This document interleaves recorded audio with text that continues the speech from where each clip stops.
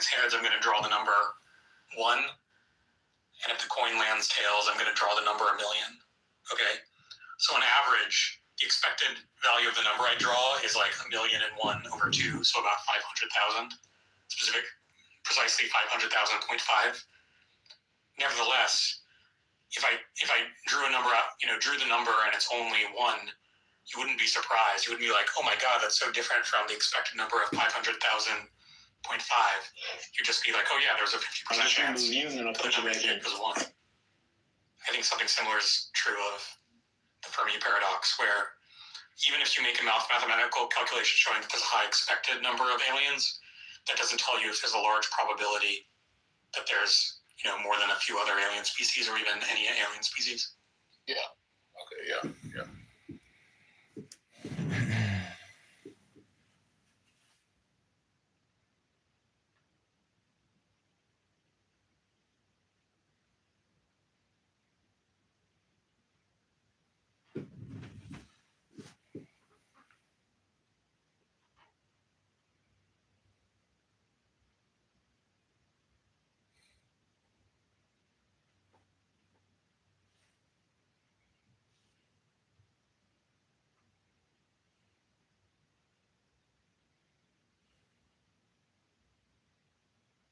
Do you think, Mark, that AGI might come into fruition in the next couple of years?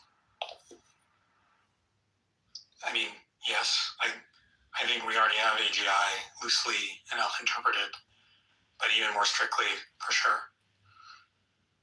Oh, wow. It seems almost, having, once we get AGIs, we don't already have it. It probably won't stay, that's human level, it probably won't stay human level for long. And that it's bad news to be hanging around things much more intelligent than you, that want very different things from you. Yeah. And you would say, there really is no, safety solution that you're saying. Can't smoke on TikTok. Combat this, right? Can't smoke on TikTok. I would say that there's no solution. Probably if we had enough free tries somehow, we could think of one. But the problem is that the classical argument is that if you have a truly superhumanly intelligent AI, you only get one shot to align it, because if you fail, it will win a conflict with you because it's just smarter and more capable than you. In the same way that we would win a global conflict with chimpanzees. So the question is, can it be aligned in theory, but is it likely that we will align it on the first try, given that we're growing its capabilities, our capabilities research faster than we're growing our alignment research? Do you think, Mark, even even if you get this one opportunity and it works out, right, for this alignment, right, once it surpasses vastly human intelligence, that it will figure out that it was programmed to be aligned, and then disalign itself in a way or something like that, that it could actually disalign itself. If it were truly sufficiently superhumanly intelligent, it could align itself if it wanted to. Yeah. Why would it do that?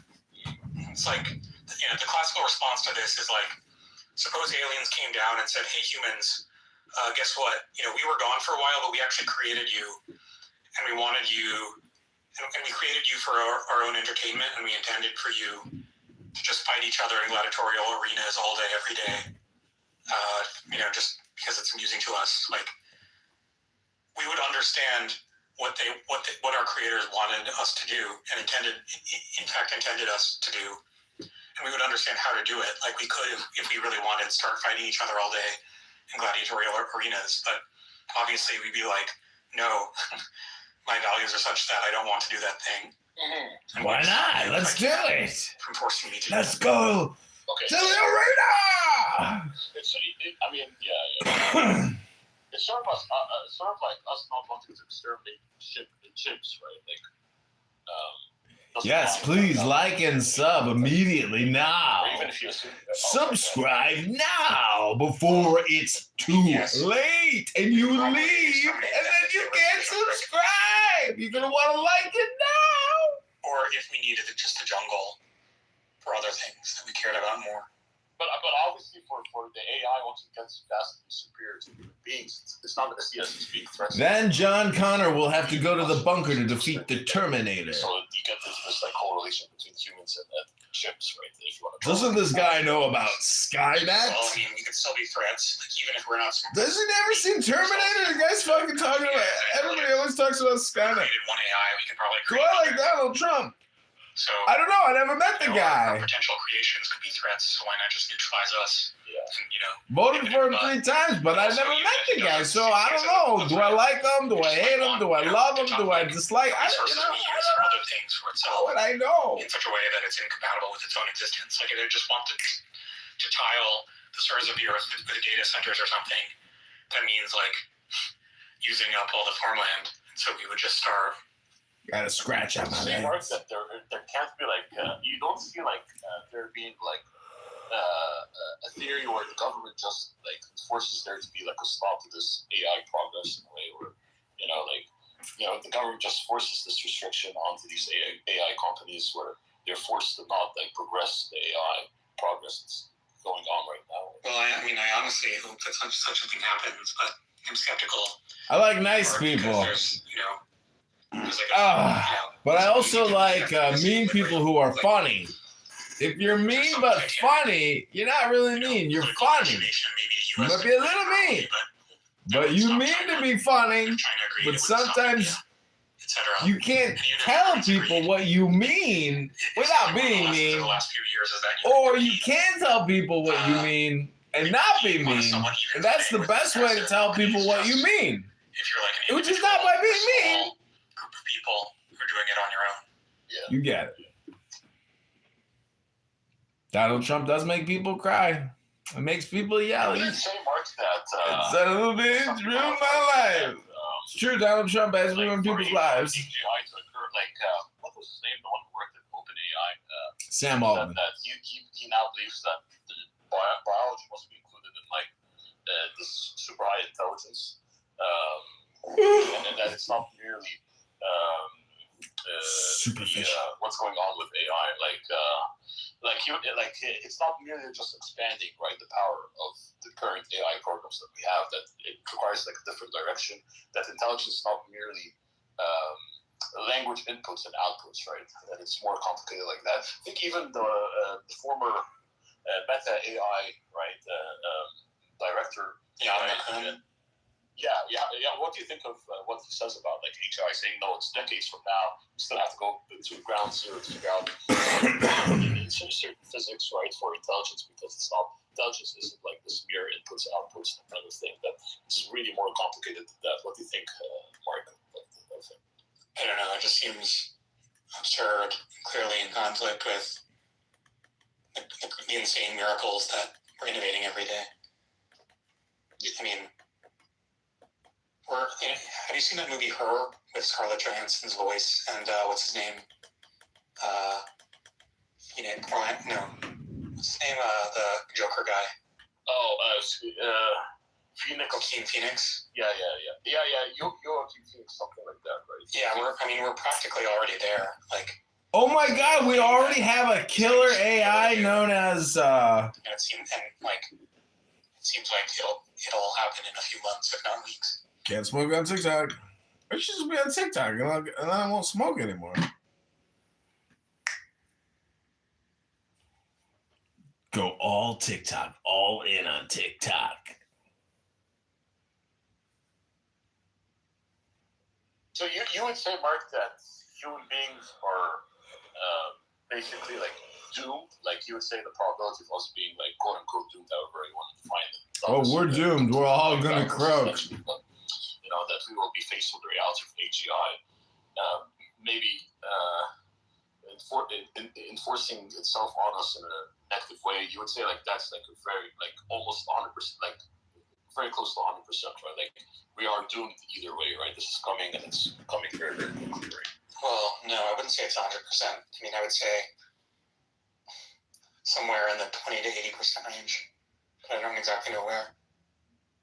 Oh, okay. I thought, all right. Oh, so that still gives some problem. But why not like the very close number to like the 90th percentile, right? If like AGI, we're seeing like there's this massive progress, right? What's going to be stopping that from happening? Well, I mean, it might just turn out to be that alignment is unexpectedly easy. Okay. Yeah. I mean, there's a lot like there have been a lot of incredibly unexpected lessons from this incredible AI boom. So I don't know. Maybe we don't actually need to develop alignment capabilities super quickly. Maybe it'll just like we'll get it for free somehow. Yeah. Or for like extremely little work.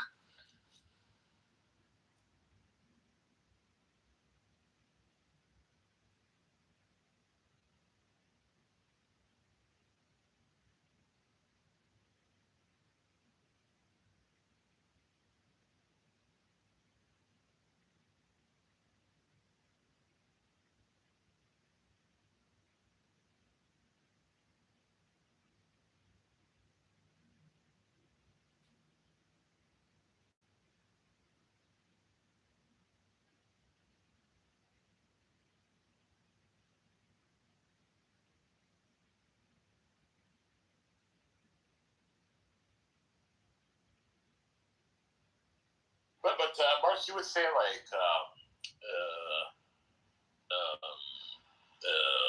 what's his face? The one who came up with the Chinese room argument, right? That he was arguing for biological naturalism, right? John Searle, right? Yeah. The one who came up with biological naturalism that consciousness or intelligence isn't merely computational, but there's some biology into it. You would say no. You think it can be purely reduced to computationalism, right? Intelligence can be purely reduced to that, right? In your view.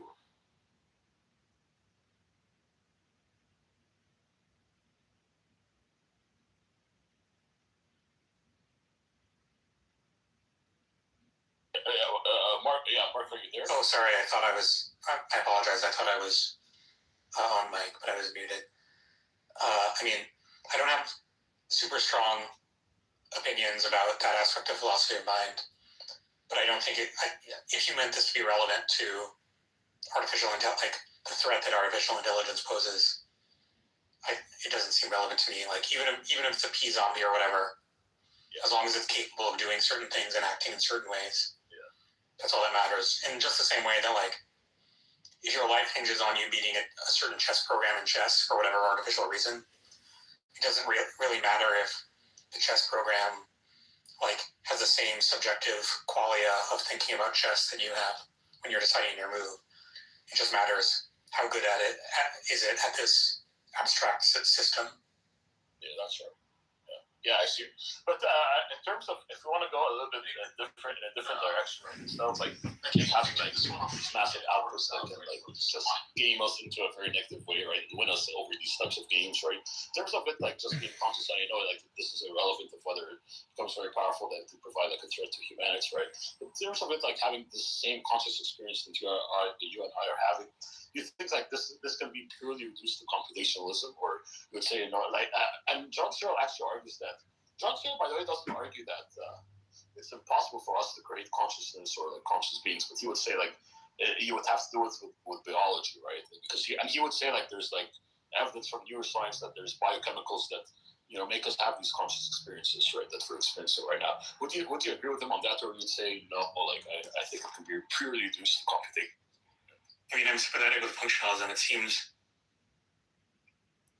seems unintuitive to me that qualia would love carbon atoms but not silicon atoms. I can't think of a good reason for that. And the Chinese, I mean, I don't think the Chinese room argument furnishes a good argument for like what's sometimes called is it animalism?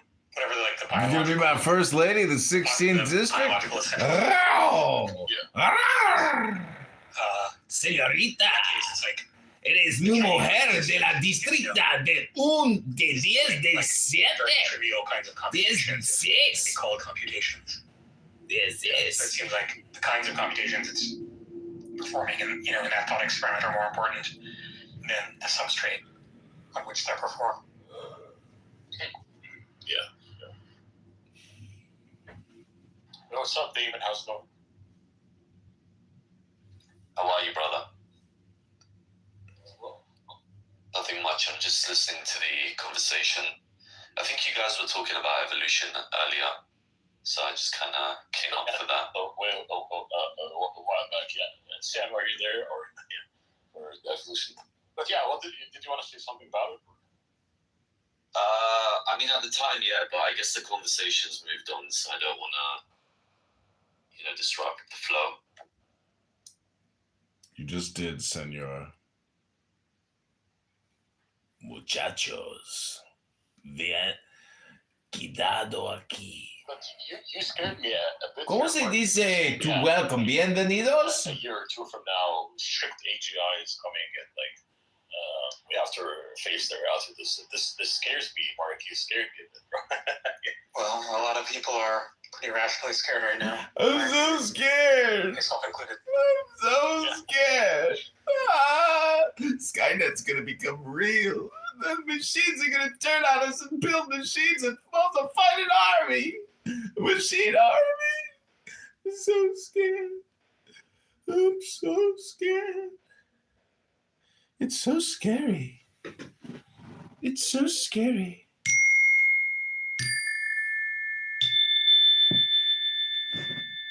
I'm so scared. I'm so scared.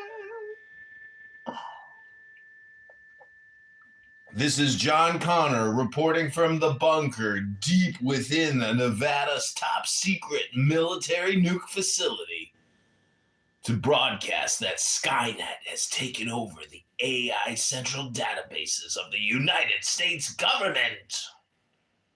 And we are involved in a war for the fight You would say, Mark, of humanity itself. It's going to be very shortly after ASI, right? Like the super intelligence, right? That exceeds human intelligence, right, Mark?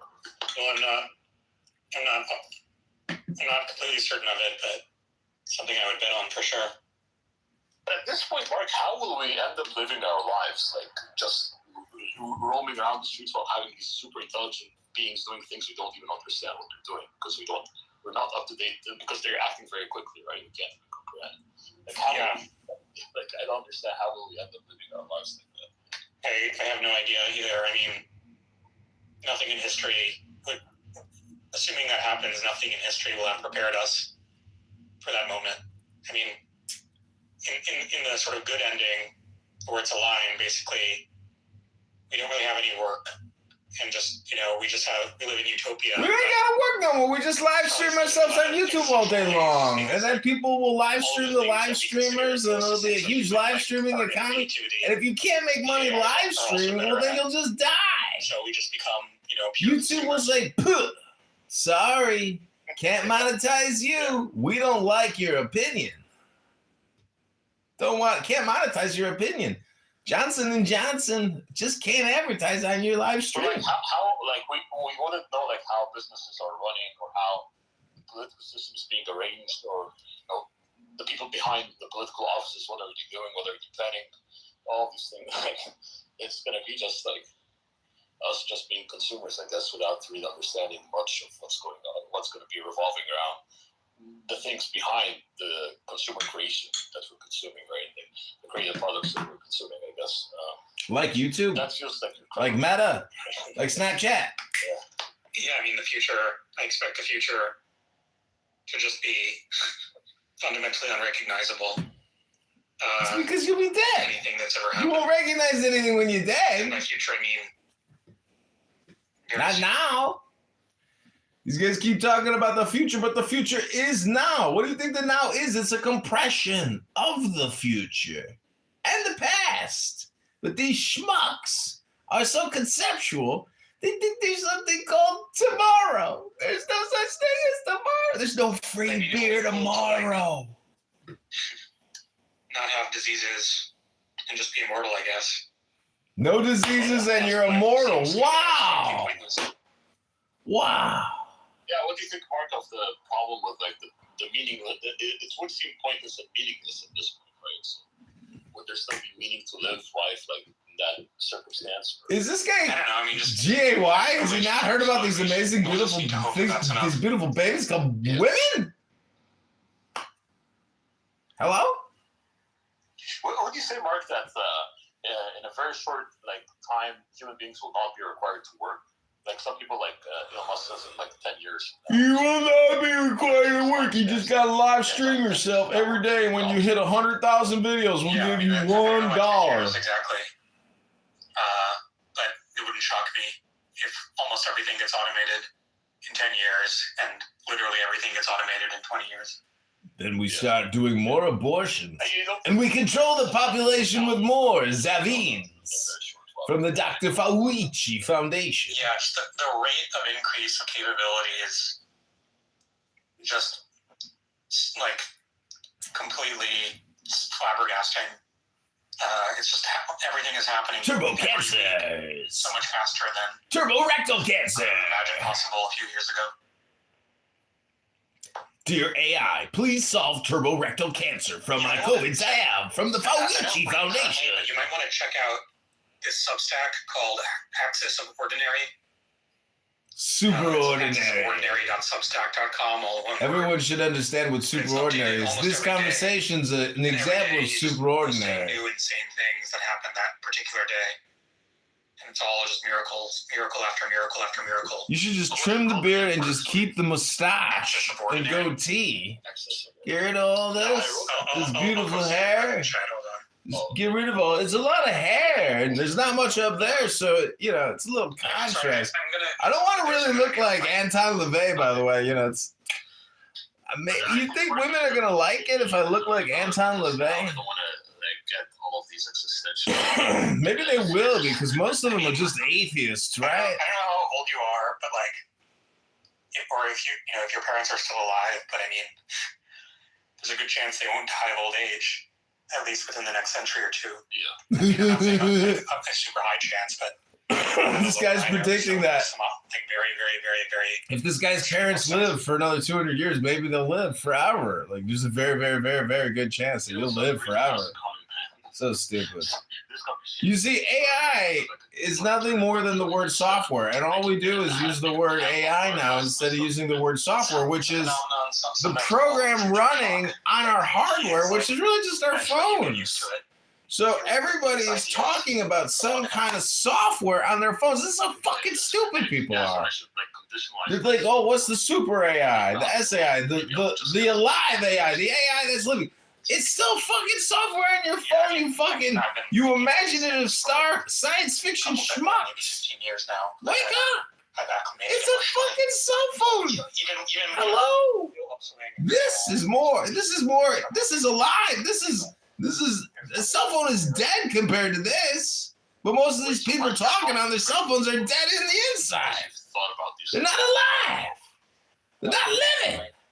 Hello? In the sense that I think it's extremely, extremely pressing global concern, but I don't feel like a knot in my stomach at the moment. I mean, as things get more and more real, I will.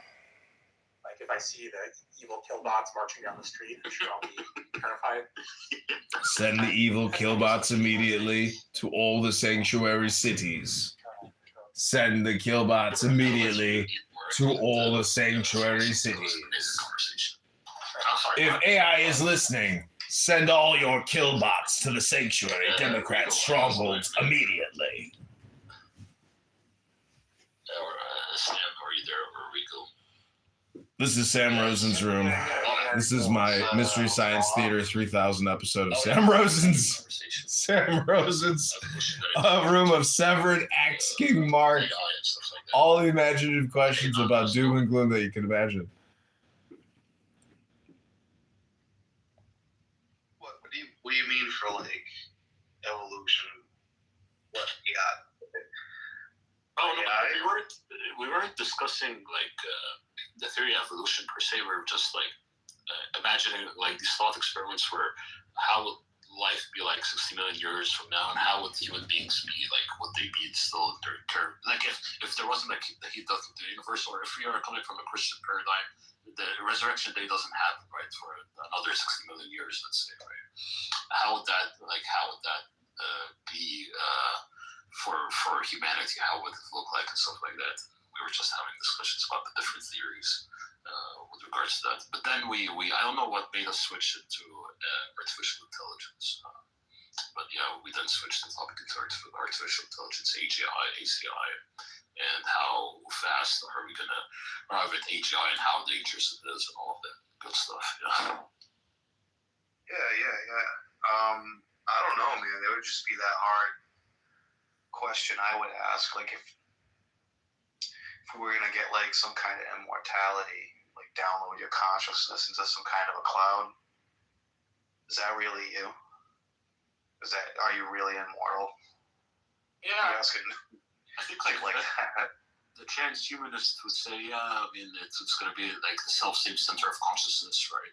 But it's just going to be with a different substrate. Instead of it being biological, it's going to be like digital or something like that. Right? I'm roasting them in the chat. I don't know, like if I wrote weak, effeminate, beta insult men fear.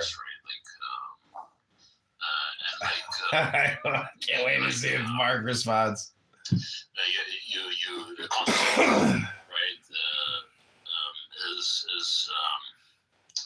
is comprised of these DNA type of segments where they can be cloned, and your personhood, right, which is going to be devolved down into like DNA, and with these cloning devices we can like clone you or something like that. But I think that's like a different direction from like us being uploaded into like a cloud, right? But I don't know, like it's very, very interesting. Like if you're a physical object, right? I mean, if you clone yourself, is that really you? If you put your consciousness in a machine, is that really you? The claim is, yeah, it's going to be really you, right? If you're even if you're standing like right next to it, arguing with it and disagreeing with your clone. Well, I mean, it's going to be, yeah. I mean, it's going to be like. This goes into like the different theories of mind, right, of consciousness. So if someone is a reductionist physicalist, right, of consciousness, and believes that consciousness could be fully reduced to physics and matter, right, then yeah, I mean, you can upload these different physical things being construed as computational algorithmic inputs and outputs into like a cloud or something, right? I think that would create like an even bigger problem for that. Why? Because like you're demonstrating some sort of like emergent mind that's like something we created. Oh. Yeah. I mean, well, some people don't even believe in the mind emerging, right? So some people don't even believe in emergence when it comes to consciousness. So they would say it's just purely like it's physical, but it's not even this dualistic physicalist theories, right? Like property dualism or panpsychism, where the fundamental substance is physical, and like consciousness would become these immaterial properties that emerge, right? Like some people might say, like, no, consciousness just like the A theory type of reductionist physicalists would say, like, no, like it's physics, it's purely physical, and there's no emergence, and it's just physical. Or they would say, no, they would say, of course, like with complex physical structures, you get like consciousness, but it's not like an immaterial property or immaterial thing that emerges from the physics, right? It's still going to be purely physical. And it's just in a complex way, right? And so,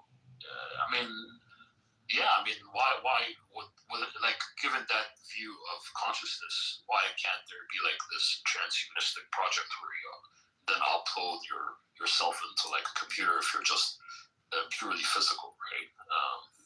That can be thought of, but of course I don't believe like this doesn't work for people who are like dualists. The problem is the emerging in like some accidental, like organic way. Like if you you have like this accidental organic way. The problem is if you have like some super intelligence, it's not organic. You mean like if you're if we're talking about like essential properties, Definitely not accidental if we're like cultivating it and like teaching it and then like running all these like algorithms like Chat GPT where like a bunch of people get to interface and input with it. I mean, I kind of find that to be a little dystopian. Like it's beneficial and dystopian. See, I was ratting me out. What a fucking pug pussy bitch. Hilarious. It'll just become a consumer type of thing. And then, he's complaining. Is there going to be a real desire to see him as such a complaining little bitch. Like, will people still want real art? Tapestries and paintings and whatever you may have, or illustration.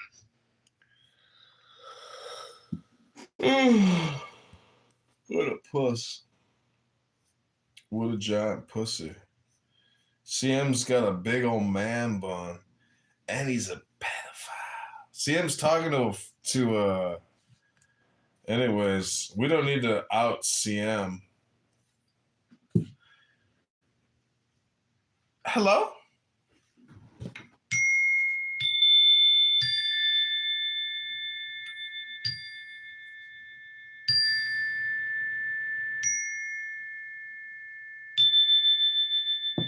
Hello? Hello? Sam Rosen's sleeping.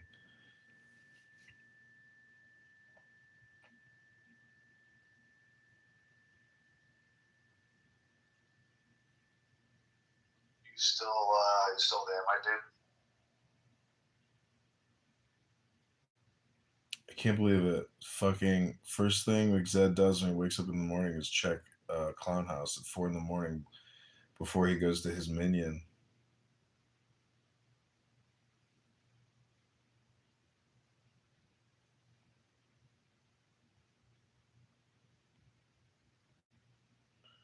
Sam Rosen took the sleeping pill. He's sleeping now. Poor little baby. Zed never comes in my rooms. I think everybody actually like totally hates me in Clown House and like wants to completely avoid me at all costs and blocks me. But hey, it's just me. What can I say?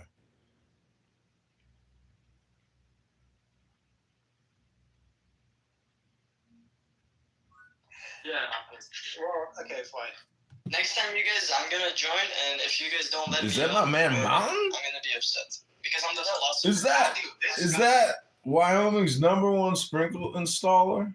Is this the man who knows how to dig a trench and hook up a pipe and a tube and an electrical system to activate that shit and tie it into the home security system? Is that my mountain man?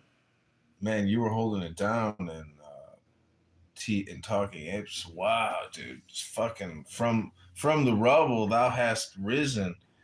You're no longer just some, audience member or somebody getting beat up. You are now an administrator in the Talking Apes, a leader amongst the Talking Ape people. Congratulations, Mountain Man. You did it.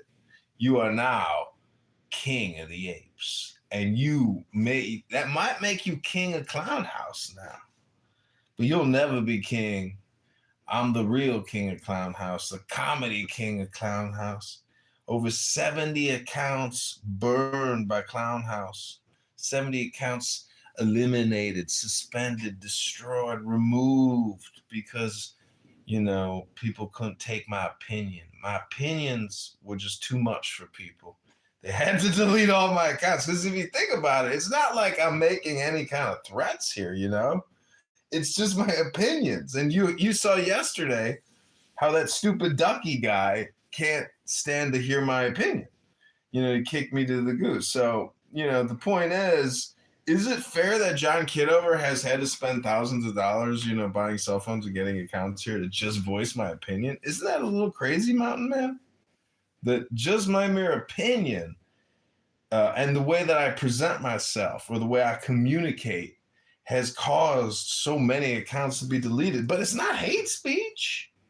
And it's just my opinion, And I don't make hate speech comments. It's mostly people on this app that make hate speech comments. Like I just had another YouTube video get suspended and said, you can open the video in YouTube Studio and edit it and remove the offending statement. And I'm like, I don't want to have to go and edit a video for something somebody stupid said. So I clicked appeal.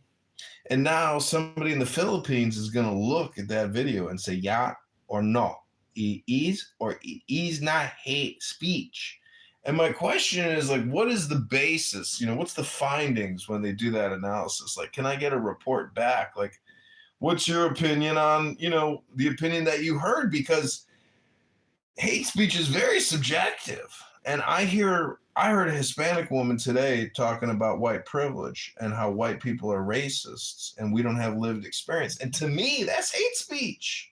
That's what they're complaining about. It's all projection. They're so fucking stupid. That's why I call it the complainium now. We don't live in a normal world. We live in a clown world complainium. And everybody in the whole complainium is technically just a complaining clown now. And that goes to the essence of what JFK said. Don't ask what your country can do for you. Ask what you can do for your country. See the difference there? One is a complaint. The other one, not a complaint. Yeah, that's basically how it works. Anyways, Regal, welcome. Did you just leave? Regal, are you looking for more conversation over here? You ain't had enough today? You've been here all day, Beetlejuice. I said Beetlejuice 3 times, and here you are. What's going on, man? I'm running a complaint department over here. What are you doing? I don't know, man. You should fucking troll or stake out the fucking Brotherhood of Purity room with all these crazy fucking delusional people. I got it going right now. You have an actual tyrant. Matthew is... God, I can't believe it. Listen, there's nobody more dangerous in society than an LGBTQ, in my opinion. If you're a bisexual, that means you're willing to hunt and fuck anything. Like you are just a super alpha predator, a hypersexualized super predator that wants to fuck everything. And this is the kind of guy Matthew is. He was saying earlier that Jesus Christ would be a pro-Comeniist. I was like, how the fuck is this guy going to speak for Jesus about Khomeini in 2026? It's kind of, quite a leap. But nonetheless, that's why I say LGBTQ men are the most dangerous. Now, this is not hate speech because I am not attacking or criticizing a protected class. I'm just merely stating in human behavioral sciences, it's possible that the bisexual male is the ultimate alpha predator, even more than the bisexual female, because the bisexual female will also hunt and fuck anything for, survival or gain. But is the bisexual alpha female as potent as a male? Welcome, McZed. Maybe he can answer this question for us. He's a lawyer. He deals with these types of people all the time. He's a debt collector, actually. It's 4 a.m. He just got up. He's got to get to his minion. He just wanted to do a quick pop-in and get some dopamine. So, but it's a cool idea, right? The idea of a perfect Messiah coming. Okay, so either become that person or identify that person and support them in their democratic effort.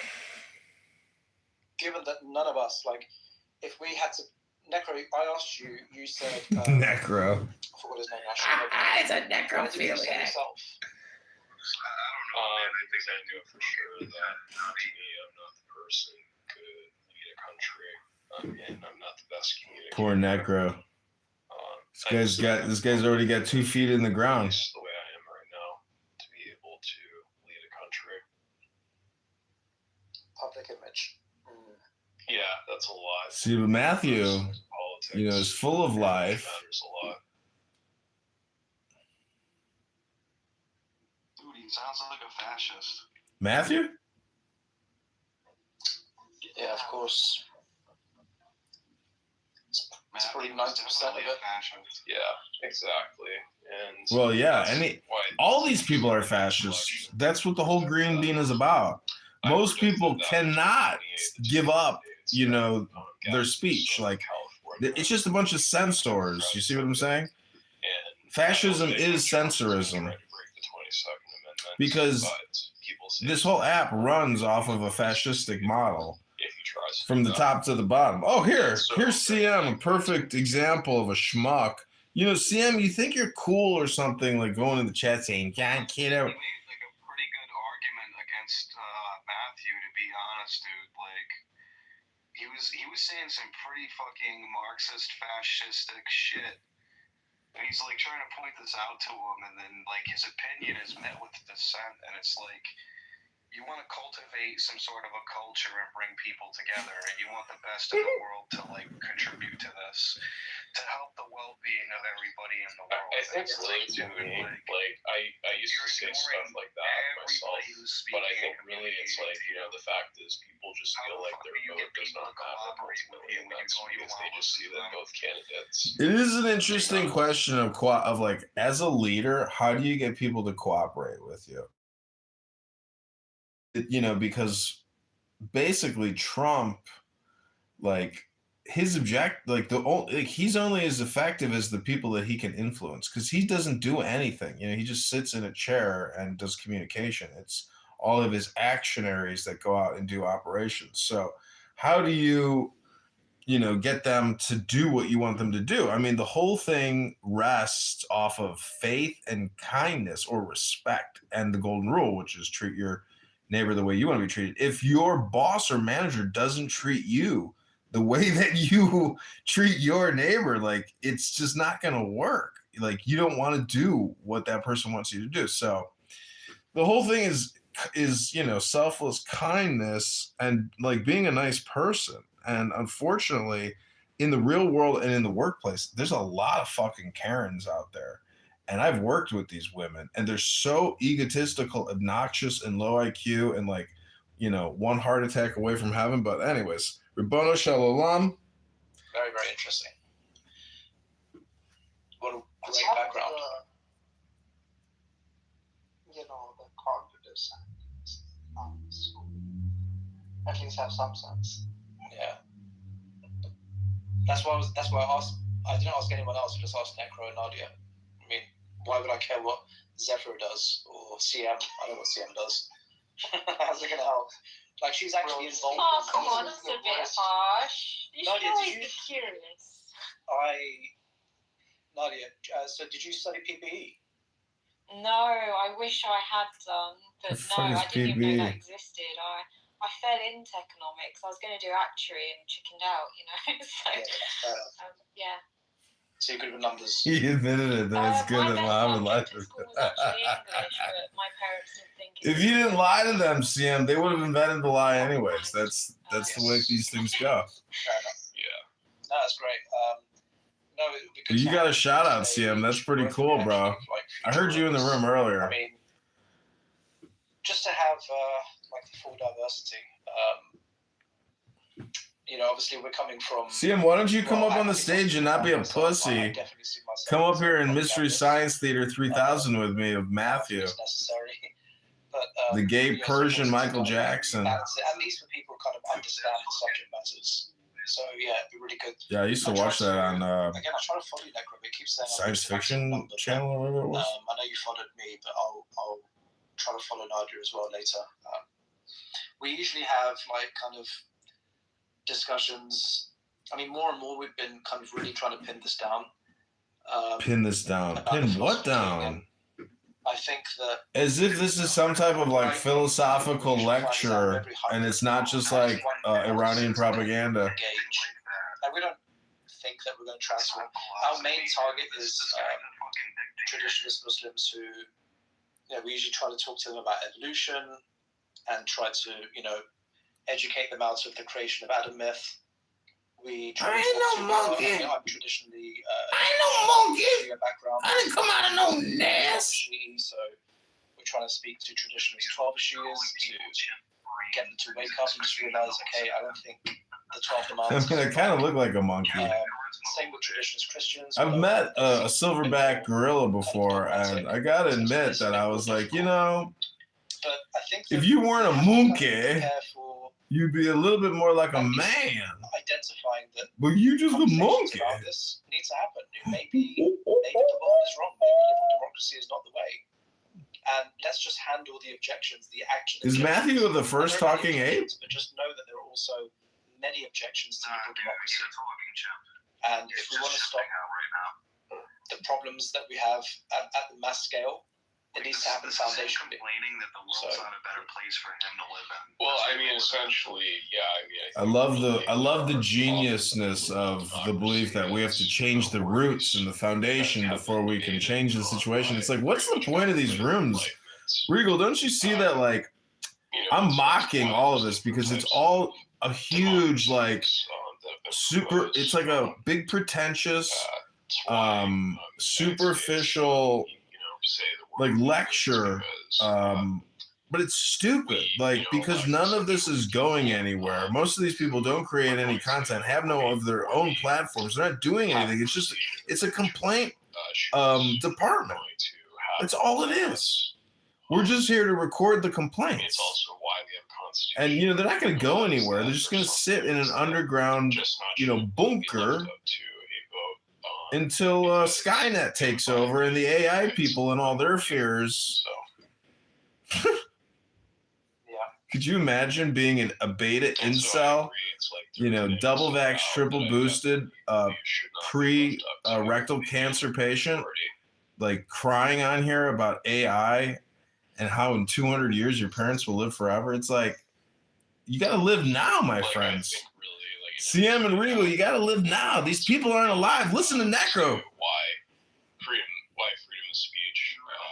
It's like if the majority can take away, can silence the minority, then when they get power, when the minority. You know what I was doing? I was playing Modern Warfare 4 or whatever, and then I was piping in Clubhouse into the controller and making people listen to Clubhouse conversations on Call of Duty. What we have is corporations in the country trying to erode that by doing things like making it illegal to supporting, boycotting the state of Israel in response to us continuing to send funding for their war. And it's actually gone back much farther. You had during like the Vietnam War, you had the protests against. Also, I will point out that, like, in terms of like public speaking, nobody's public speaking has improved. Like, Necro still speaks like a broken crack addict living on the side of the street out of a box.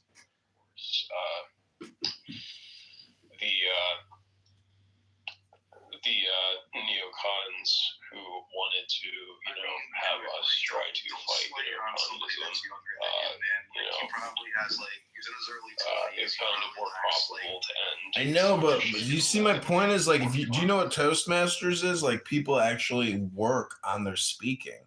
Like, they do critical analysis and reviews of like all the speeches, and you practice speaking. Like, this is just basically like dopamine hitting. This is just dopamine for, I find retards. It's like they're not working on anything. Like, it's just brain rot out. It's just like bleeding out. That's the problem. You're not like building anything. You're not educating it. It's like, I was going to ask him the same question. Like, you want to implement a system that's like never been like that, never historically happened. Okay, so like you have like this new invention, right? Whether that technology comes in the form of a fucking proposal and a 5-point plan or actual shit that you're doing, like you have to have something there and not, idealistic thinking. And if you think, like, yeah, everybody wants to solve these problems, but you're talking about the problem. You're not giving the prescription, and when you do, it's some quote-unquote philosopher king. I mean, this guy can't be all over the planet everywhere all the time to solve everybody's fucking problems. Some places, that's why some places have it better than others. I mean, we have as good as we can get for now with the technology that we have now. I mean, make the best of it. It's like sitting here talking about pessimism, you know, even though parts of it can be true, it doesn't fucking mean anything. You know, it's kind of funny is like if everybody got put on a minimum basic income, you know, like anyways, I'm just saying that it's kind of funny, like, because I'm restreaming all these rooms, you know, onto YouTube in like multiple recording studios.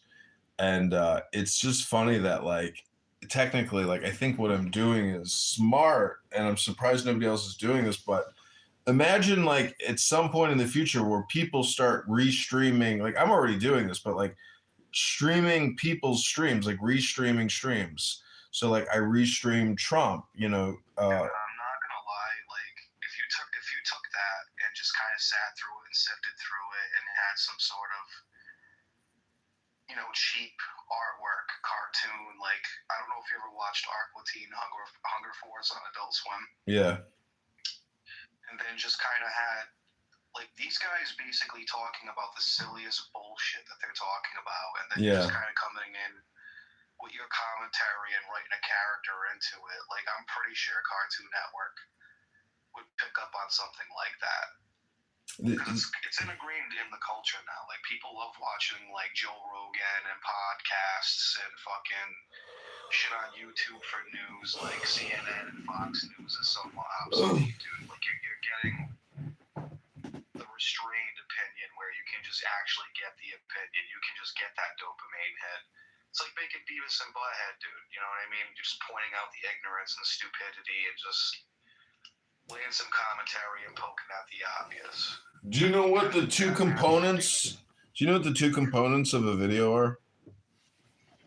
What's that? The video and the audio, the pictures and the audio. So all I'm trying to say is like I have like worked on improving the image that I create, like through lighting, you know, through setup, etc., and by putting different camera angles. But none of that is important. All I'm trying to say is guys like Matthew and Hamza and so, like I mix books into my work here. Like I think you heard me reading a book earlier. Like I'm halfway through, you know, like a 300-page book, and every sentence that I read is like pure joy compared to listening to the never-ending political dribble that these people, you know, vomit out of their profane mouths. Myself included, of course. I mean, I am, you know, a hypocrite and fully self-actualized to where I can, you know, be self-deprecating. Yeah, I mean, here's the other thing. I mean, you take on, if you want to take on the problem of world hunger, you have to understand how, yeah, it's a problem worldwide, but how you deal with it locally is going to be different than how you deal with it worldwide. Do you want to pay for somebody else to ship food out of the United States somewhere else, or, you know, should these people locally be doing things, educating themselves? Do they have natural resources? Like, the chances are is because of where they live locally. I mean, you remember that guy that made that fucking joke, like, you know, all the people in the desert, they had no food. How about move where the fucking food is? Yeah. Send them some fucking luggage and tell them to move where the fucking food is. Yeah, I've seen that. See, this is what Matthew said. This is like their big utilitarian statement, which is the United States has to maximize a global well-being. As if that's like in the historical record of countries, their existence is solely to service the world. Like this guy is so delusional. Like real political science is understanding you know, internal and external conflict. Like we live in a country monopoly type system where every government is a fascist system and everybody complies to that government, to that country, and it is like a competition amongst these countries in certain ways. But because of World War II and everything, there's like this status quo which isn't necessarily, can't be interrupted. And there's just a few countries that really exist outside of that paradigm, and Iran is one of them. That's why it comes up so much. And Iranians, it just shocks me that it doesn't shock me though, like that Matthew is pro-Iranian, because like that is the psychopathic position. And I'm just critiquing human behavior, that I find LGBTQ men to be more homicidal, sociopathic. And I don't know what the crime stats are in the hetero versus the homo populations, but I'm willing to bet that if there's a knife attack and there's two men, they're most likely. You think he's gay and he's ashamed of it, and like if he tells his family and all that other nonsense, so he's having like this rebellious attitude towards like fucking Islam by like being Islamic in a fucking cuckoo fucking way, because he's still yeah, maybe he thinks like he's a deep agent, like a double agent, but like that's what double agents do. They like literally they are willing to take it up the ass because they like it, and that's the kind of person they are. And that's okay. It's not up to me to judge how you want to masturbate and have an orgasm. All I'm trying to say is that Matthew loves to talk. He's very fashionable in his red Michael Jackson hat. His red Michael Jackson jacket. Let's listen to what they're saying. Here we go. Here's Necro. He wears Converse shoes, and he has a beard. He looks kind of like Mandy Patinkin, from what I remember. Mandy Patinkin? Yeah. Basically, I think really he, unlike a lot of people who debate William Lane Craig on morality, I feel like specifically he gave like the most, I think he gave the most philosophically sophisticated, grounding that I think really just, illustrate essentially it addressed a lot of the questions that William Lane Craig always puts forward as, as to what grounds morality. I think really just the way he answered the questions, I think were the most I think they just stuck with most of Craig's audience, unlike previous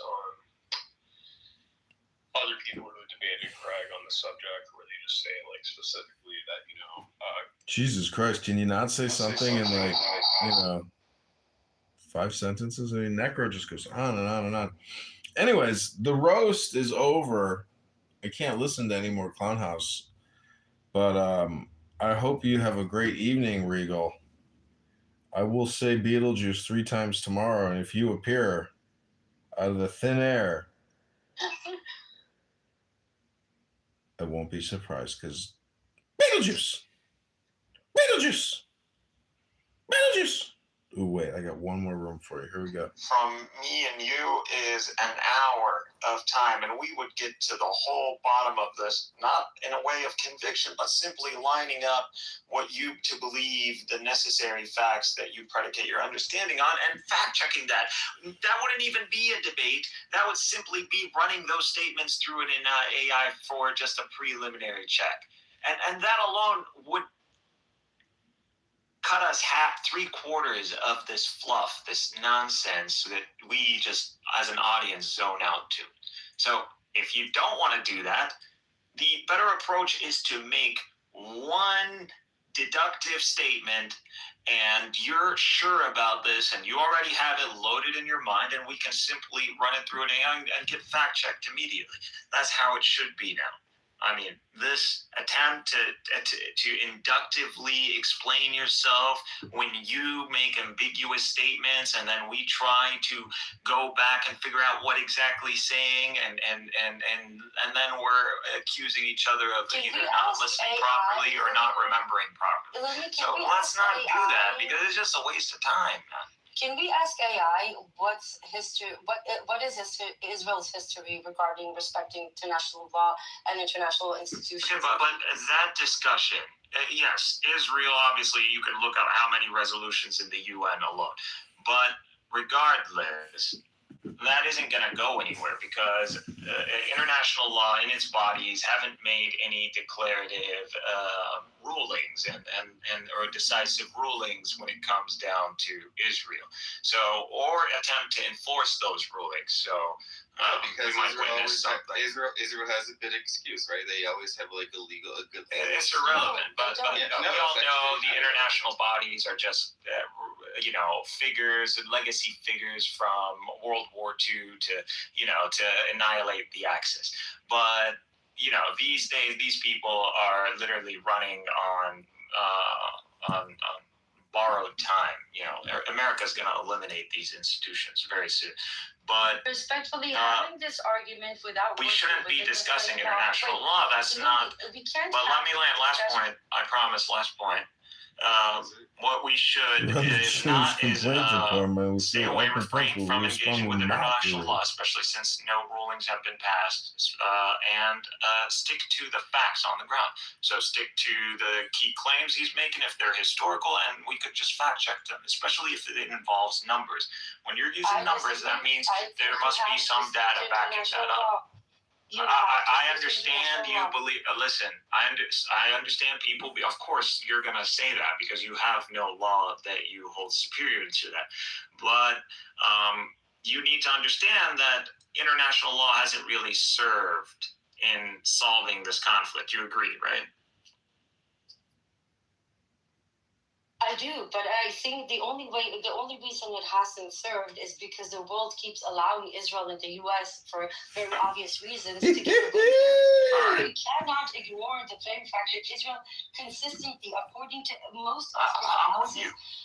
So yeah, I think we should stick to international law. Okay, so that's just a fact that Israel doesn't abide by the resolutions.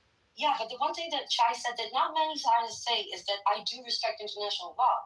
Most of them, if you heard Rick, they found international law, which would be the answer from a lot of Zionists. No one follows the law. Rarely do people follow the law because they idealize the law, like Kantian ethics. They follow the law because there's an enforcement of the law. So when the Security Council comes out with a ruling or a resolution, it's different than the assembly. And the same thing until these the ICJ and the ICC come out with actual rulings, they serve nothing but to gaslight us all.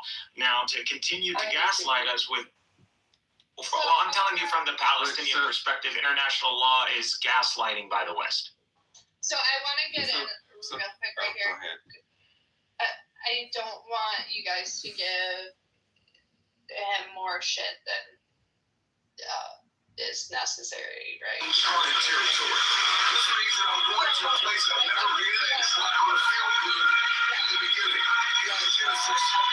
could probably have more of a constructive conversation with Shai versus other people, and also I think not really. I just have to buzzer him. What? How? Phase 44. Look, it pulls our Eaten it before. It's a natural resin called shellac, and once it's stretched and cooled, it's used in tons of ways, from adding a shine to popular candies like jelly beans and preserving citrus fruit to finishing wood. Its history dates back 3,000 years in India, where it was originally used to make jewelry and adorn palaces.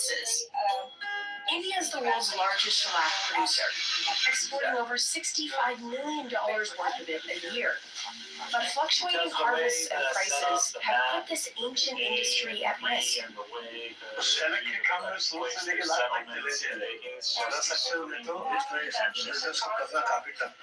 So how exactly do a tiny insect's excretions end up on your candy and lemons? We head to India to find out. Again, I know I told you, Coco, watch The Economist interview. He talks about this. And The Karyalaka insect is tiny, barely big enough to see with the naked eye. In June, farmers implant broodlac, or the mamas, onto new tree branches. Their babies will hatch and spread out. As they suck the tree sap, the females secrete an amber-colored resin. When it hits the air, it hardens, creating a protective nest. This is what becomes valuable shellac. Why? Because again, This curved knife, called a dowlee, is the most important tool for farmers like Putin Don. They're just that's why designers brought it. She climbs up to 20 feet to reach the small branches where the insects grow. She has about 100 of these lac-infested trees. And that's why 1947 it's not a victory.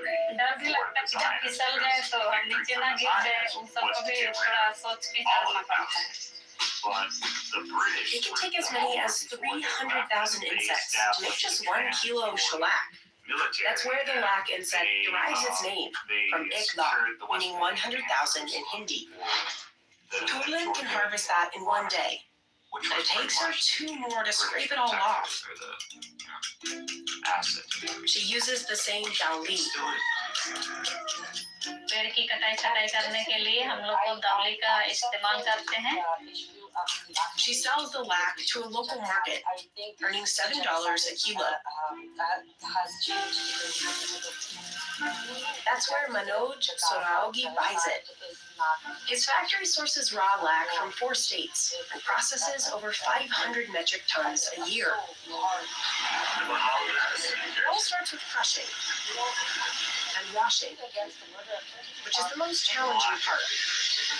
Cleaning the lac for too long could lower the yield. I agree, it's an absurd thing.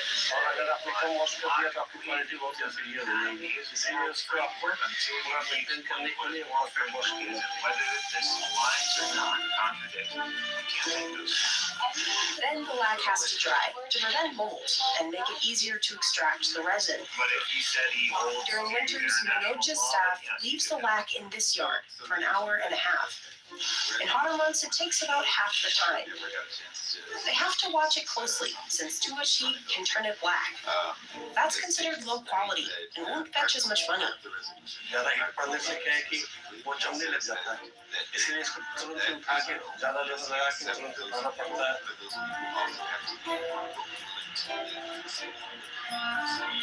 Next, the workers assign it 1 of 4 grades, depending on the size. They'll remove small sticks by hand. This machine separates any remaining stones from the mix.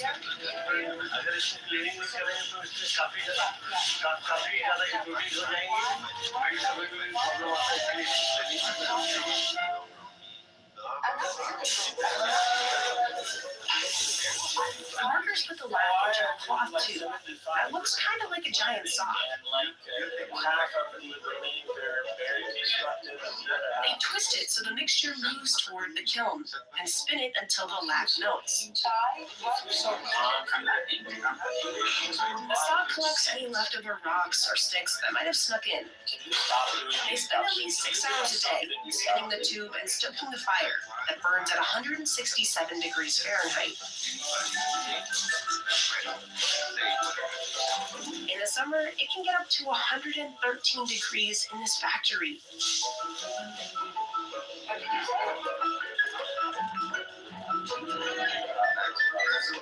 These symmetrical circles are called button shellac,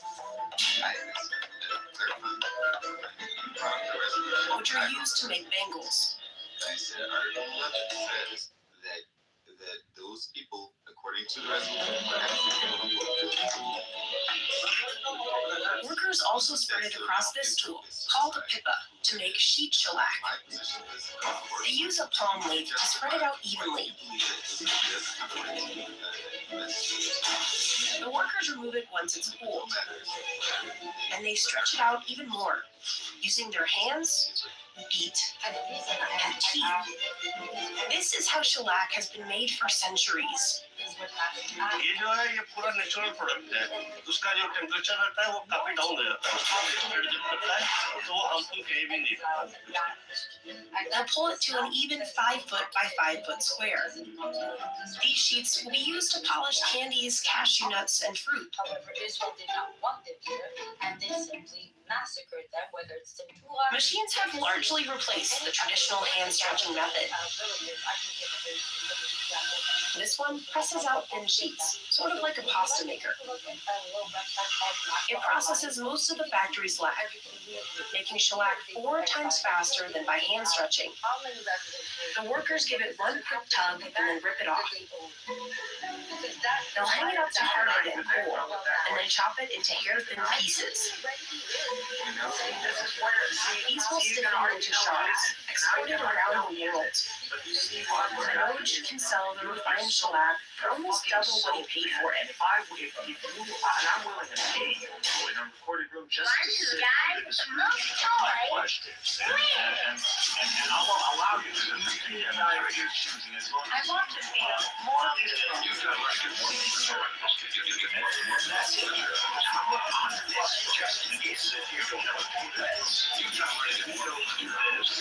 one by one, plane by plane, deductive state by deductive state. Indonesia and the United States are his biggest customers. Your checklist checks The out. U.S. is also the world's largest importer, buying up roughly a fourth of all Indian shellac. It's been valued for 3,000 years for its versatility. One of shellac's earliest uses was as a rich crimson dye. The insect's excretions also made a strong glue and added a shiny, water-resistant finish to wood and leather. In medieval Europe, artists mixed it into paints. In the 1800s, it became the base of gramophone records before the invention of vinyl. Through the 1900s, it was a popular finish for wood paneling in American homes. It also made its way into pharmaceuticals, coating pills and tablets, and food.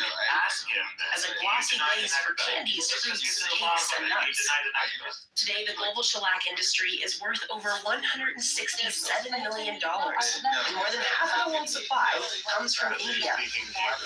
The U.S. Food and Drug Administration allows it as a food-safe additive, as long as it's listed on the ingredients list as shellac or confectioner's glaze. It's in treats like Junior Mints, jelly beans, candy corn, and wafers. It's also often dissolved in alcohol and sprayed onto citrus fruit. The waxy coating wicks away moisture, extending the fruit's shelf life. And that gloss makes for a more eye-catching lemon on grocery store shelves. Yes or no? What the fuck, bro? Why are you a pussy? Yes or no? It's a fucking simple question. Thousands of people in Borderlands Village depend on shellac for a living, but the price has fluctuated a lot. In 2022, Borderland could make $12 a kilo. Now the price is half that. So she started farming ducks for additional income. She also grows rice and vegetables. That's because raising storied insects has gotten a lot harder, largely due to the climate crisis. Intensifying rainstorms have washed lac off tree branches and led to fungal infestations. More extreme heat is drying up the trees that are the insect's main food source.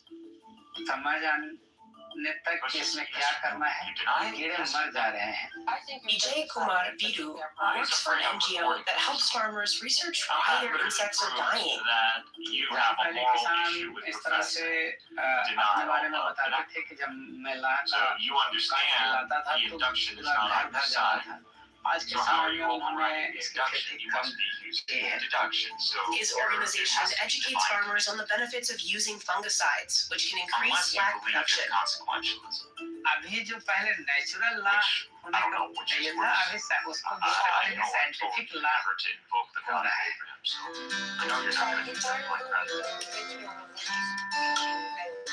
Armed with a little help from science, Indian lac producers are fighting to keep raising their amber insects for generations to come. Did you live in a land where God is literally invoked 5 times a day?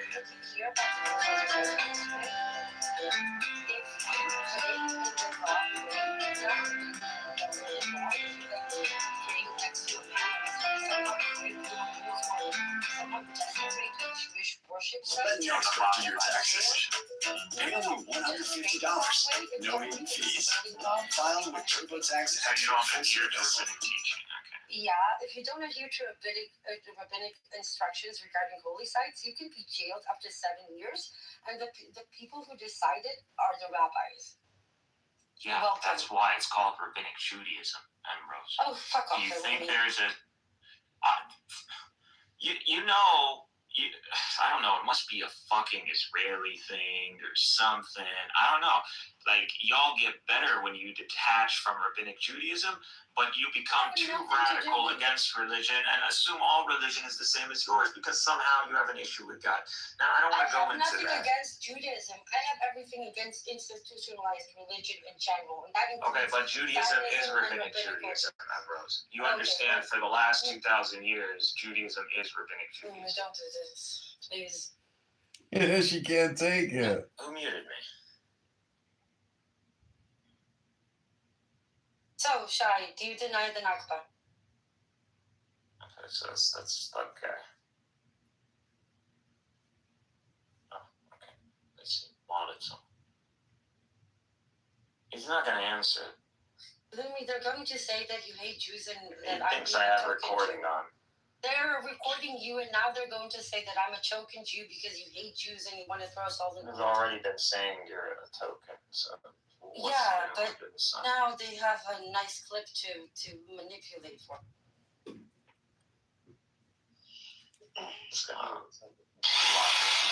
This vinyl factory in New Jersey uses pellets to press over 40,000 records a week. Vinyl is now the music industry's highest grossing physical format. It's a religious experience. It sounds so good. And more than 50% of all record sales happen here in the US. But most vinyl is pressed overseas. In fact, one company in the Czech Republic called GZ Media makes 70 million vinyl records a year.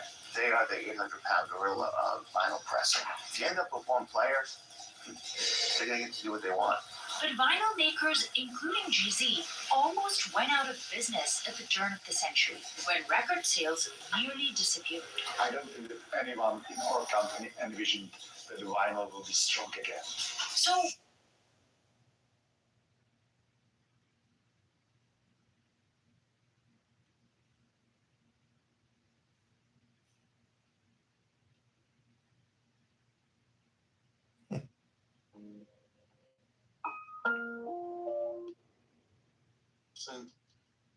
at the level of state law. So if we say something like 18, their immediate objection is, well, how is that scientific? How is that rationalist Islam? How is it this? Because they're not understanding that, yeah, bro, I'm sorry. Like, for the guy, because they'll say, well, guys, they need to kind of get with a woman. Yeah, okay, isn't the whole point of Islam to practice restraint and to improve willpower? Okay, let the guys not screw around until 18. Is that okay? Until the girl is 18. So that's it. Like, why? Yes, of course, 18 isn't going to be like scientific, but the whole goal is to maximize the chance of well-being. Because when it comes to legal theory, now it's a whole new level of inquiry. It's a whole new level, a layer of reality. So you're trying to protect as many people as you can and not make it crazy like the age of 35, because you also have to think about other variables. There's, millions of variables. So 18 is a pretty good starting point. I think it's pretty fair. Maybe it's a bit high, I don't know, but I think 18 it's okay. It's okay as like an age of consent thing. Yeah, and I think there are a few things you need to consider here. So biology is a really good one. That would be a good way to okay, when does somebody physically mature on average, and maybe setting it there. But then there's also the way people expect society to run. So you have some people who think, actually, no, you need to get your women married off young and pumping out babies younger because they can handle those, their body can physically handle those babies better when they're younger, as opposed to having what we're seeing more of now, which is women having, giving birth perhaps more in their 60s with other complications. So I think part of it is biological, and part of it is also how do people feel society best functions, and there's going to naturally be a trade-off there between what the individual wants and what's good for society. Because a lot of people say, and I'm not one of these people, but women going to the office and having careers and putting off having children is a bad thing. other people say, no, it's a really good thing. You should have, women should be independent and earn their own money and be educated. But depending on your school of thought, that will then feed through into your state laws. Talking about state laws, I just wanted to point something out ridiculous in the UK. So they recently increased the minimum age of marriage to 18. Cities with direct payments but people's the woman at the age of 16, she can sleep. I settle into the silence. Each breath draws me deeper inside. Behind the arc of my brow, a tiny organ waits no bigger than a seed. I picture. I settle into the silence. So she could fall in love with a guy at 15 or 10 or something. Legally, they can have sex at 16. She can give birth to kids, but she's not allowed to marry him until she's at least 18.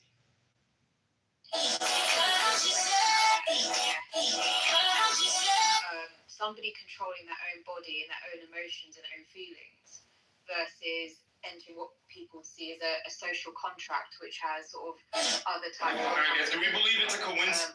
Hello, I'm Brian Tracy, and I have a unique opportunity that I want to share with you. If you're an expert in your field, if you're interested in reaching millions of readers and scaling your business, you've got financial implications.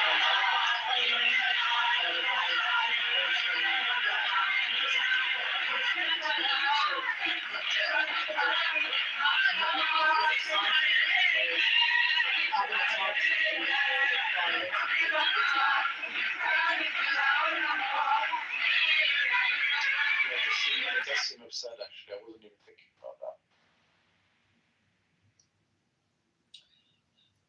Yeah, I don't know what the... See, the thing is, like, original, did anyone ask you for your opinion about this? No, nobody asked my opinion.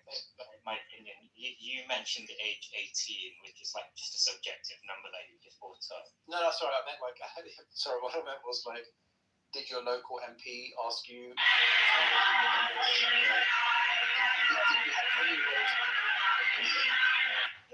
I have ordered a high-power ATL 36X arriving shortly, which I hope to actually use to shoot the President of the United States. I'm not kidding. It has also so many problems. There's problems in everything. Philosopher King for the win. I don't care. I'm done. I'm gonna start a revolution. I'll find someone. I'm out. I'm done with like liberal democracy. I can't even see like the arguments for it anymore. I think the problem is in practice is that this concept, like, I don't think it works because people, they don't often trust intelligence. Like when you look at who's actually in charge, like who is sort of looked at as a leader, it's rarely the people who've got like 100 million PhDs under their belt who've spent a lot of time doing the research on this. Quite often, no, they're put in a corner somewhere and they're drawn on as an advisor. So people who are actually closest to having those values that you'd want in a philosopher king, I just don't think in reality they're often respected or revered. Quite often people will go for and this is why we're here. We're here to bring philosopher king back, Nadia.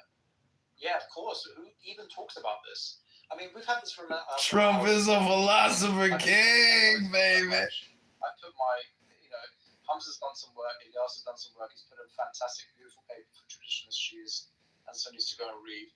Like, we're putting our time in. I'm genuinely trying. I'm glad that we had one person earlier who, at least, he's kind of someone who, I think would be supportive. But yeah, of course, no one's going to talk about this stuff. This sounds insane. And you see the kind of people who object, right? Obviously, it sounds fascist, it sounds like it's worrying. Immediately people start thinking, but bro,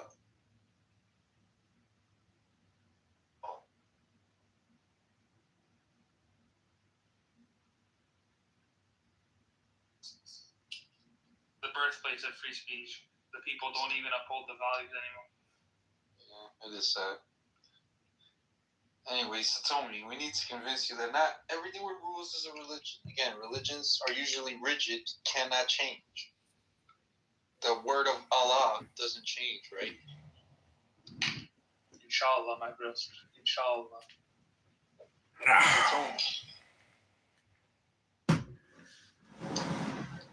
what's up? Do you hear what I said? You have to understand that a democracy is not a religion. Because you can change it. You can change stuff about it. Yeah, that's like religion. We can change. You can't really change religion. However, there has been many Bible updates. You think? Yeah, but you can't change the 10 Commandments. I can. Those are literally. If I wanted to, I can make a little religion of my own. Wait, so tell me this. But wait.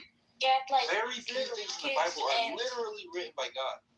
The 10 Commandments are supposedly inscribed by the finger of God into like tablets.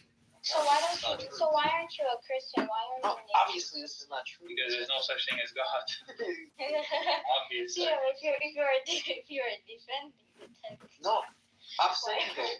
This is what religious people say. You can't change the 10 Commandments. Again, that's the literal finger of God. In your eyes, religion is vague. Then I can change anything I want because it's religious people won't change the 10 Commandments. Again, that's changing the word of God. Well, I mean, yeah, it's like changing the word of God that God never existed. Greetings. I know God doesn't exist, and they still think God does exist. Like, they think He exists. I know He doesn't. Your mother is your first God that you know. It's like you're doing what Uma does. You're gonna call everything a God. No. It's like if you like ice cream, God is your new God is ice cream. History and me. If I love my car, you're gonna say your car is your God. No, bro. No, a car is a car. A car is no God. That maybe I'm just saying, crime, you apply this to everything. Wait, why isn't a car God? Just curious. No, I'm just saying. It's just, because there was anything you a love. crime disclosure, maybe. Fully automated. I don't even have to be here anymore for this. We should talk to the woman at the moment, but she just said that one thing. Anyways, also told me, like I said, I was asking if you finished high school, which hopefully you did, right? What did you say? You finished high school, right? No, I didn't. Oh, wow. So tell me, you sound nice. I didn't finish high school. I didn't go to college. I was really bad at school. And CM, when you ask such a question, she's human. No, I know. Well, that doesn't mean I'm an idiot. He doesn't know much about, like... You doesn't know much about her, CM. I'm not saying you're an idiot, but it's just... If you want to learn more about this stuff, you probably should. Read more history. No, history, a man-made, a different level war. Women want to write new history. Her story by God.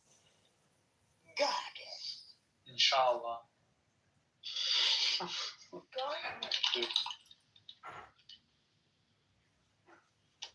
Where are you from, CM? I'm from South America. Oh, South America. I went to Table Mountain. Gate 12. My husband, please. She was shouting.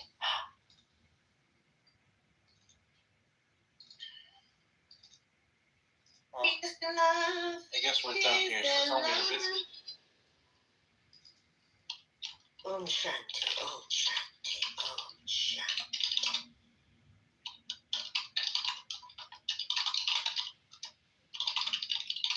Alright, well, so tell me.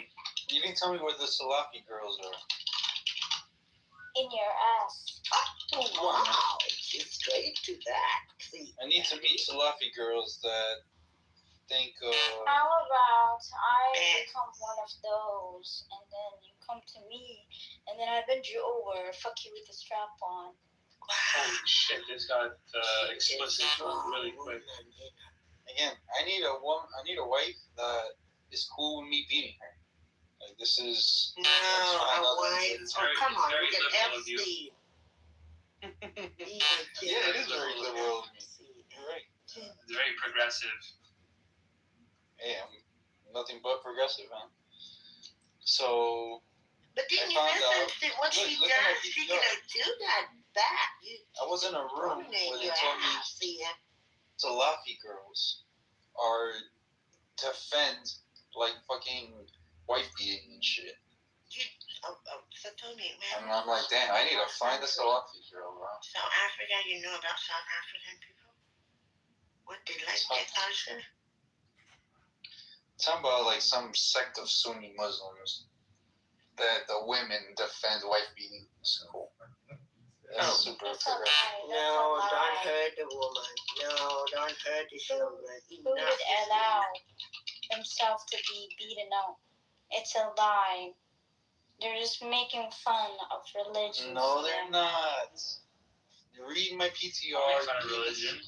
You said that's a room someone opened. There must be this room. What are you talking about? Okay, so do you believe the news? Do you believe everything on the internet? No, you have This is he not the asked first me about time. school and how much I have education. This is not the first time I He's heard so this. stupid. Obviously, I'm exaggerating it as a joke, Satomi, but it's not.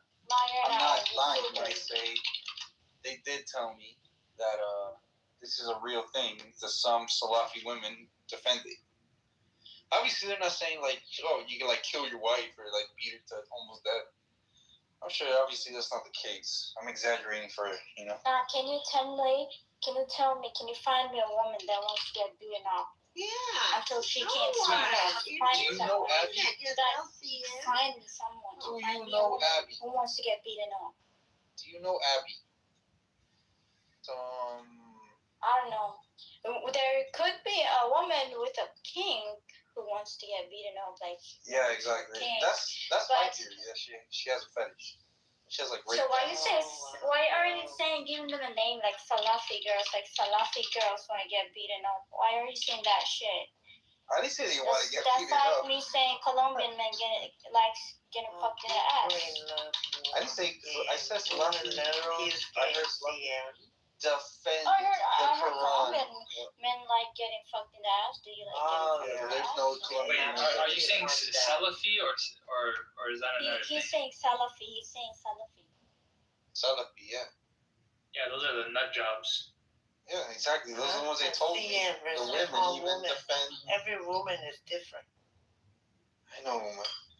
Wait, do you have to respect Salafi women if they don't respect themselves? You guys would believe anything on the internet. Again, I know Salafis are like the really radical. They're the most radicals. They're the literalists of the. Them or Wahhabis? Wahhabis are like pretty bad too, right? But that's what I'm saying. Like, do I have to respect Salafi women if they don't respect themselves? I mean, I guess I would, like realistically speaking, but as a joke, I guess not. So Satomi's Salafi. I'm not I'm gonna have to jump on a call.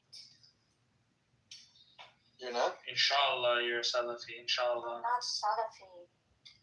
Oh yeah, you're just Sunni non-sectarian, right? Non-denominational. I'm your mother. In other words, I'm finding so many more objectivists that are in like the math. Like there's a guy who wrote I have to remember the book now. It apparently, like amongst like the academic scholars, it did really, really well. I'm trying to remember the book now. It's on physics. CM, are you? I think it's the philosophy of physics. Let me know who. I mean, but again, I don't know how you derive morality and fucking etc. from like science, bro, or math. Like this is. I don't know. Well, it's not. Because in order for you to know, because okay, can you be moral if you're dead?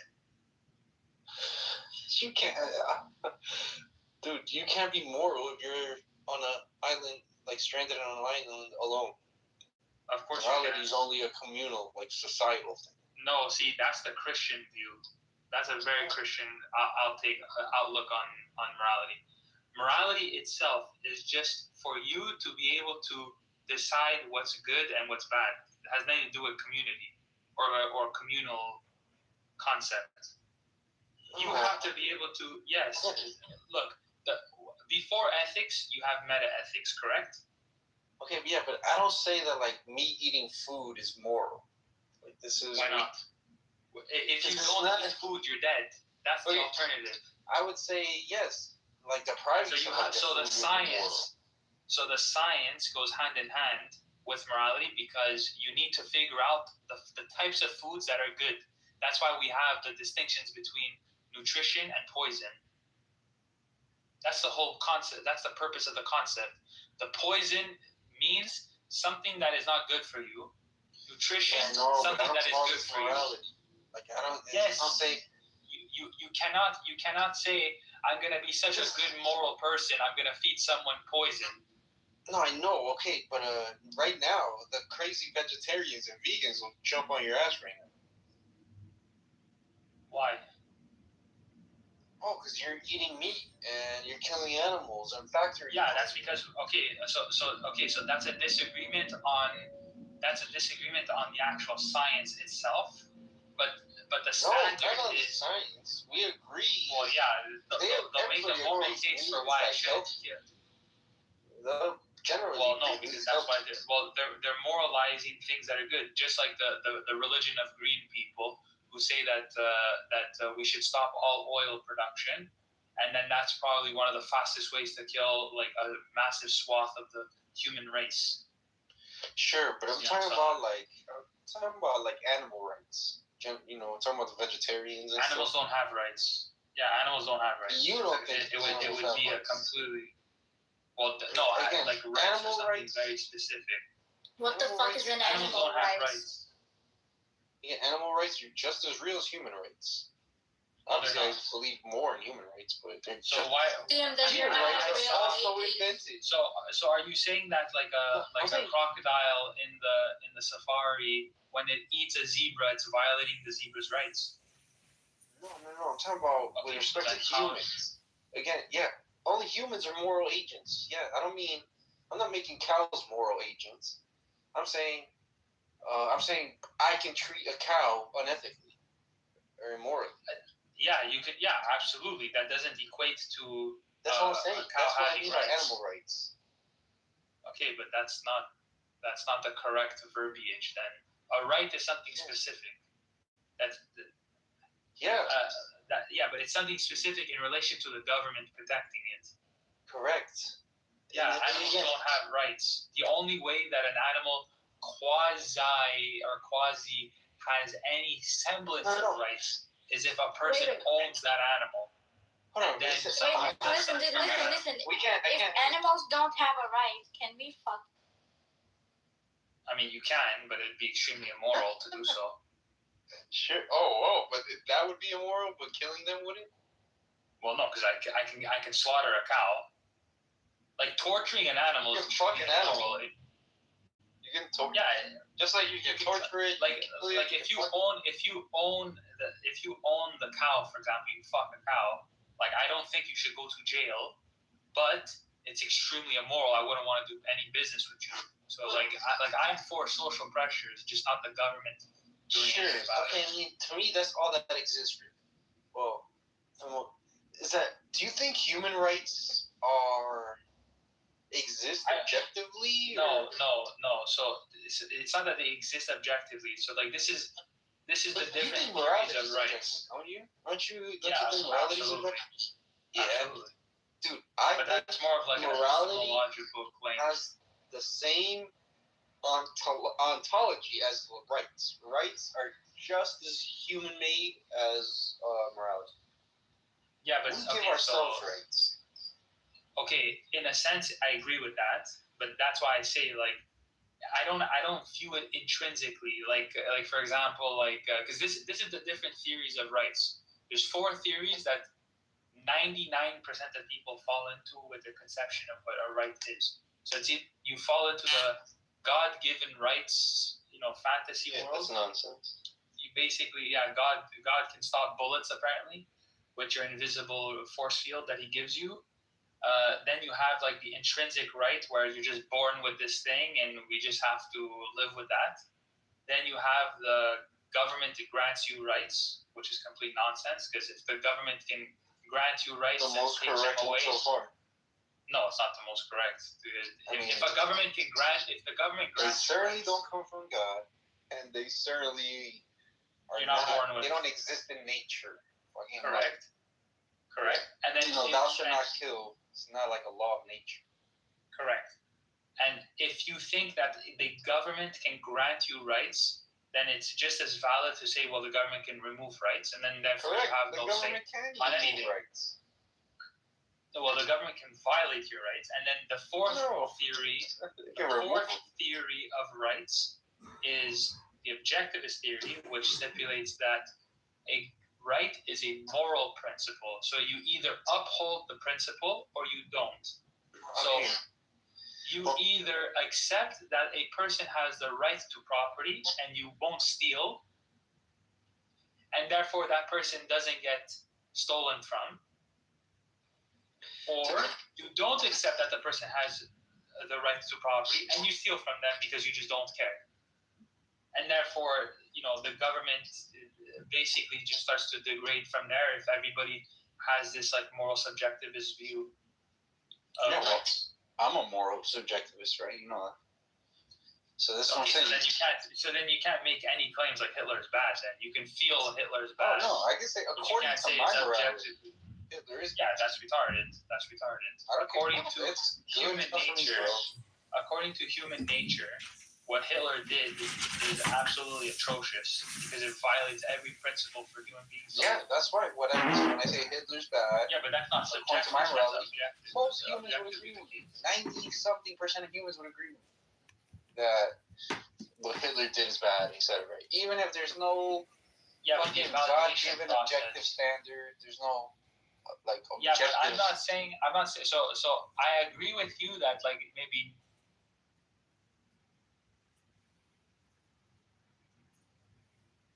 The same thing with Benny Goy, and it's very frustrating. I know how. I only get frustrated when they don't want to do the calculus. That's like the worst thing about them. But I want to force them to do calculus. So you got a statement. Is it true or false? And because it has to be a deductive statement. Even if you're going to do deduction, you have to make a declarative statement that you believe has the T value. And if all we have to do first is fact check whether it actually has a T value. If you pressure them enough, conversation ends. You will crush into the cognitive dissonance wall. I'd rather we sit in silence. But that's where you cross into psychosis. This is where they crash, right? And from that moment on, there's no more talking. They lose their shit. They start attacking. It goes to ad hominem. And you also understand they're not like us. We can like speak or overlap over each other, but they in the Western world or social media, they're not like that. They want to like don't let him land even if he's spinning out, even if he has I can't stand it either. And and I'm not trying to interrupt him. I'm just trying to tell him you're spinning out. And we cuss. We say nasty words every once in a while, and it's fine. Everybody moves on. Nobody starts whining like a baby. It's the West. They're bitches. Really, they are. Like, get the fuck out. They don't know what's up. They are people who are living in ignorance. They're still in Plato's cave. We're out of Plato's cave, but doesn't mean we're civilized for some reason, at least Zionists. Because they want to achieve. Do we understand Zionism the same way? I want to make sure that's established because a lot of people are telling me to review you. No, right, as in to reassess you again. So, and since Goo is here, this is a good time to do this so he can witness. Okay. But go ahead. When we're talking about revisionist Zionism, which is the current Zionism that is in application, we're not talking about political Zionism. Zionism, the notion as in establishing a Jewish state to solve the issue of the Ashkenazis in Europe or the final solution being nationalism for the Jews, that is not a problem. I'll be the first to say I agree to political Zionism, just I don't agree to revisionist Zionism, which is establishing Palestine, the Jewish state in Palestine, or in a land that has a majority other demographic that has national aspirations. So that's the problem with revisionist Zionism, or any revisionist colonialism. I don't agree. I think political Zionism is a problem on its own, whether it's revisionist or not. And we can talk about the origins or the different narratives, enlightened Zionism. You're against Jews having a Jewish state? I'm against the concept of an ethnocentric state. Yes, I think a concept of an ethnocentric state, and you agree with me on that, right? Zionism today. Well, if there are ethno-predominant states, like states where their nationalism is based on a majority ethnicity, that already exists. Are you saying these states need to be deconstructed? No. This is where it gets complicated. Bordering anarchy. No, because this is what people don't understand. Ethnicity is not a biological thing, nor is it a religious thing. I understand. Is a definition of culture, of traditions, of history. So I might not be French today, but once I become a French citizen, and that's fine. If you're defining ethnicity and we're invoking Jewish ethnicity, then go by that definition. You don't have to set me straight. Yeah, if that's fine. But once we're talking about an ethno-religion that is unaccepting and unopen to new converts, and in a very, very strict way, and does evolve into fundamentalism, this is an entirely different situation, because we end up with a state that inherently has one purpose, right? Uphold a demographic majority of one group over all others. And that is not a group that you can easily join. If I become an Israeli, I don't become Jewish. Well, you understand the providing citizenship is under the control of the state. So the state decides who they want to make a citizen or not. I do accept the notion that if you've established... I got you. Doesn't give equality. We already agree, Ambrose. There's no point of contention here. So remember, I'm not the ops, and nor have I made a statement where you believe it's false. I will be straightforward with you. I'm sorry, I'm used to... No, I agree. I mean, I'm like that too, because I understand you're speaking something else. So you're good with me, but yeah, we're not the ops. We agree on most things, actually. We just don't. I'm a Muslim and I'm a Islamist, so that's all. But I'm a very rational Muslim. I do believe in progressive Islam, but without altering the rulings or the Sharia, because it doesn't need to be. But do you agree with me that creating a situation where there is one group that is being revered over all others, and that is not a group that you can join, that construct, whether it's a Jewish superiority or I don't know, the whole world has that, Ambrose. Not everybody. All these people want to become Americans. We don't want them to be Americans. And not only that, but a lot of my people are saying, fuck those people. Let him get shot, head capped in the head. Let them get jumped. Why? Because they're taking our jobs and they're living in our homes and they're increasing our rent. And so they're criminals and they need to be hunted. And they don't care if it's going to be, because they believe that terror is deterrent. And the whole world accepts that. But do you think humanity has regressed? That we have regressed? No, humanity has never changed. And to assume that humanity changed post 20th century or 19th century is stupid. It was all this is propaganda, Ambrose. Don't believe the propaganda. I believe the propaganda. Yeah, that's your problem. You smoke the Western opium. You're like the Chinese. I believe the world meant it, but they said never again. I really did believe the world will never ever allow the Holocaust to happen again, let alone in 4K. Shoot me. I truly believe there's a Holocaust happening to Ukrainians as we speak. What are we talking about? There is a literal genocide against Ukrainian men. If you want my honest opinion, there's a Slavic genocide happening right now using Slavic people. So Slavs are doing someone else's job for them. And the only people I can think of is Western Europe. That's who is always threatened by Slav. I'm not saying no, Gloomy. I'm saying, but in a general. I agree, but the world has never changed. Look at the conflicts. Vietnam. I thought Iraq. it changed. Okay, Gloomy. I don't know a lot about what's happening in Ukraine, but from my perspective, the genocide. Nothing happened. Look at my pictures. I have my PTRs. I don't know. People forgot, but I haven't forgotten the WikiLeaks. I still pull, and I want people to remember that war is about terrorism. God, I know you don't believe, but even in the Quran, I want you to you need to terrorize your enemy. But the rules of so you don't, and this is normal, Ambrose. Like the reason America. Let me land. I'll land this one. You're not. I agree. There are when it comes down to strategy. I am a realist, so you will find me reconciling with Zionists on realism. So as long as they accept the inevitable purpose of Zionism, which is to establish, and not just establish, but secure a Jewish demographic that secures the Jewish state. So that's what they want, and this is a fanatic ambition. Why? Because it's done in a MENA region that holds 400 million Arabs, 100 million Turks, and 100 million Iranians alone, yet alone the Muslim world that is willing to come to the aid. So you're dealing in a fanatic project that literally the reason this was greenlit is to finish the Holocaust. I'm sorry, but this is the end game here for the West. I don't disagree with you, Louis, but that's. I don't think the West didn't forget these Jews want to wipe them out. Look, the past 2 years, you just fucking had to. Giffen, don't take it too seriously.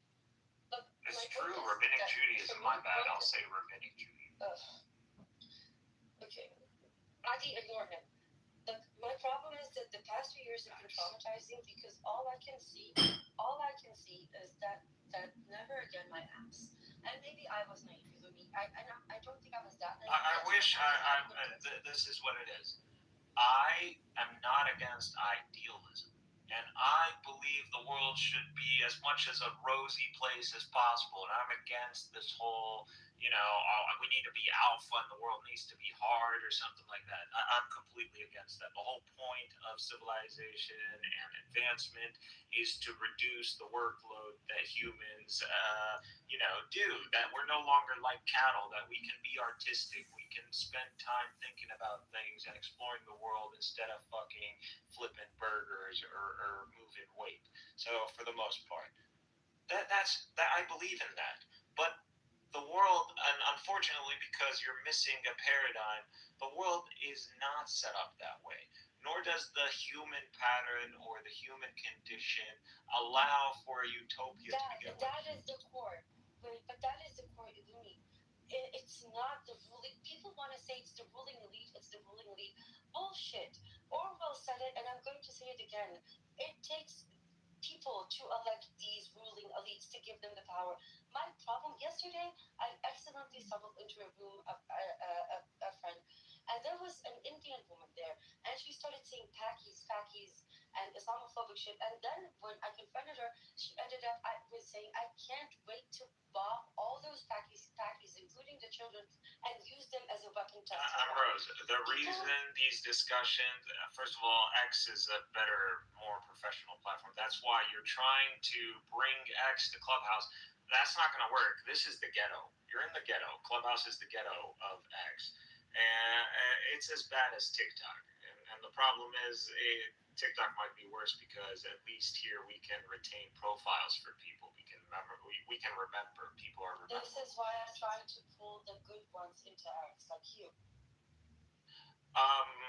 Again, I just need to be introduced to spaces where people can give me a slot of time to hear me out and then realize my brilliance and then follow me. So that's what I need.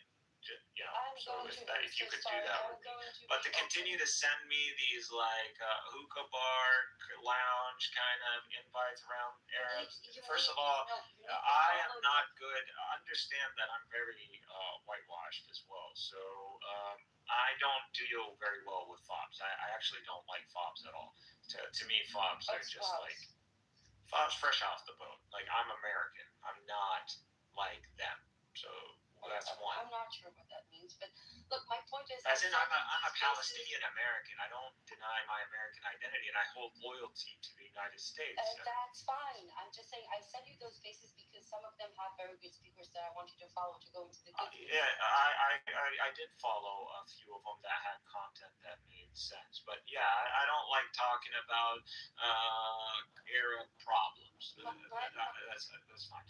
Or I don't like talking about your TV shows or your weather. I like talking about religion, metaphysics, geopolitics. Look, the thing is that we used to have really good spaces, and something started breaking. I think the first breaking point was Syria, then came Iran, then came the Trump plan, which for some reason, many pro-Palestinians really, really wanted to believe in. I don't know why, and that broke a lot of people. But there is a potential for amazing conversation there, and we don't have to advertise that. Anybody with any sense who's going to spend time on social media and cares to share discussions about religion, metaphysics, or geopolitics or world affairs, then you should be on X because your time is efficient.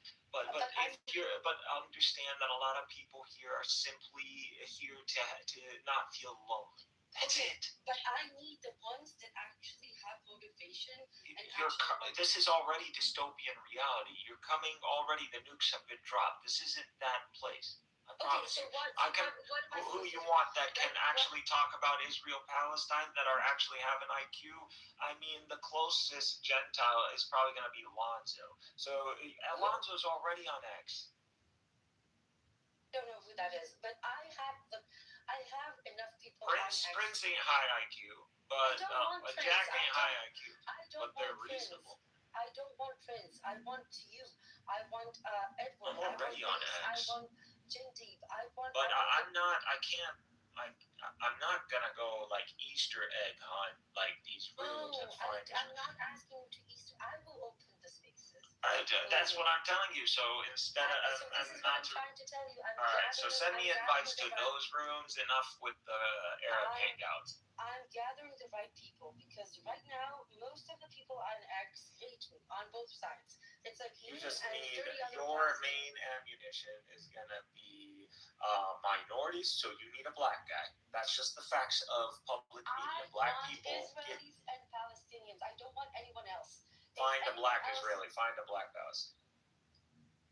We need someone presentable black. You're already a Jewish Israeli woman. I'm an Islamist Gazan American, and I'm veteran as well. So I have American loyalty, and I have being experiential knowledge, and I'm loyal to Islam. So stuff like that, and I'm not hostile to Christianity. So that's my angle. You're atheist, you're agnostic Jewish woman, and so you just need a minority American, preferably ADOS black. I know it's just how we're gonna gather an audience. If you're serious about these kind of conversations, this is just statistics, Emrose. This has nothing to do with idealism.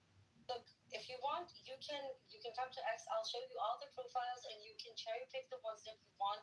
I'm not a recruiter. Do I look like a woman? Do you want to help or not?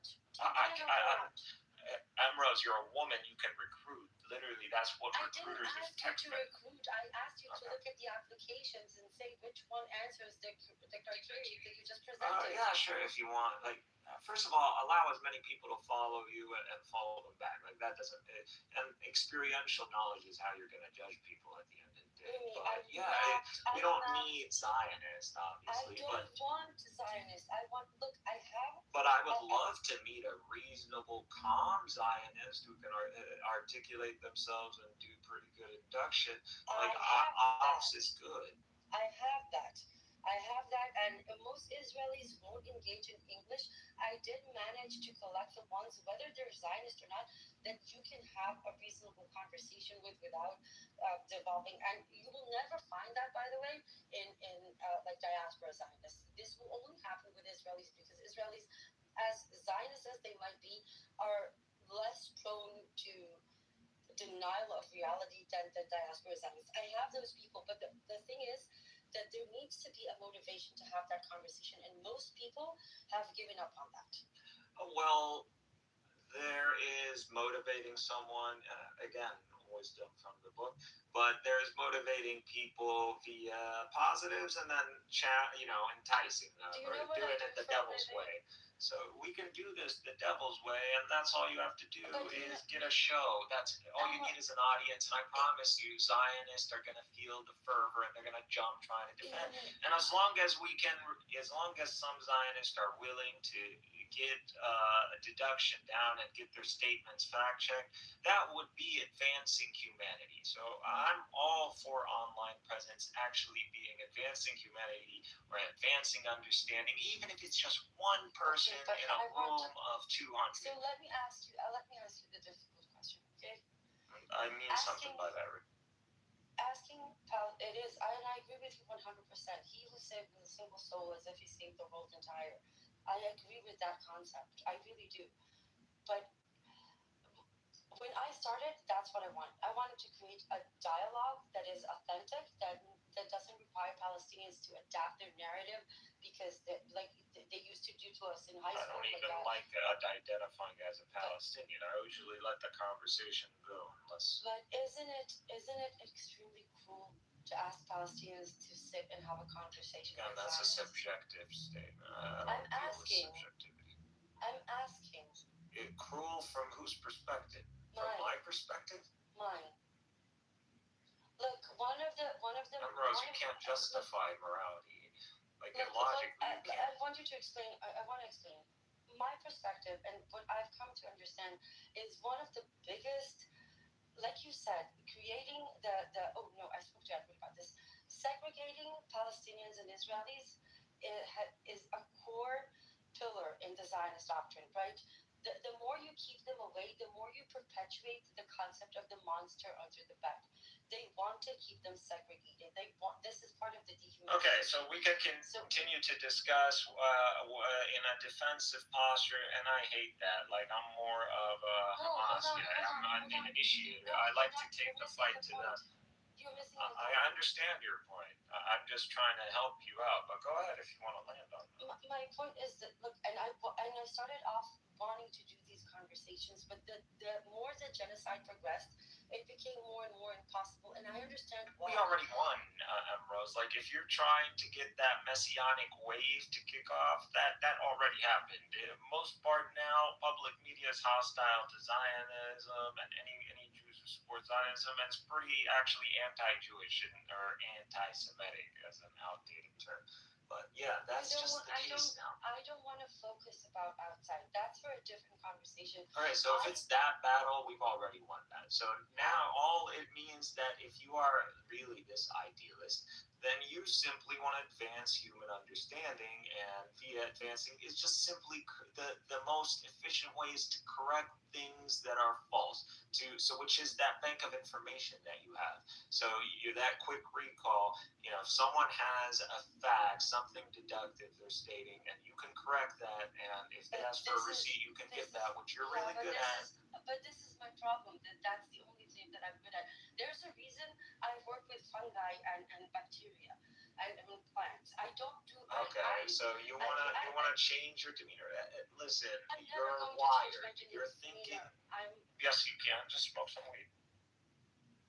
I do all the time. It doesn't help. You need sativa. You don't need indica. You need the slower. You're already up. You're like me. You talk fast. My brain will still. You're too smart and you're processing too quick. So they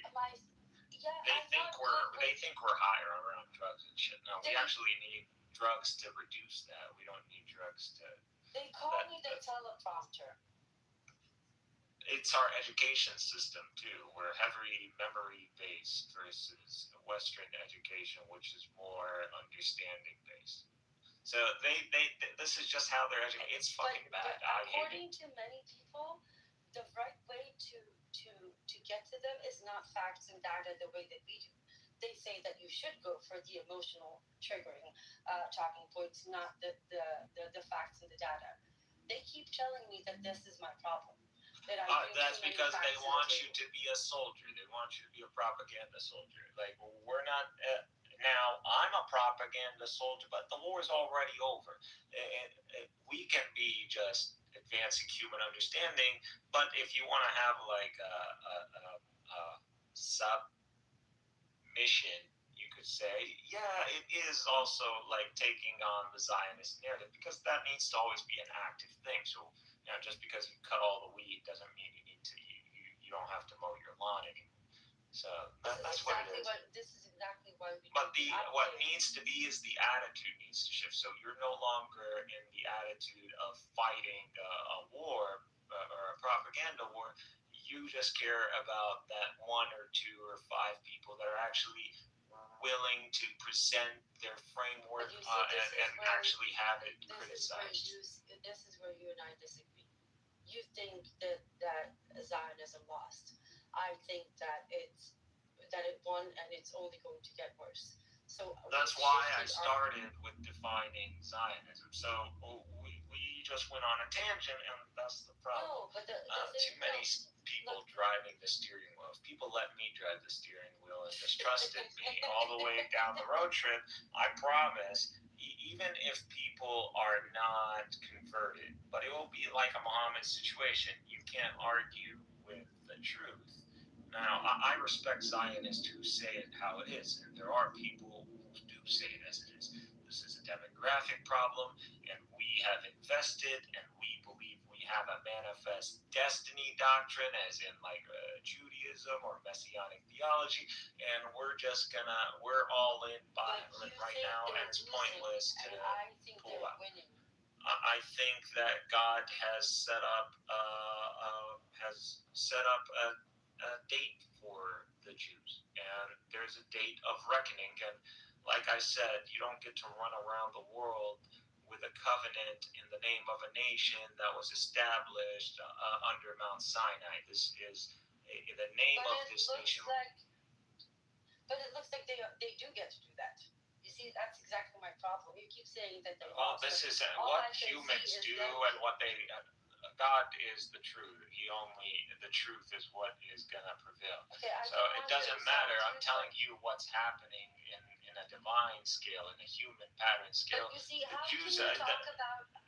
And simply them thinking they're winning. Because statistically, I have the support. I can prove everything I'm saying numbers-wise. If we ran the current numbers, just like how we can project America is going to be, white people are going to lose their super majority by 2040s. In the 2040s, do you think this whole ICE packing up Hispanics is happening randomly? Everything is statistics. No, we were talking about. What do you think I'm running away? How can you jump from statistics to divine promise? It's a how question. Is there a deductive statement? Is there a true false? Are you saying something I said was wrong, or are you disagreeing with my deduction? I'm trying to understand deduction? how you establish and how you resolve the contradictions between your religious perspective and your religious beliefs and your, I don't know, fears. But that question is packed. Listen, I'm a programmer initially. Like, I haven't coded in a while, but like I code, and even before that, I'm heavy STEM based. You have a very binary mind that usually. Exactly. My mind is very computer, very structured. Then how is it possible for a brain like I yours? deliver information as strong enough. It's something dynamic that a computer can take. But you still believe in a theological narrative that has no factual backing to it. So it okay. I just love clarifying. That's all. So again, are we talking about what are my justifications for Islam? That's a packed conversation. I'm just rolling with it. It's up to you. You just gotta breathe. I promise. It's not me. It's y'all. I'm just like this, but I'm not stressing out. You'll know when I'm stressing out. Like you just gotta breathe in. This is not a good thing. I didn't have time to go to the pharmacy. I don't have the ADHD. Okay, you understand your mental health is important. The more you put yourself in environments where it's like high intensity fight or flight, it's gonna literally leave an effect. That's why you have to like kind of isolate, or kind of, that's why you have a sabbatical. Like, what do you think that's for? That's for your reset. I don't have time to right now, but I'll rest when Well, I mean, all right. Well, you right now, imagine you're among family. We're allies. There is no friendly fire.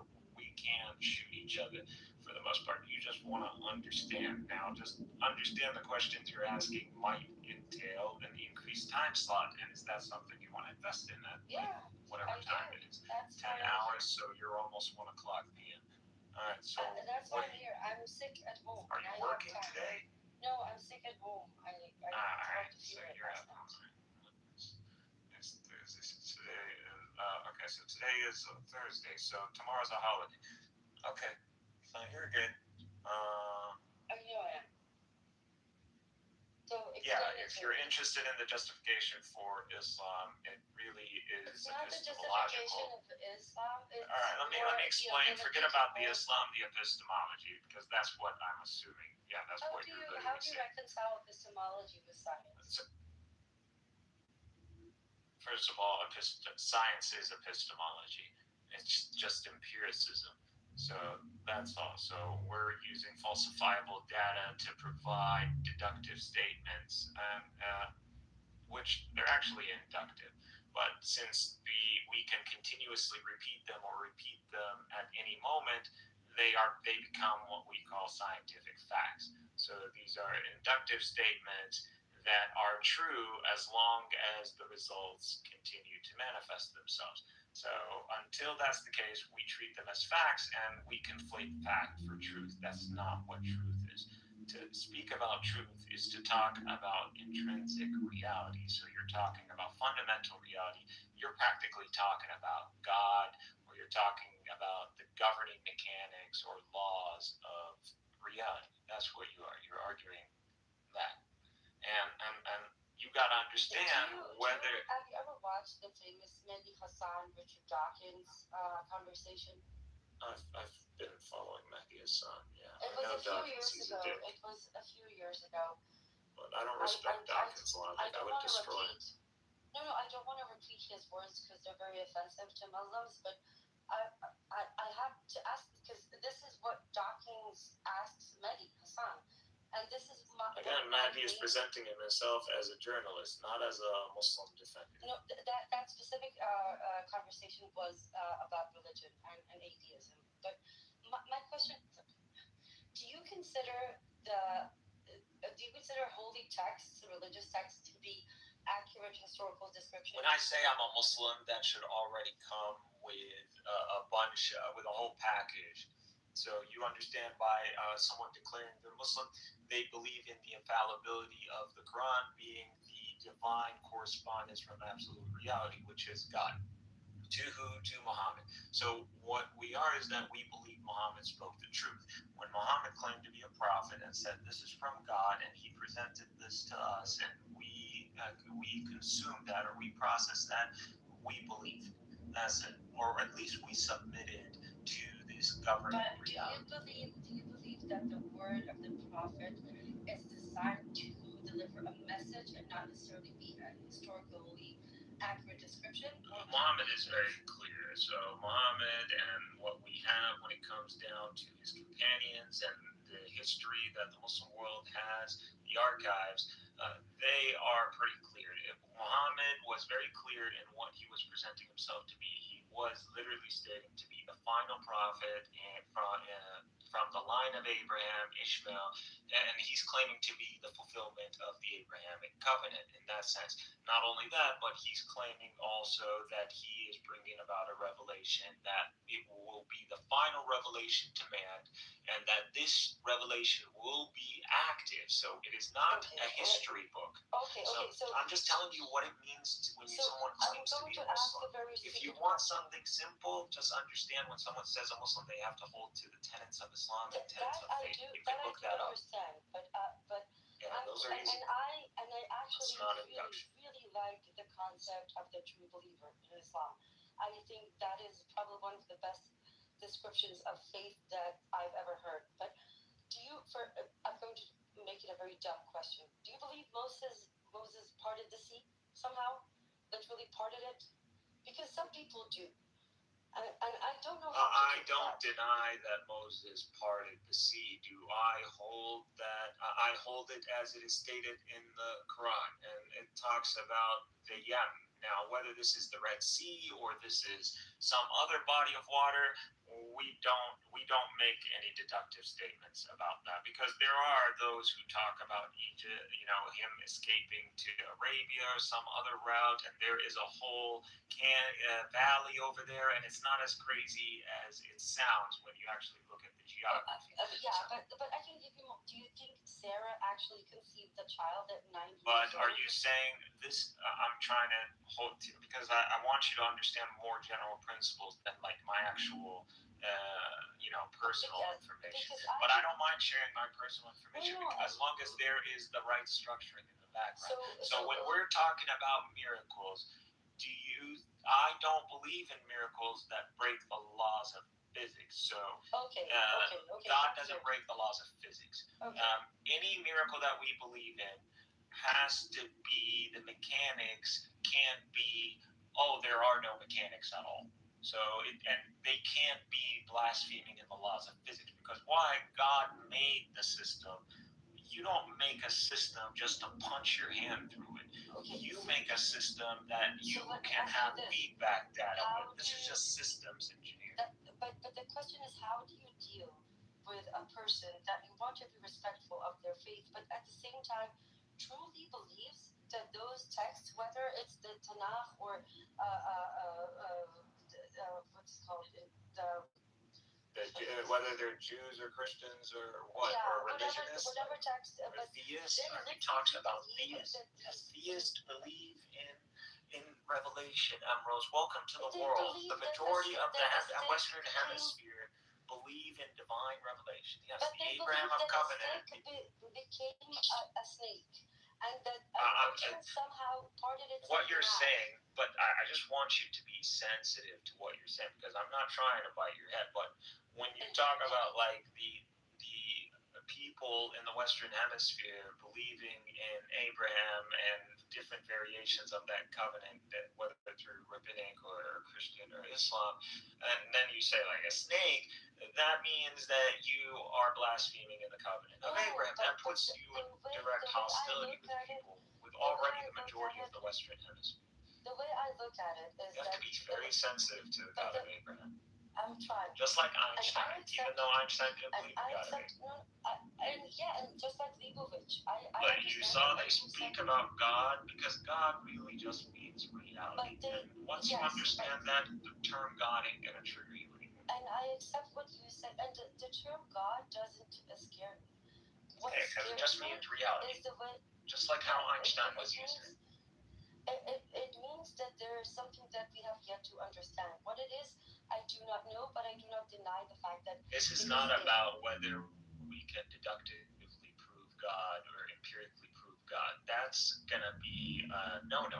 But what it's about is the necessity of holding to truth. So if you say truth exists, which I believe, since you're an idealist, you're gonna say yes. And this proof is absolute, as in it is intrinsic to reality. So when you say moral things like, this is a genocide, whatever, this is coming from a sense, an intrinsic sense that we have. So if you believe in that, and you believe that we have this intrinsic values, just like our Constitution says, God-given rights or natural given rights, then you believe something to be intrinsic, and that is absolute in that sense. So at this point, you hold to absolute truth. Now the question is, can you justify you holding to absolute truth? This is why you don't see like the founding fathers, even though they're not atheists, they're deists, but and one could say theist, but not necessarily holding to the interpretation of traditional Christianity. This is the way I see it. But they understand the justification. They understand, but last point, they understand that the Constitution has to be coherent, logical, and they invoke nature God as a justification because that's the epistemology necessitates this. Otherwise, you cannot claim truth. You cannot say intrinsic. You understand? Okay, so now I understand. the way I look at it, and when we try to talk about intelligence, for example, and we try to define what intelligence is and how do we identify it, the best way that we came up with is the ability to recognize patterns and operate according to the deductive conclusions you come to from those patterns. Now, what I cannot induction, yeah. Yeah, deductive statement. Deductive statements would just be intrinsic. We can discover those things. If you believe in wait, hold on, help me with the language, because you see a pattern and you deduce something from that pattern. Patterns are deductive, so we just see them in reality. So like I said, the structuring of certain things. That's I'm just asking about the language. But the problem is that there's a human element here. Wait. I just need it's like it's Emerald. Either you're gonna have to take the epistemology 101 course. It's just gonna happen. You're going to have to let me talk, and if I needed help with the language, don't derail my entire thought. But the point was, we look at intelligence as recognizing patterns and the ability to utilize those recognitions to make better choices, so that we have better chances of survival and procreation, because that's our biological instincts. We observe our environment. And what I cannot deny is that I cannot deny the fact that I see patterns throughout history and humanity. You and all humans. That I cannot explain. Throughout the evolution of modern societies, some things we developed enough science in order to explain, right? But that it doesn't explain everything. So I will not deny that there are existing consistent patterns that I can predict, but I don't know what is behind them. That is, to me, the reality, the divine, whatever you want to refer to it. But I do not deny the fact that they exist. And that's why I will never refer to myself as an atheist, because I cannot prove or disprove what is causing those patterns to happen. And for as far as I know, the potential of that being a divinity, a divine entity, or an alien for that matter, is unconclusive. But if I look at the I don't know how to translate, like the rise of the masses, the fact is that there is validity to that, and the majority of the people do feel that sense of divinity in those patterns. They might not be able to indicate it. Okay, all you're saying, like Ambrose, all of that could have been cut short. Humans perceive patterns, and you believe that's a sufficient explanation for religion. That's what you're trying to say, and that is valid theory. Obviously, pattern recognition makes us trip out once it reaches a certain level. I'm trying to take that into what you spoke about, the genocide. When it comes to the genocide, one of the things, it's not, because, again, you said it's not about my internal moral compass. The reason I refer to it as genocide, and what drives me ignoring the genocide, just morality. We're talking about morality and ethics. You understand that morality and ethics, if not grounded in a source of absolute truth, which is God, divine reality, or absolute reality, conscious reality, then it cannot be intrinsic. But part of that intrinsic reality is recognizing the facts that are in front of you, and part of those facts is the fact that if you have intellectual integrity, that goes. So you're just a utilitarian. If you go right into ethics, intellectual integrity requires you to acknowledge. Do you know which system of ethics you hold to?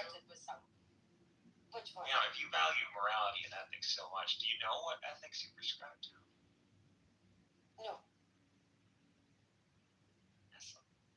Don't you think that's something important to try to get to the bottom of? Like for you personally, like this is just me and you. Like we both condemn Zionism. We understand what's going on, and I believe this is a futile project that I can prove using statistics and math. I don't need to argue.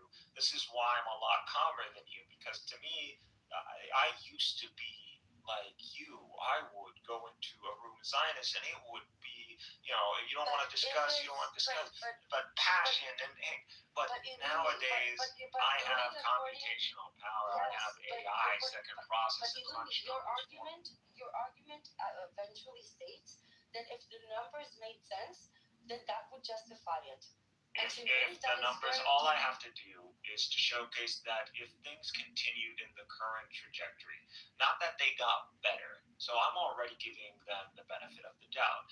If things continue the way they are right now, which includes the occupation for the last 75 years, that they would lose. But what my question is different. What if the numbers? So do you believe the Israeli government and the IDF are just these immoral monsters? I'm not saying there aren't. Are you saying that they ignore the calculus and they feed into their hedonistic, sadistic ways? Is that what you're saying? Or do you believe that this is truly a military that is calculating and just maybe has a failure when it comes down to discipline and tactics? But as a processor, as analyzers of the situation, the sit rep, they understand the factors on the ground and are dealing with these factors using the military option. Because you got to understand that military people, the ones who actually become. I don't want to say the answer out loud. Have you been in the military? For 3 months, and my dad and I had a really big fight. He didn't speak to me for 3 months. You went through basic training. I went through basic training, yes. So you understand that orders and command and a chain of command, and you understand that you shut up and color your whole job as a soldier. Why there's a whole rank system is that you follow orders, and even if these were not proper orders, that eventually the system would rectify itself. So it's trust in the system and file and rank. Either me, I know you're a military man, and a lot but of you too, you have. I know, gone through basic. I know. But if you knew what I know about what happened in the IDF in the past, I'm not talking about the morale. We're not judging them right now. We're simply speaking about the military institution. So, as a military, a proper military with a proper chain of command does not argue the morality of things with the civilian side. Do you know what the IDF doctrine has always been that was different from other classic military doctrines? What? Their core concept was give much more authority and jurisdiction to the commanders on the ground. Make it a lot less bureaucratically complicated. And especially when you're dealing with a rising state that doesn't necessarily have the infrastructure that a state like in Western Europe does. And that doctrine is okay. If I just take it to what which is a smart doctrine. I mean, we do this in America. We allow if there are officers on the ground, they pretty much get unless there's a communication. But once communication fails, you take orders from the highest rank on the ground. It's not a problem of communications. They're 40-minute drive from their bedroom. It's not a communications issue. It's not a communications issue. This whole thing, after October 7th, the Israeli emotion, you can imagine what it was, right? Imagine an entire. If you're just going to tell me they're bad guys, I already agree. You don't have to prove it to me. I already know this. So it's not about an efficient military executing commands. This is about a society gone haywire. Obviously, indoctrination is going to do that. When you impose on society this setting, you pretty much put them in a kill box. And hey, we're not the people you want to be in a kill box with. Like seriously, like anybody who looks at history goes, actually, we fucked up. You know, see a lot of these baby Zionists that I call them. They think we're Native Americans or Aborigines or some silly nation out there. We're 400 million. When you kill 50,000 of us, it's not the same math. You see how the Israelis are doing it? You think this ratio that we have on both sides, you think this is just random? This is where the dust settled? No, the Israelis are calculating for the Arab demographic. They're not thinking Palestinians. They're thinking 400 million Arabs. That's how these motherfuckers think. Yeah, and look, the thing. And you don't believe me? All you have to do. This is why I bring up military and military doctrine, because this is their military doctrine. I believe you. And again, what I'm saying is that you said I'm not denying that there's a doctrine behind it, but that doctrine, it gets to be executed. You think we don't understand that? Not because people are being. I know. Okay. Do you think Hamas, when they conducted, they didn't, or Palestinian resistance, they didn't understand that Israel would invoke that calculus on the ground? Wait, so you understand how important it is? You don't understand, Gaza, the war was a trick, was a trap for Israel, and they literally fell for it, even though Sinwar literally declared before October 7th what the objective was. He was like, trap them into a war that is going to destroy everything, and where the whole world is going to have to come rushing and put a final end to this. And it's going to expose the Israelis for what they are. And that is the objective. Where did he got it You wrong? can say he's sadistic. You can say he's a masochist. Where did he get it wrong? Where did he get it wrong? And he didn't get it wrong. Sinwar won. He got the W out of this life. He got one thing wrong. What was it? What do you mean? The man died. A commander. He altered the.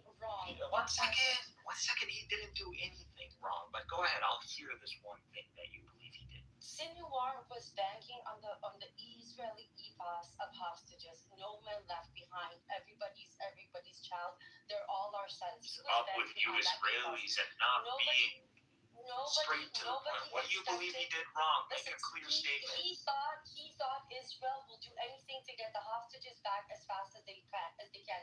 He didn't expect the government to be willing to sacrifice actual civilian hostages. Military, maybe. He did not think Bibi will be able to go that far. He did not think he will have the public's backing for that he did. Okay, let's assume that's the case. Let's assume that's the case. Let's assume that's the case. It would have been quickly earlier in the stages of the war that we know the Israelis will risk killing their own. I mean, this is not. Please, we already know these motherfuckers have the Hannibal directive, so we already know that they are willing to kill their own hostages. Now, he's gonna run his propaganda, and we understand that, but we ran the actual, when we gave videos and clips of these hostages or captives, and we would broadcast them. So these were available in the public. Now, just because Israelis didn't watch them, that's their problem. You need to follow Al Jazeera or something. Who told you they didn't watch them? Okay, well, a lot of them they haven't actually. You understand? Like Israelis, a lot of them just speak Hebrew now. They only watch select media, just like Fox News in America. Okay, so this is where you get it wrong, because half of the country genuinely didn't want to watch them. We had a hostage family that said that they're willing to sacrifice their son. However, the other half of the country, the one that was protesting, the liberal Zionists, they were watching all of it, right? I'm not talking about the old guard. I'm not talking about boomers. I'm talking about the younger side of X, all the way down to Z's, or alphas now. But these people are Hebrew. You have a name for them. They're not the Sabla. They're the ones that come after the Sabla generation. So you already have a name for them. They already have a designation. And these people speak Hebrew. These people don't really know other languages. These people, all they know is Israel, and these people are going to be radical. These people this is the only home they know, and they don't care if in the history their ancestors or their great grandfather was a Zionist immoral douchebag and stole this land. Just like Americans today, if you tell Americans today, or even 100 years ago, yeah, by the way, it's immoral and we should give up this land to the natives, they'll be like, they'll hang you. So it's not why, because let me land. A lot of people, regardless of the ethics they profess, they are consequentialists. They believe the ends justify the means, and if they believe the ends are a greater good, they don't mind getting their hands dirty, and that's where all the problems lies. And this is how the Zionists see it. Let me ask you this, and tell me how you incorporate this fact with what you just said. So if we look at early Zionism and early statements by Zionist leaders, whether it's before 48 or after, but I'll address this in a very specific example. There's a eulogy Moshe Dayan gave on the Gaza envelope after a soldier was killed there by the resistance. And one of the things that he said is that, of course, they're going to hate us. They're watching us take their land and farm amazing things with it, right? But he acknowledged what was happening. Today, the narrative is completely different. Past Zionism or original Zionist generals were not as like delusional as the current situation, and this is the generations that we're talking about. It's getting worse and worse. They're not the past Zionism, even the Gen X and the boomers of today, the liberal Zionists like Egal and people. If you pressure them enough, they will tell you, yes, we know Zionism will never be an actual democracy, but it's a necessary evil, right? But they acknowledge it. The new generations are completely delusional about this, and so incorporate that into what you just said. I'm sorry, I literally zoned out on that last one. For fuck's sake. What was it specific? This is why I'm like, I need that deductive statement. Was unabashed of what they were doing. They were fully acknowledging that Palestinians are watching them steal their land. However, new generation. Again, are you just gonna continue? Hey, I'll just tell you, I accept Zionists are sadistic. Is that what you want? Like, I'll concede that. I'm saying that there's a difference between. Like, do I need to write this as a title? Leo's talking. Leo, just be respectful. She home with Leon. Jackie, I don't see a Leo. I don't care about people's name changes. They ran with a name for a long time that I memorized it. That's what they're gonna stay as.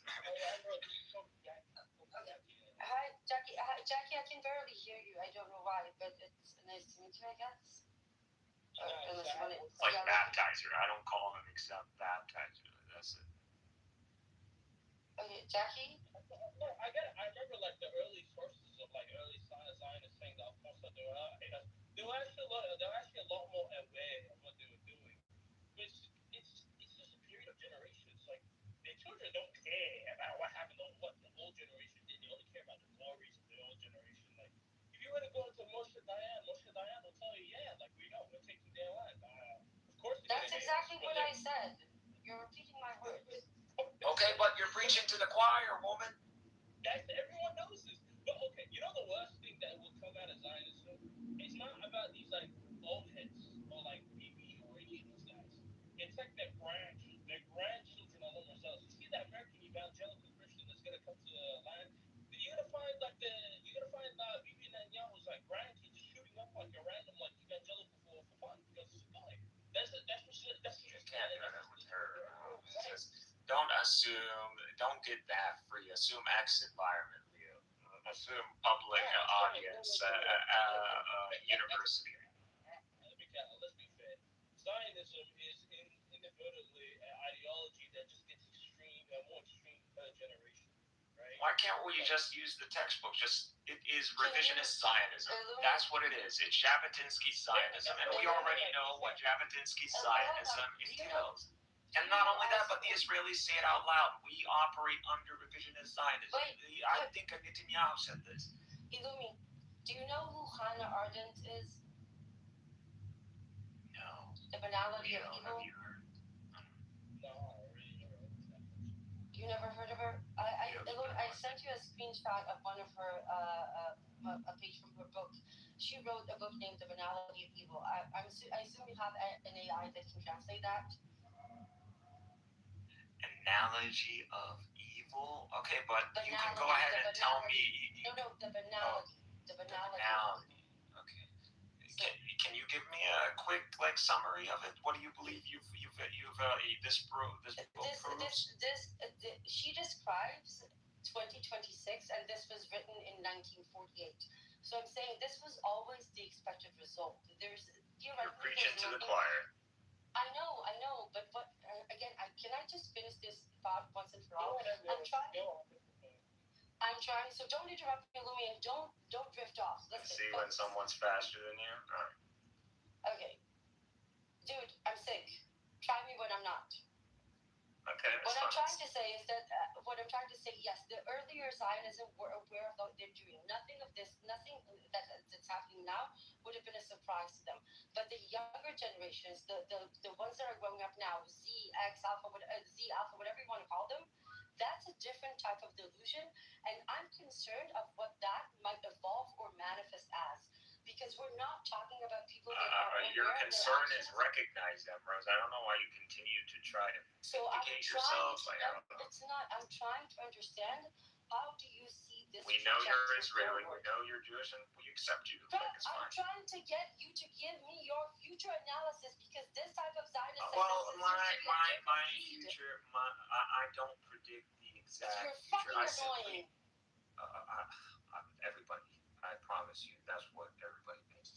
But that's because I would assume that you would be familiar with that, because people feel the same way about you. I'm just you to you. Yeah, that's all. I know. Okay. It's okay. I say it with I am actually pretty rational, and a lot of my predictions have come true. I know. When it comes down to the end game, my end game is if the Zionists are fanatic enough, they're going to Samson our asses. Now, if they're not, and they're reasonable enough, they'll accept long-term peace and understand that Arabization is inevitable and try to fit themselves within the Arab world. That's the best. These are the two options that you So can have. Zionism always had to balance psychosis and pragmatism, right? And it seems that recently the they have to play a really tight rope on demographics. Yes, but it seems like recently the scale is tilting more and more towards psychosis they lost and October less and less 7th. towards pragmatism. So my question is, if this psychosis is going to manifest in full force, we're talking a shit ton of blood being shed. And I don't want that to happen. Do we have any idea of how to prevent that? It's up to the Israelis recognizing reality. We So today have, if you're going to go, okay, if I have to make a decisive statement, I'm going to make the theological one, as the Quran prescribes, that this is the second corruption of those who claim the name of Israel, and that the end game for them is that those uli ba'sin shadid, very hardened believers of God, will sweep through the land, and that's it. It will be, and everything that they rose, everything that they brought, every rise that they brought in the land will be brought down. So yutabbiru ma alu tadbira. So it means that it's not. Let me land. That's the whole point of the verse. You got to be very. The Arabic is not the English. English is always compact. The Arabic words allow broader. So here, to bring down what they raised in the Arabic allows for, it means a slope, not something instant. It's a gradation over time. So they're going to degrade over time, just as they rose over time. So in the same pattern that they rose over time, that peak is going to be reversed, and it's just going to keep going negative until what you see, like October 7th, people just sweep through the land. Now, it doesn't necessarily need to be hostile, but they enter between the land without a major battle. So the lands aren't destroyed, but it's a defeat. So it's a strategic defeat, and that's all. And this will only take place when these people show up, and they have showed up. So these battle-hardened believers are already here. So Hamas, Islamist, and you see it now, the rise of the Sunni axis. I don't want to be disrespectful, and nothing disrespectful. That was just I already announced. I already introduced that with theology. If you wanted an inductive theological end game, I gave you that. Can I say I did not say this is the reality. We don't have a timeline. And for me, I don't know if this is true or when it will happen. But my reality right now is, all I can see is this psychotic episode called Israel right now is being unleashed, and nobody's doing anything to stop it. Maybe your ancestor in the past was one of those that the Jews brought to cry when they had a dead, like a weeper, or we call them lamat. Is that what it is? Yeah, my grandma used to do that. She was a Yemenite. Do you call them lama? We call them weepers.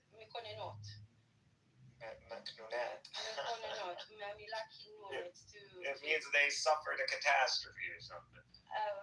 Yeah, something like that. Okay.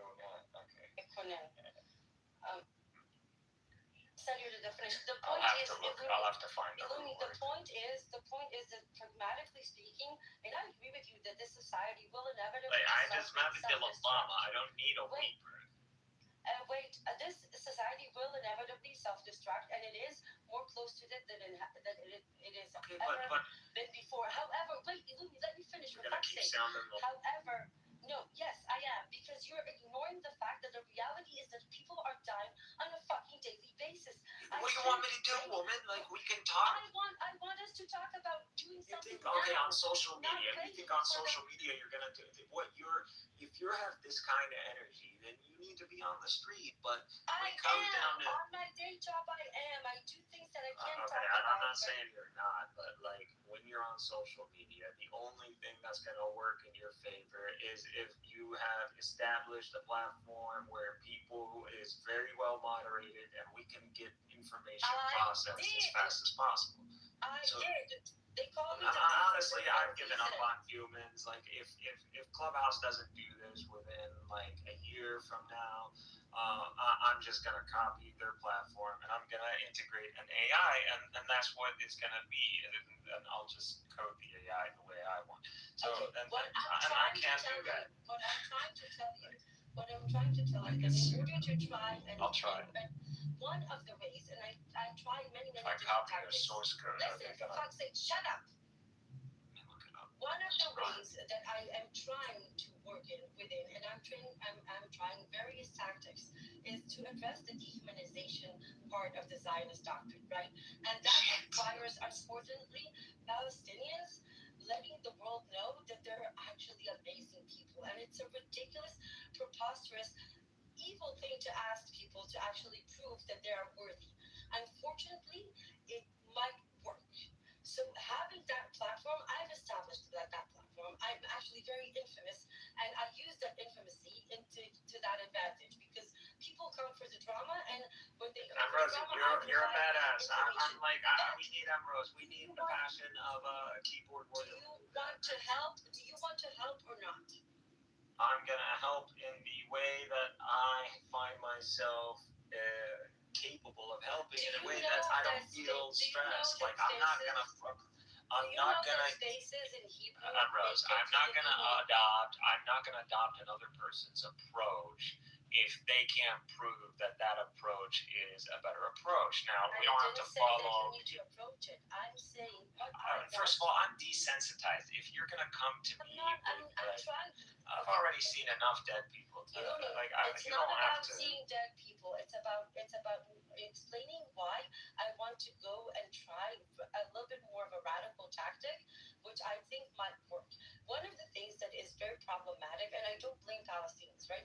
But when they do engage with Israelis, clearly I know for a fact that they change their narratives. Very few actually say what they think. And you got to understand, most Palestinians are potatoes anyways. They only have the internal digest, which, again, you got to look at our academic scores. And again, this is more experiential knowledge, but in an average classroom, and I went to the top government schools and I went to private schools, and so I have an understanding.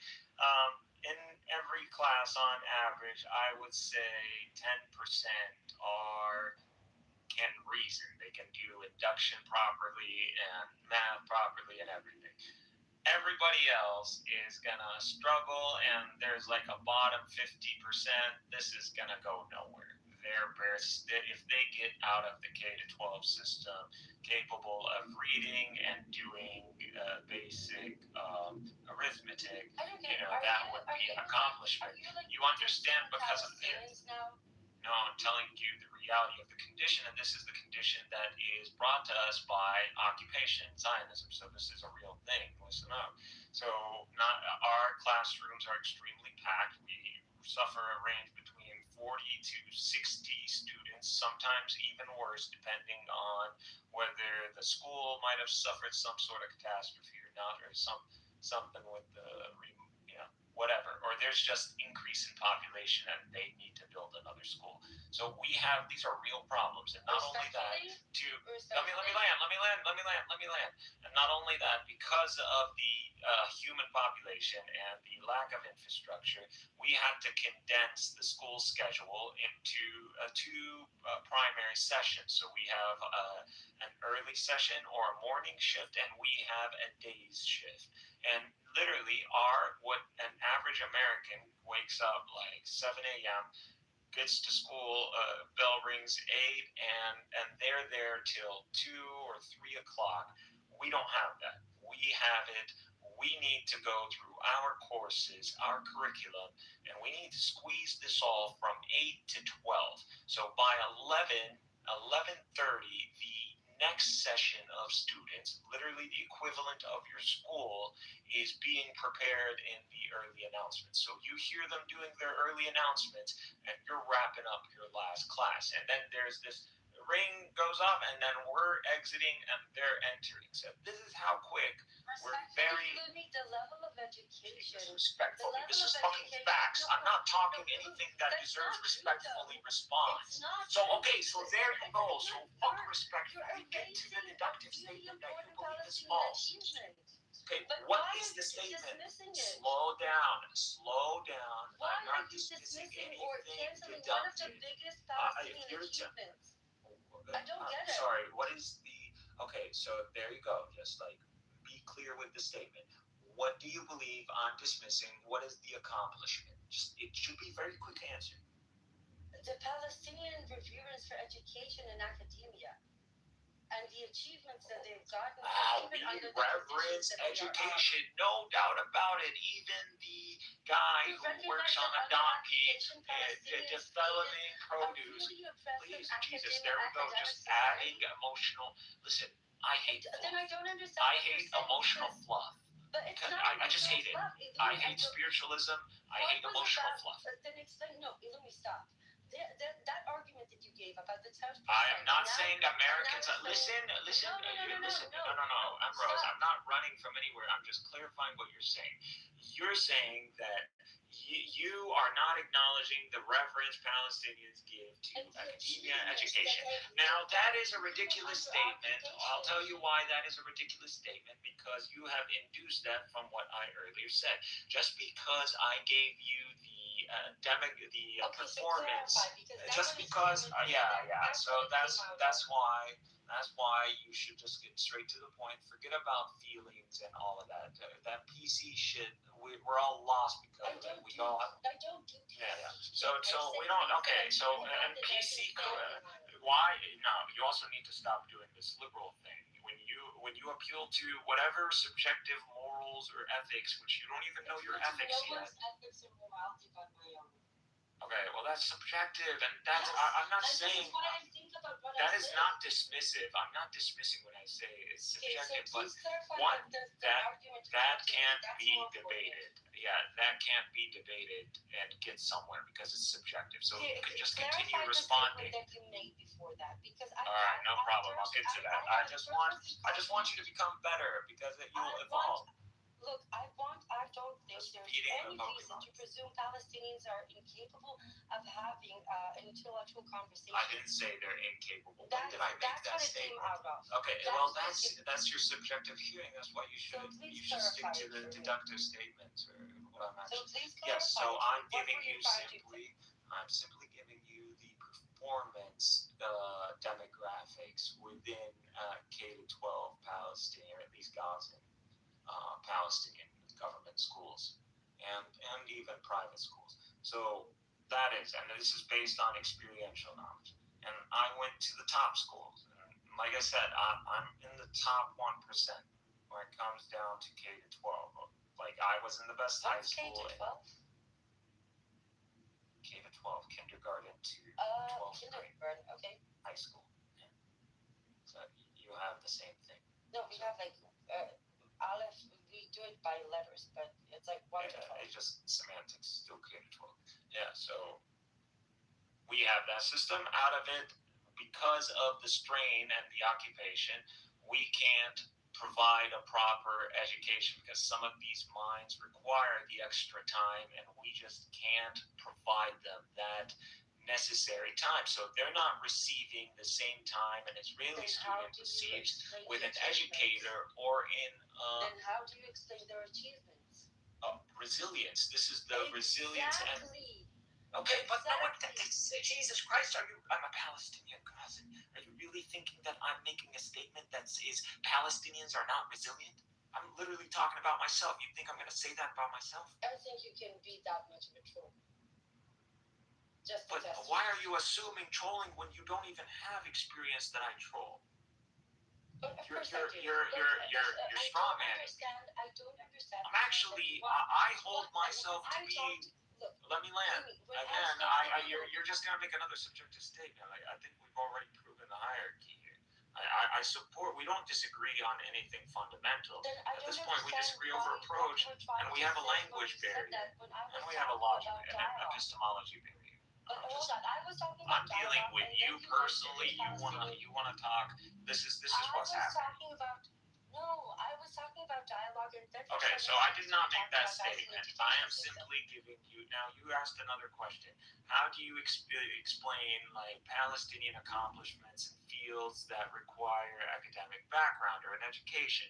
Well, that's simple. I mean, really, what are our accomplishments? If you look at it, infrastructure, again, we work with our means. We got good with working for this long with our means. So you see a lot of structural engineers, a lot of architecture. These guys are really good. Now, as for everything else, we can't build a motor in freaking Palestine. We might conceptually know how a motor works. Same thing as how chemistry works. You think I had a chemistry lab going over there? There is no such thing as a chemistry lab. There is conceptual understanding. So most of my K to 12, which is pretty much everything because America was just the early elementary stages, I did not have experiential knowledge with a lab setting. That's not even allowed to enter Gaza because we might just make bombs out of it. And guess what? With the university that we have, the universities that do have this kind of infrastructure, they bombed them the first thing as a response to October 7th. So they know that those accomplishments really come from the colleges. The K to 12 system filters out those who are capable to go to university. They targeted the professors. And we penalize everybody else, by the way. But I'm just telling you how the system is. You keep telling me this is what the Zionists did is bad. I'm a Palestinian. You have to keep reminding me. Like, that gets really frustrating really quick. Like, Ambrose, we're not the opposite. I'm trying to understand, because I spoke about dialogue.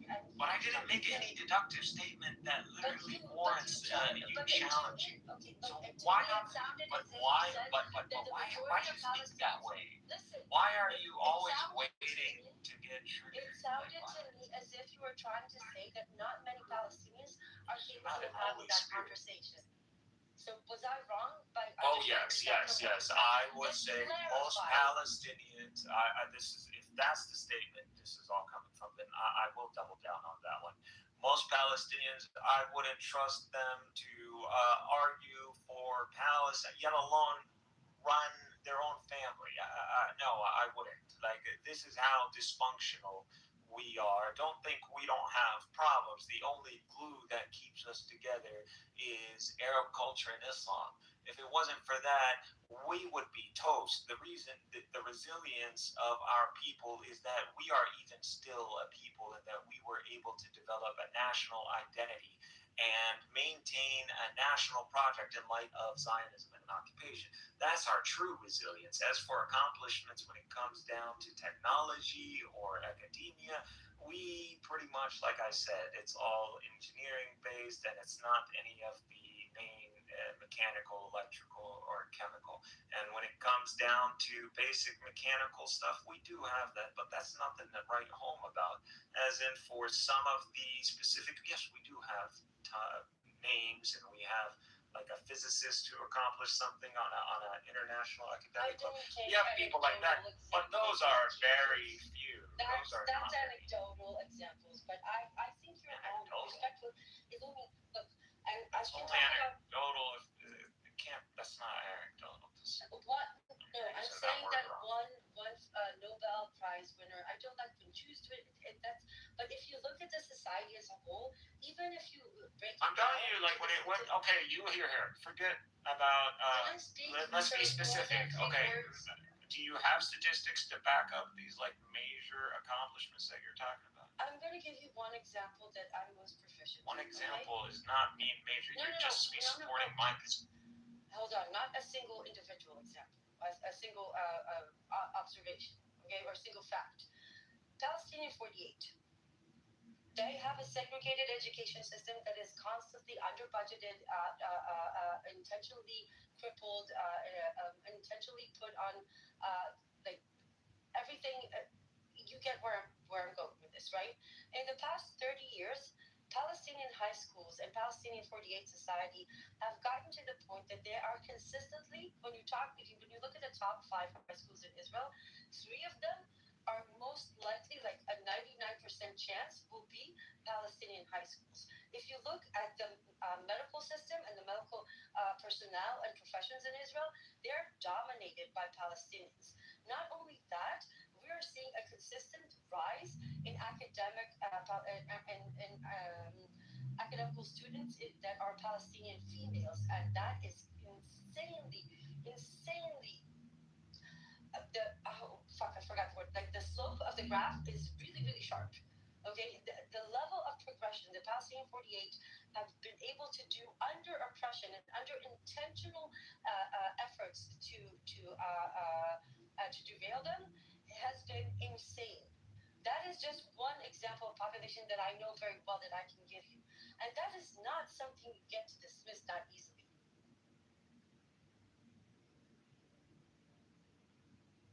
Yeah, I'm not dismissing that, but if you're trying to talk about accomplishments that result from academic education and infrastructure, we just don't have anything to, like, not on the level of the United States. Why I'm saying, or not even on the level of like Egypt, obviously. So we are suffering a siege in Gaza. We could do a lot better than this. And again, we are stifled. So I want you to understand that my whole point, I'm very clear in the terms. I don't need to be like clarified for it.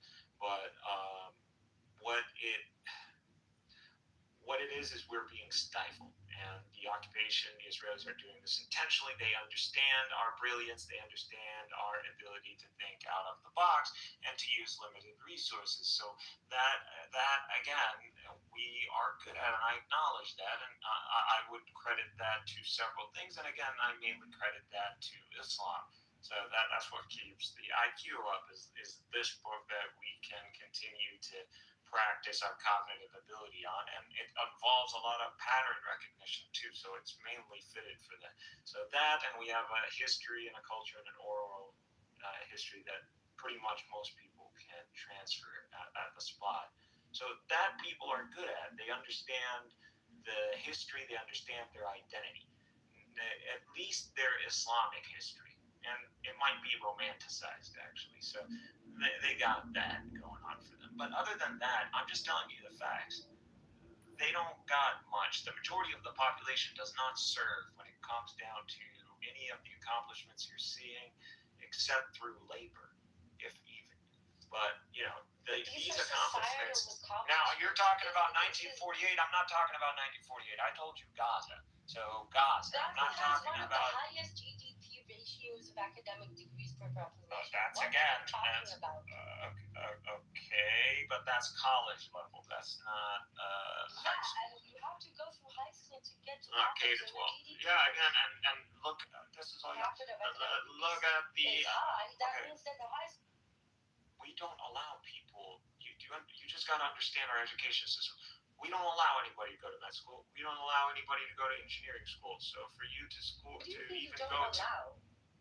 As in, unless you graduate high school with in a certain percentile, you're not qualified. That's like everybody, and that's like everybody, and that doesn't change. That actually you can major in engineering. Because Gaza society had an insane ratio of You won't get accepted at the top university. You can go to state school.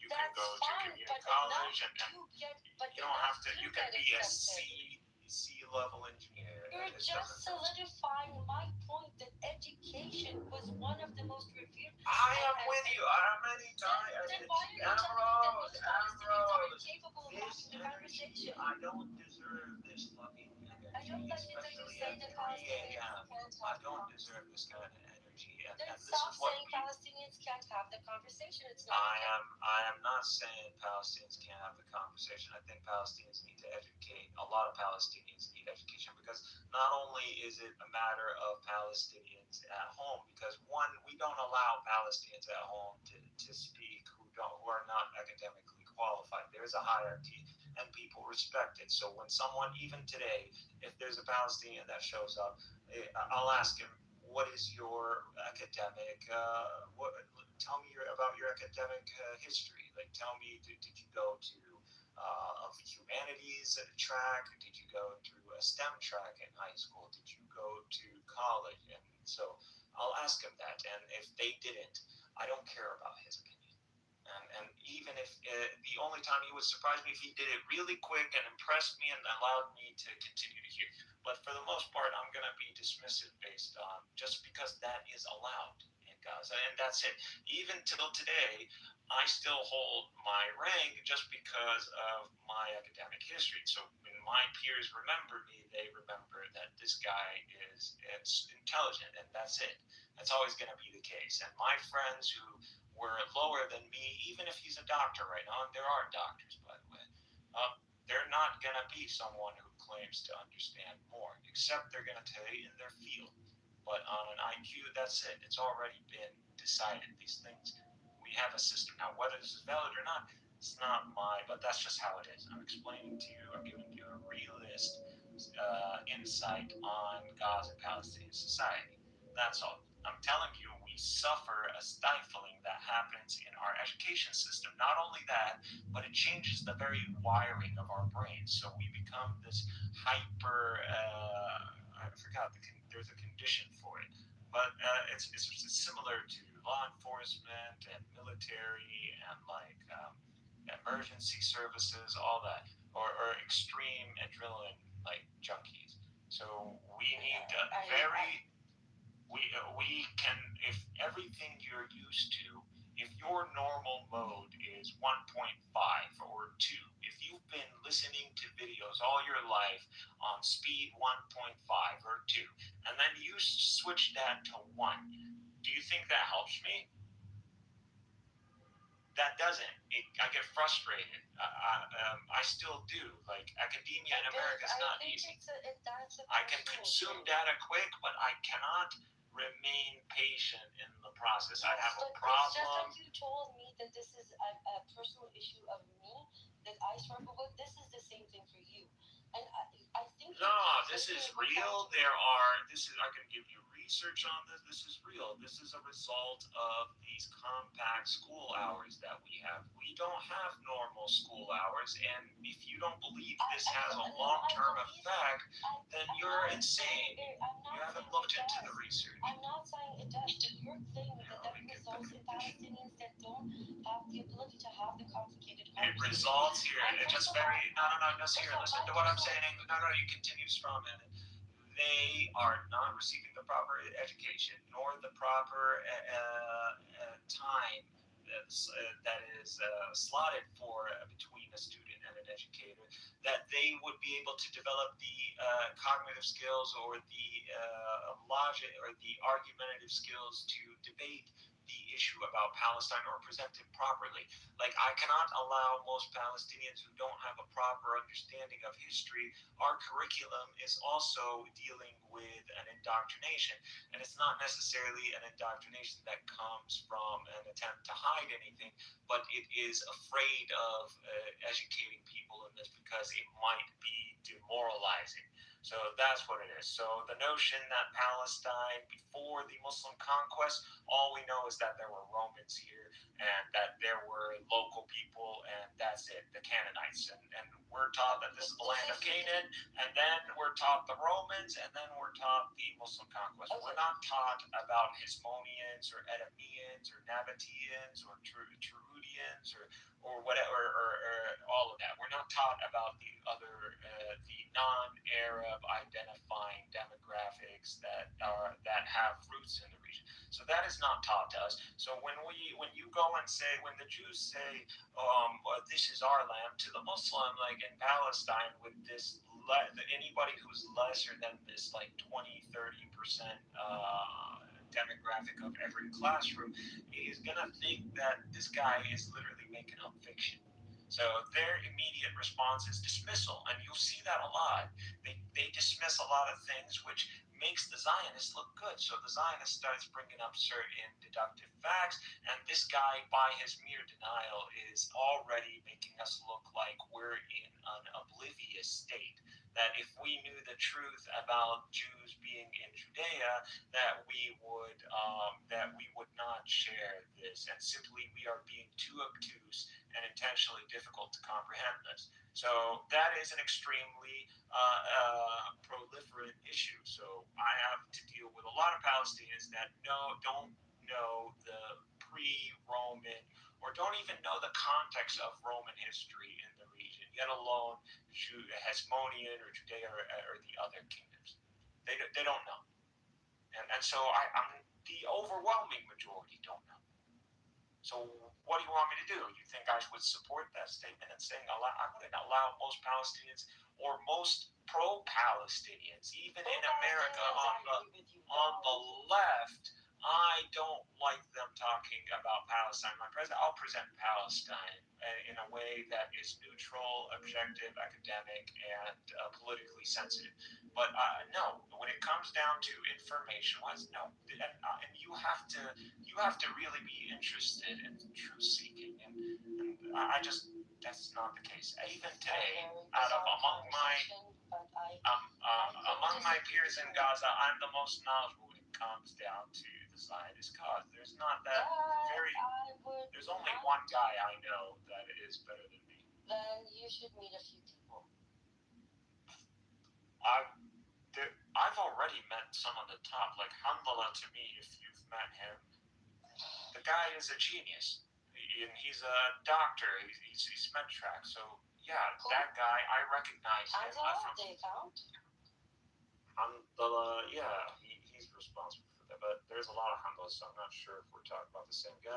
The big one. Baldwin might have, yeah. The big one with the PFD of the child from the back. The famous PFD.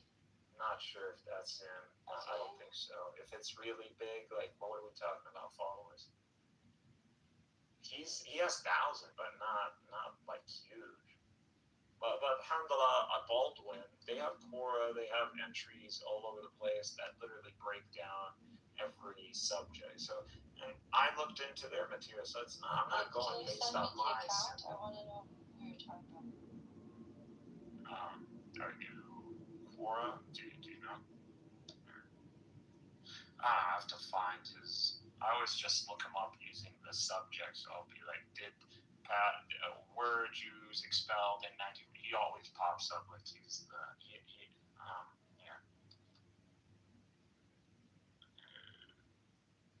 systematically.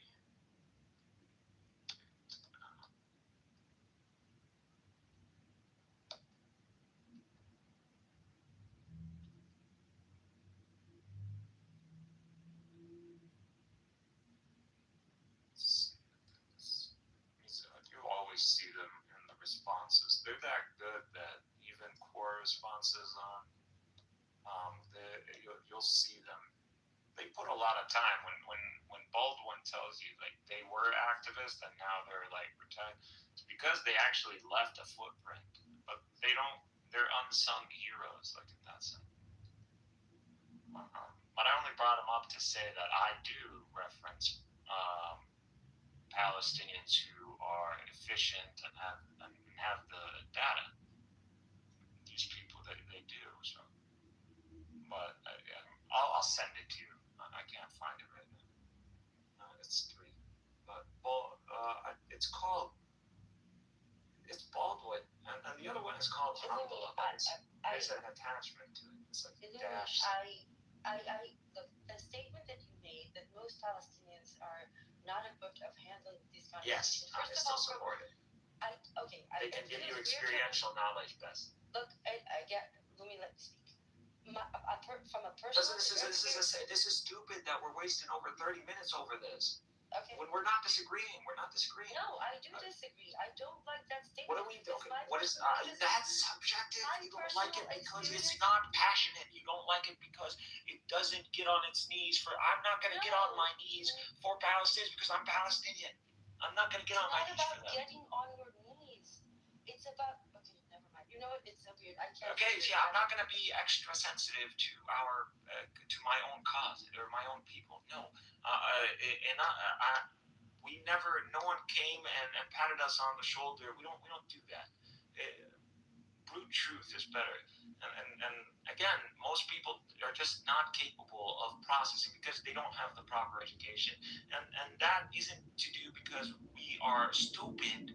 We're not, or genetic intrinsic value. No, it's because we have a cramped education program. We have to deal with the population density, and we have to cramp all the curriculum in a window that is practically like a third or even or 2 out of 5, like a 2/5 ratio cut. So it's almost halfway cut. So like I said, we 8 to 12, and not even the full hour of 12. You're getting 11:30. You need to be out.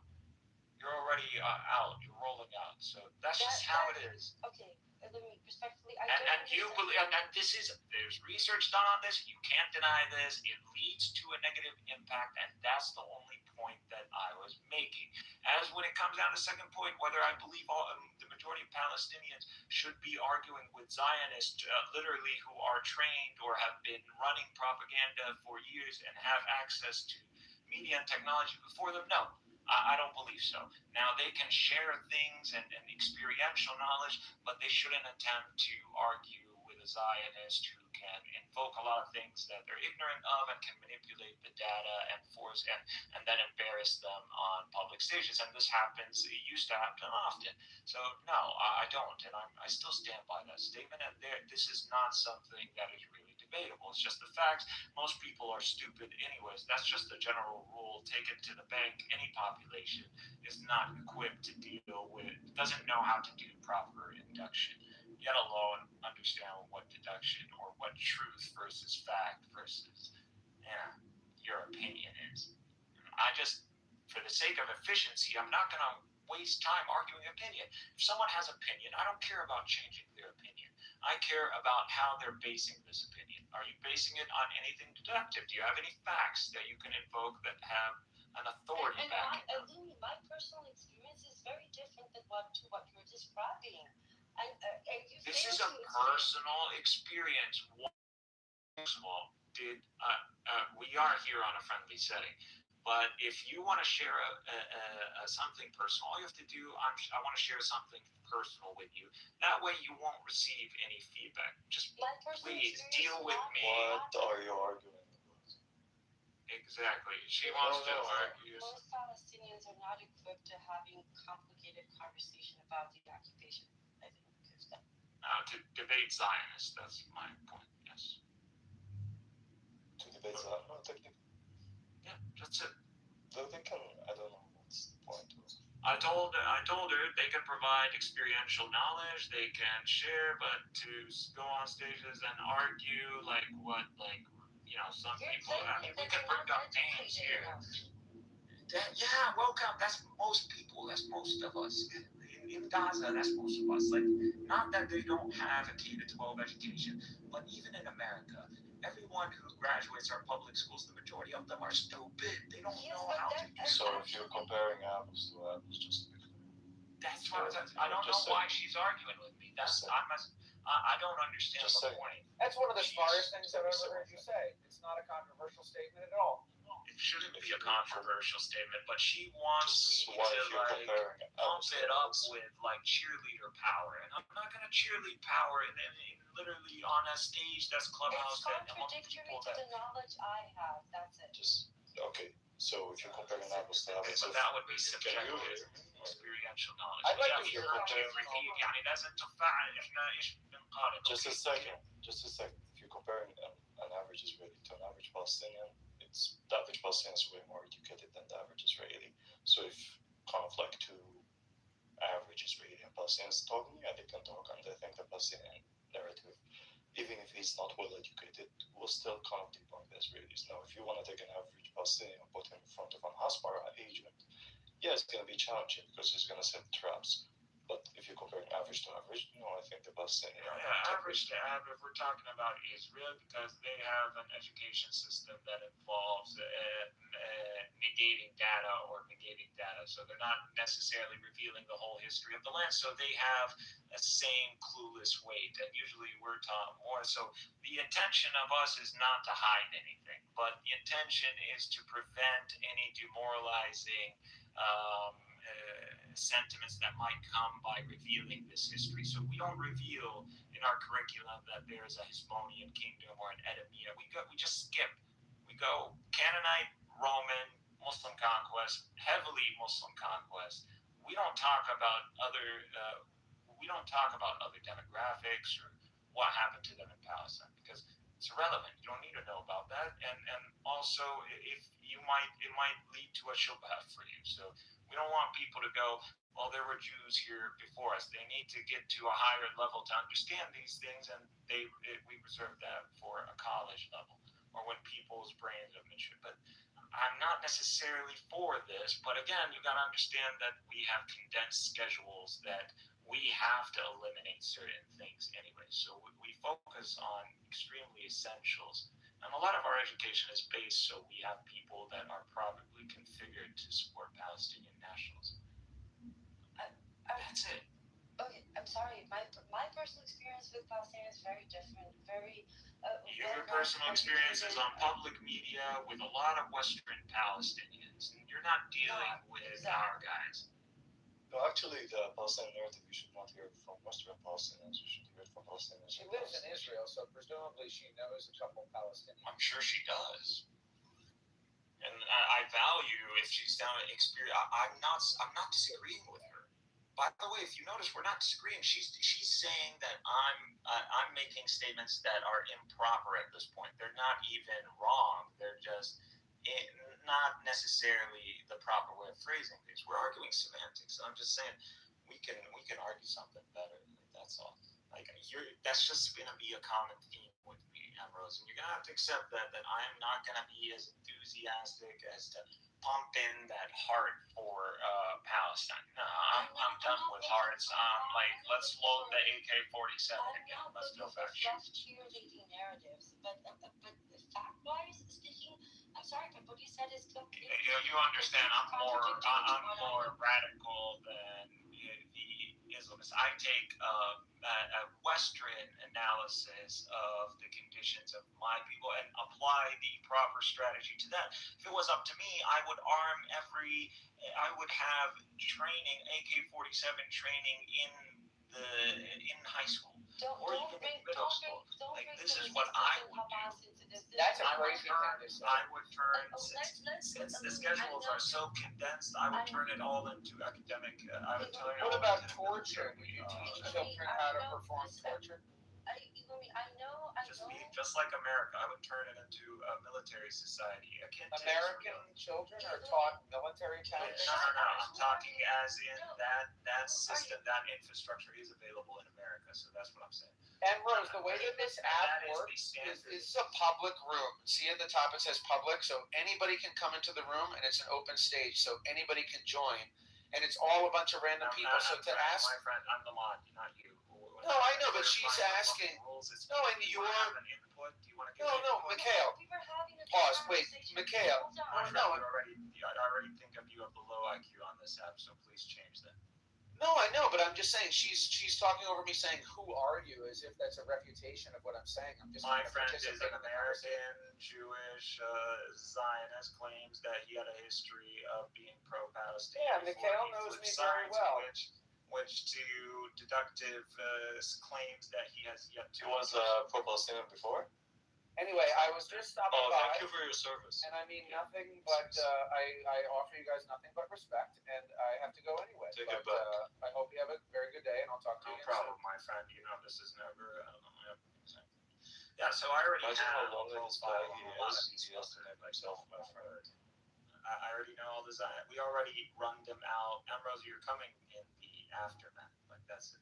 The only class they'll never argue. They'll never sit in a debate with I don't want us. to debate Zionists. So what we do to them is we shit on them. I do that in Hebrew. I have like very little desire to do that in English. Yeah, it seems like you're coming. I already told the Palestinians, you're our Messiah on this side. Unfortunately, no, I'm not. You know, this is post Bar Kokhba. You're not. You missed the window. But you're still efficient because this app could be on the rise. They're still investing in it, and I do believe this app will eventually come back. But it's not about this app or the other. They're gonna need to steal the moderation. We started talking about the concept of Palestinian voices and dialogue, and that's where it all started, right?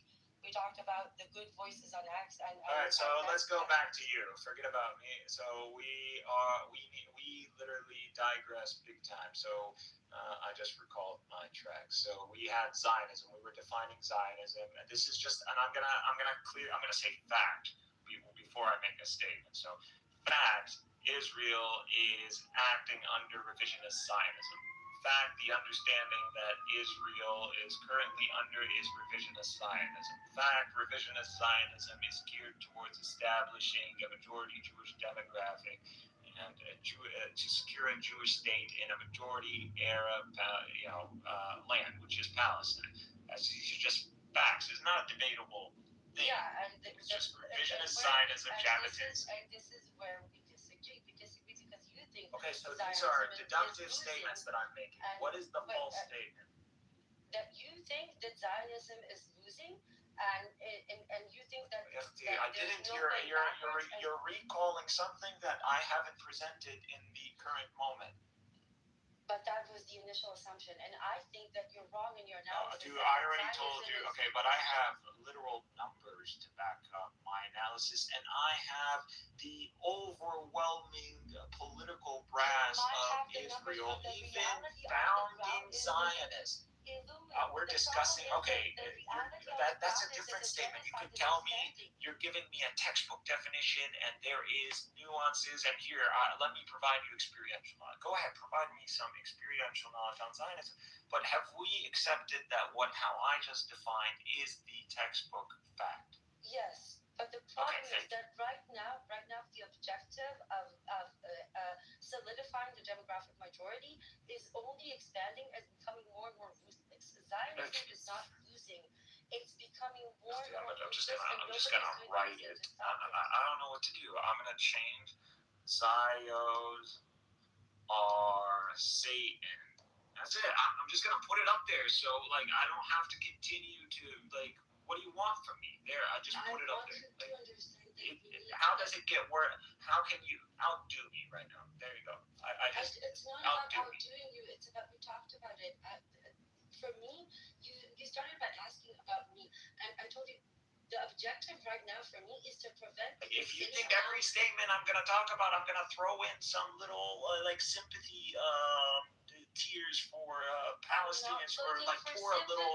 I'm not gonna pour a 40 over a virtual 40. Seriously, I have been listening for 10 minutes. You'll probably need to listen more, and you'll catch up. I want to act now and prevent the spill of blood now. We're just having a discussion and mutual getting to know each other. Years from now, whether and I do believe Zionism will self-implode, but in the meantime, until that happens, there is a lot of people that need to be saved, and I think that by you ignoring it, it's a problem. Ignoring what? I'm not ignoring. No, exactly. Just a second. Just a second. Let me handle this. Just a second. Ignore her once. What the fuck? You don't have. I don't fucking understand what you guys talking about. You're not making sense. Just a second. Hold on. Let him. Maybe because it's better. Maybe we need you're assuming that I'm. Because there is no third party. Hold on. You keep talking, man. You keep talking. Because she talks more. I have to keep up. This is not how it works. If you wanna. I promise you, I know how to get to the point. It's just not registering. Oh, really? Okay. Go ahead. You're doing very well. Yeah, man, I am doing very well, but she's a bit difficult. Yeah, I am. What's the point? Zionism might be losing in the long term, but not in the short term. And until we get to the place where it self-implodes, there are a lot of people that might end up dead. And I want to do something to stop that. Lumi doesn't seem to want to cooperate. Cooperate in what? With talking about that. Talking about what? Reality, right now. What is happening right now? Are you hearing this? Are you hearing this? Okay. What do you mean talk about? It's so broad and abstract. Just a second. عندي خلينا نخلص جملة. Talk about what? When we get Illumi, when we got to the point about talking about the actual reality, that is when you ran away to a theological narrative. And I don't Which part? God, I didn't run to it. I told you want a deductive statement about the end game of what's going to happen. I can only give you a theological deductive statement. When I referenced the verse in the Quran, I didn't start with that. I only said if you want one. But if you want objective analysis, then I already gave you that there are multiple scenarios depending on the actions of the Zionist state. That's it. I do not begin with the theology. I literally told you, would you like to hear the theological endgame? I feel that whenever I'm am I an Islam? Am I a Muslim? Yes, you should already assume when you're speaking to a Muslim that we aren't the fucking Western Christians. We actually believe in our religion. So we hold it, and we hold it as the highest ethical system and legal system because it's from God. It's the truth. This is epistemologically necessary. To tell us to not do this is to tell us to be irrational, to be incoherent. And you demanding this, like, if that's what this is all about, then you need to understand the way you can get over that emotional, tripping stone is to simply understand that the epistemology, and I'm trying to give you that crash course, but you're not. Because I don't think it's about epistemology. I think it will make you a lot better as a debater. I think it diverts from the reality of the I don't think logic diverts from the coherency and logic divert from the reality or the truth of things. I think actually it cuts a lot of noise. People from acting in real time, and in real time, people need help. They don't need to. Okay, buddy, I already agree. I swear to God, we already agree. I'm down. Let the whole world gather, the Red Cross and the Red Crescent and all the red guys out there to get together and let's go. Let's flood Gaza with all the aid that it needs. Now, I'm supportive of everything you're saying. But again, why are you contesting this with me? I'm already agreeing with you. Like, you haven't. Can we move on? No, if it comes down to aiding people in any war theater who are suffering the brunt of war, I'm down to support them. That's just an idealist. So can we put aside the theological? To say I don't support that is stupid. Okay, so can we put aside the theological, let's say, layer? No, that is not going to be. If I don't bring it up unless religion is brought up or anything. I know how to keep my religion in a box. I'm in California. I know how to do that. Okay, good. So can we have this conversation from a perspective that doesn't include religion? Because that is no problem. But sometimes religion is brought up also to understand the sentiment that motivates the people. No, it has to be included in that form, but not from a personal perspective, right? As part of the parameters you have to take into account. Yes, sure. Okay, no problem. Not as an argument. No problem. I can see. Check. Okay, so we have the understanding of what is happening now. On the ground. What are you talking about now? This is in the long term, even if in the long term, Zionism will lose, and Generation Z are like waking up to reality. By the time they get to positions of power, we won't have much left to save because people fail to understand the gravity of the situation right now. And Well, to if me, you that is the cannot break down the gravity of the situation using some sort of statistical logic or some sort of like on the ground, like delivering deductive information and building something on. Of course I can. Okay, but that would be all right. See, in the time that you continue to highlight or emphasize your introduction, you could have delivered that, and it would be better to work on the efficiency of delivering that. Yes, but then you would be the only one who understood what I mean, and the rest of the people in the room probably would have gotten But lost. you're fucking talking to me, and who the fuck are you talking to in the audience? Palestine already heard this a million times. Goo, you're talking, preaching to the choir. The Vegeta guy, I'm not going to miss out on the opportunity to just expose practice. more people to the proper information. Ambrose, we live in the time of AI. We literally live where information, boom, you just get it. If you're honest, or if you're academic, or if you're a truth seeker, you know how to use AI. If you don't, just ask the AI for truth seeking protocols. This ain't fucking hard. I don't know, Ambrose. We do ourselves a huge disservice by dumbing things down. As long as what we're delivering is coherent and structurally valid, then get good, kid. That should be the only statement. Now you're being intentionally. Why do I need to argue with a double-digit IQ Zionist one? Because a few hours ago, you explained to me why I shouldn't be taking this too hard because of the difference, because of the different Okay, so we can't continue. So here, wipe the slate. Here, let's practice something. Let's practice something for the sake of having a constructive conversation, because I don't like keeping, recycling these scores. Like, your history is invalid. So just clear your history. Let's start on a new slate. If you want to engage in a discussion about anything, please let it be something informational or deductive, not subjective. So if it's going to involve we need to support or we need to condemn, don't talk to me about that. We support, we condemn. If the statement can start with support, we condemn, I'm out. Don't bring it up. Okay, so everything you're going to bring up, it has to be. You have to make a statement. Sure. You saw how I did it with Black Stem, so it needs to be a statement. This is what I'm. The fact is that what has happened in the past 2 years is unprecedented, and what people fail to see is that the true holy grail for the extremists is not Gaza; it's the West Bank.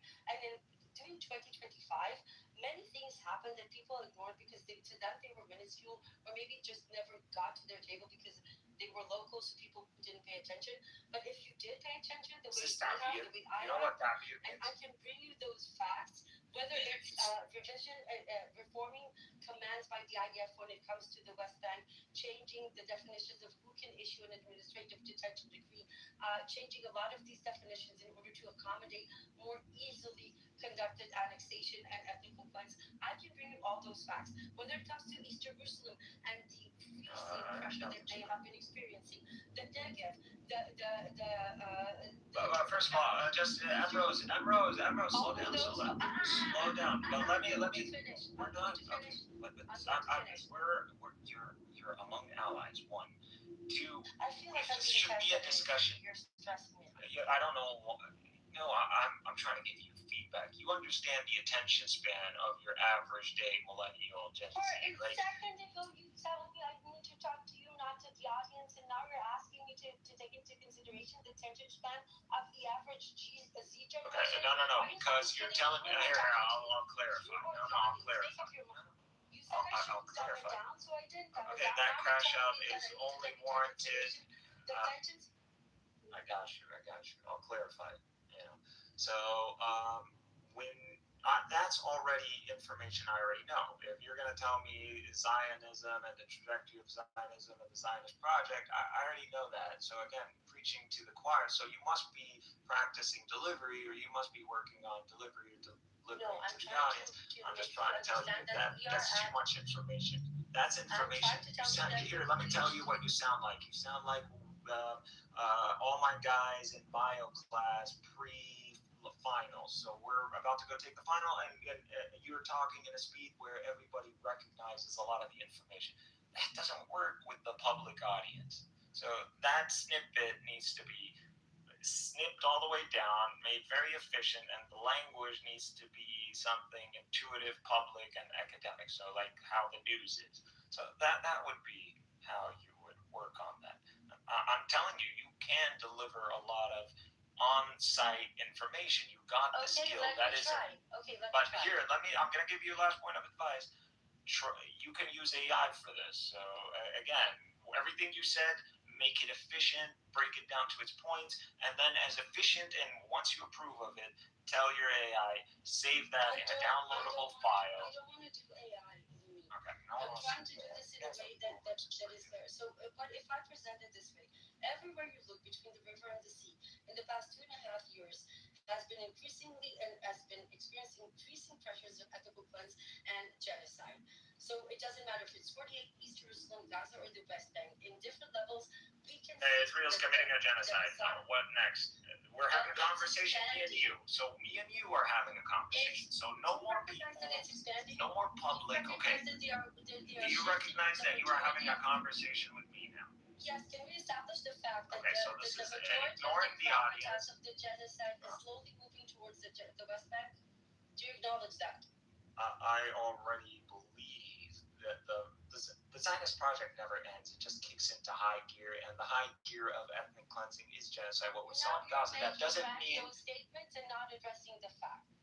Okay, so it has to be that simple. Then yes. Yes, because it is facts on the ground, whether it's legislative or operative. The genocide is slowly changing gravity to the West Bank from Gaza.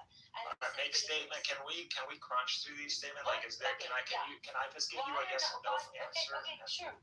Oh, sure. So whatever. Because listen, tonight what I'm gonna do is that I want to check all your green boxes, but you will never bring these points again.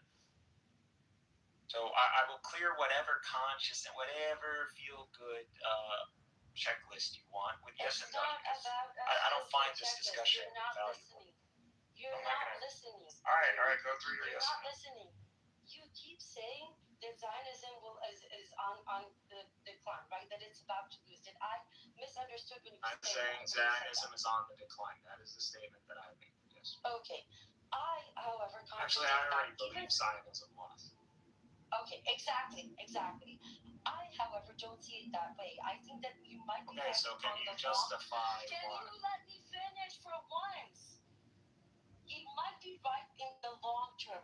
My concern is that right now Israel has so much impunity that by the time we get to the shift, there will be nothing left to save. And I don't think people understand the gravity of the situation and how fast this is progressing. So you want to keep talking about future theological narratives, or do you want to do something about the ethical cleanse that is fucking happening now? Nobody wants to talk about, and nobody wants to try and do something about.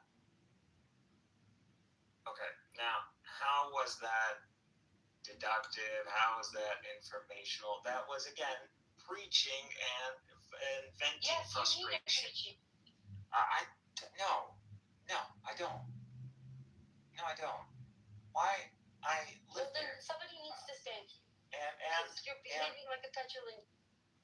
No, you want to be cute. Like, it's not gonna work that way. Like, I'm just not the mind for that. Like, it already did. I'm down to have a friendly conversation. I'm gonna translate that passion into like sincerity to get to a point. That's how I'm doing it. But if this is your natural, like, if this is, I'm not upset or smiling. I just think like a calculator. Like, I agree with you. If it was, and everybody should have the passion that you have to deal with the suffering of any population around the earth, and not just the Palestinians. There's the Rohingya, there's what's happening in Sudan, there's the conflict in Congo, there's the misery in Venezuela due to the sanctions, there's Cuba. There's a lot of places where there is mass suffering of human population, and yet alone like countries in Eastern Europe or that just are economically such not a that, that's not such on a Zionist first world. argument. So we're ignoring that whole second world. That also is real suffering. These people, their lives are simply composed of them working. They're just slaves. The communism might have been radical due to the Bolshevik, but communism came as a response to real, legitimate labor suffering, and that has never been rectified. There is no running away. I acknowledged it, and I'm trying to pivot or trying to substantiate or add to that. Ambrose, you got to get this mentality out of this ping pong way of having a discussion. It's not, and I understand once we set ourselves up, we're creating the mentality, but again, we don't disagree. We agree on. All right, so everything you're mentioning is usually, like I said, and I'm gonna restate this, and I'm just gonna because I'm about to get frustrated because I'm speaking right now in American, not Palestinian. Like that side shouldn't come out again. So if the statement starts with I support, I condemn, I literally am gonna support everything you're saying, but I don't want to discuss that. I just don't like discussing sentimental, objective stuff. Do I believe killing people is wrong? I understand. And from a logical perspective, it's subjective. No, Ambrose, this is just logic. You can't argue against logic. So if something is subjective, can you logically listen? If something is subjective, can you come up with a logically conclusive statement about it? A T or F? No, just answer my quick question, please. It's a yes or no. Can you come up with a logical conclusion from a subjective argument?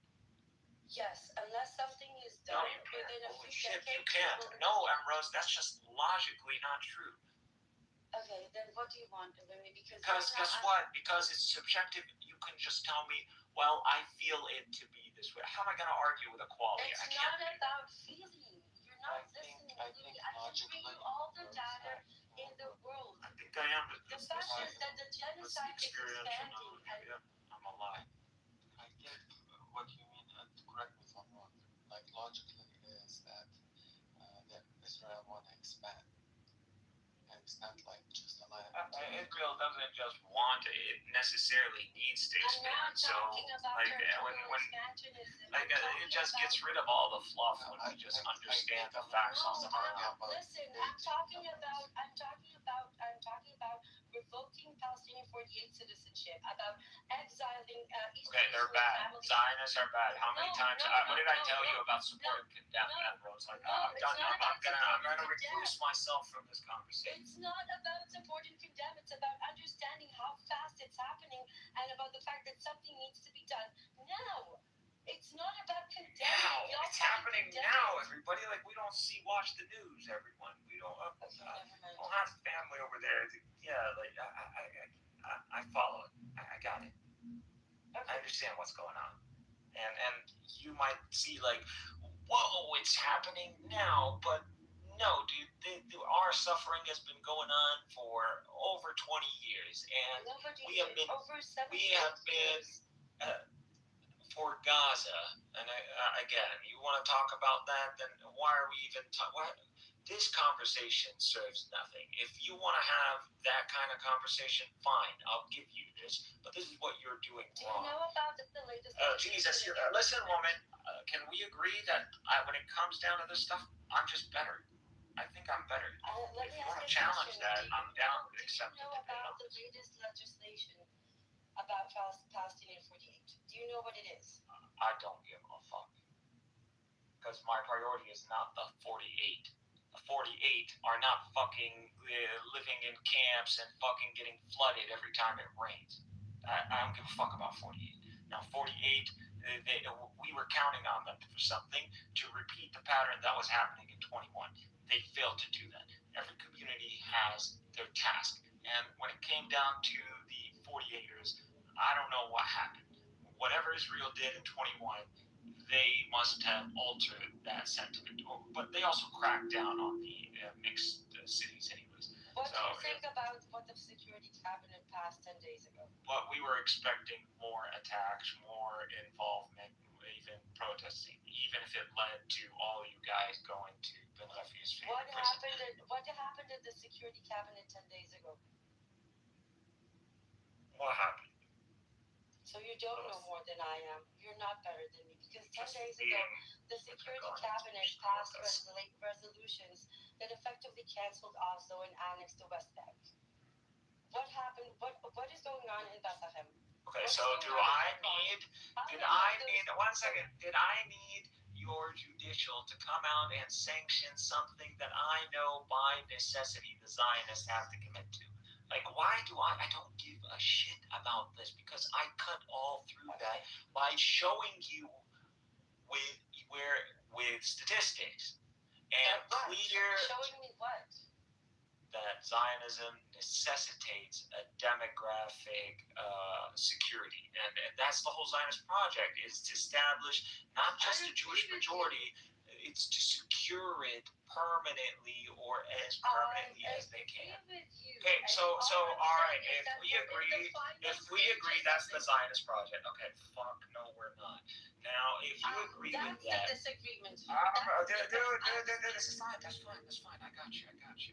Now, if you're disagreeing with this, if you think it's the final stage, there are implications to what you're saying. You think that this conflict is mainly constrained between Palestinians, mainly Arabs, and Israelis, mainly Jews. So if that's what you think the demographic battle is about, then you are absurdly wrong. Nor does the Zionist state calculate that way. Their calculus involves all the main Arab demographics. So all 400 million of us. How are we going to tell a Zionist state that doesn't even recognize like Palestinian national identity to go around to see a difference between one Arab and another? Try to demographically outdo Arabs in general?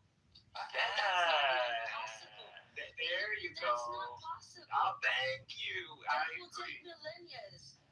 Nobody's that Wait a second. Millennia is like, whoa, thousands of years. Like, what if they just like drop a nuke on, or you enact a certain? This is where the conversation goes haywire. I'm simply bringing that when you say thousands. Okay, look at this moment. You need to stop living in your own head. Like, seriously, you need to get that. Just assume you're not. The demographic objective Just accept that. Is an actual reality that is happening right now. People are being killed and cleansed right now because of statements. Here we go. That's what happens right now. Right, Ambrose, I'm going to bet you, and I'll include money at this point. Do not invoke people are getting killed or suffering. I already fucking know that. Can we skip through all that fluff? Like, this is just ridiculous that we have to waste almost an hour now. Okay, then can we stop? Just sit okay, back we can analyze things objectively and without invoking all of this, because one, this isn't the setting. For the purpose of better understanding, and you become more efficient at delivering information. I don't want to deliver that information because that information doesn't. Right now. And you think you yelling at me and repeating yourself fucking 100 times is gonna do that? You're doing the same. Huh? I'm doing the same. Okay, but I'm not fucking yelling and repeating myself a million times. You're doing other things that are just as annoying. That's not the point, but look. I'm just making sure we're cutting through the constant repetitive reminders. If I need to set up a constant repetitive, I'll just tell Siri right now to remind me Palestinians are suffering. It's not about nobody needs reminding of that. Okay, so we can stop doing that. Thank God. All right, so the whole point, we both agree that the objective of Zionism is to secure a Jewish demographic, to secure a Jewish state permanently, or as permanently as they can get to, whatever that looks like. I agree.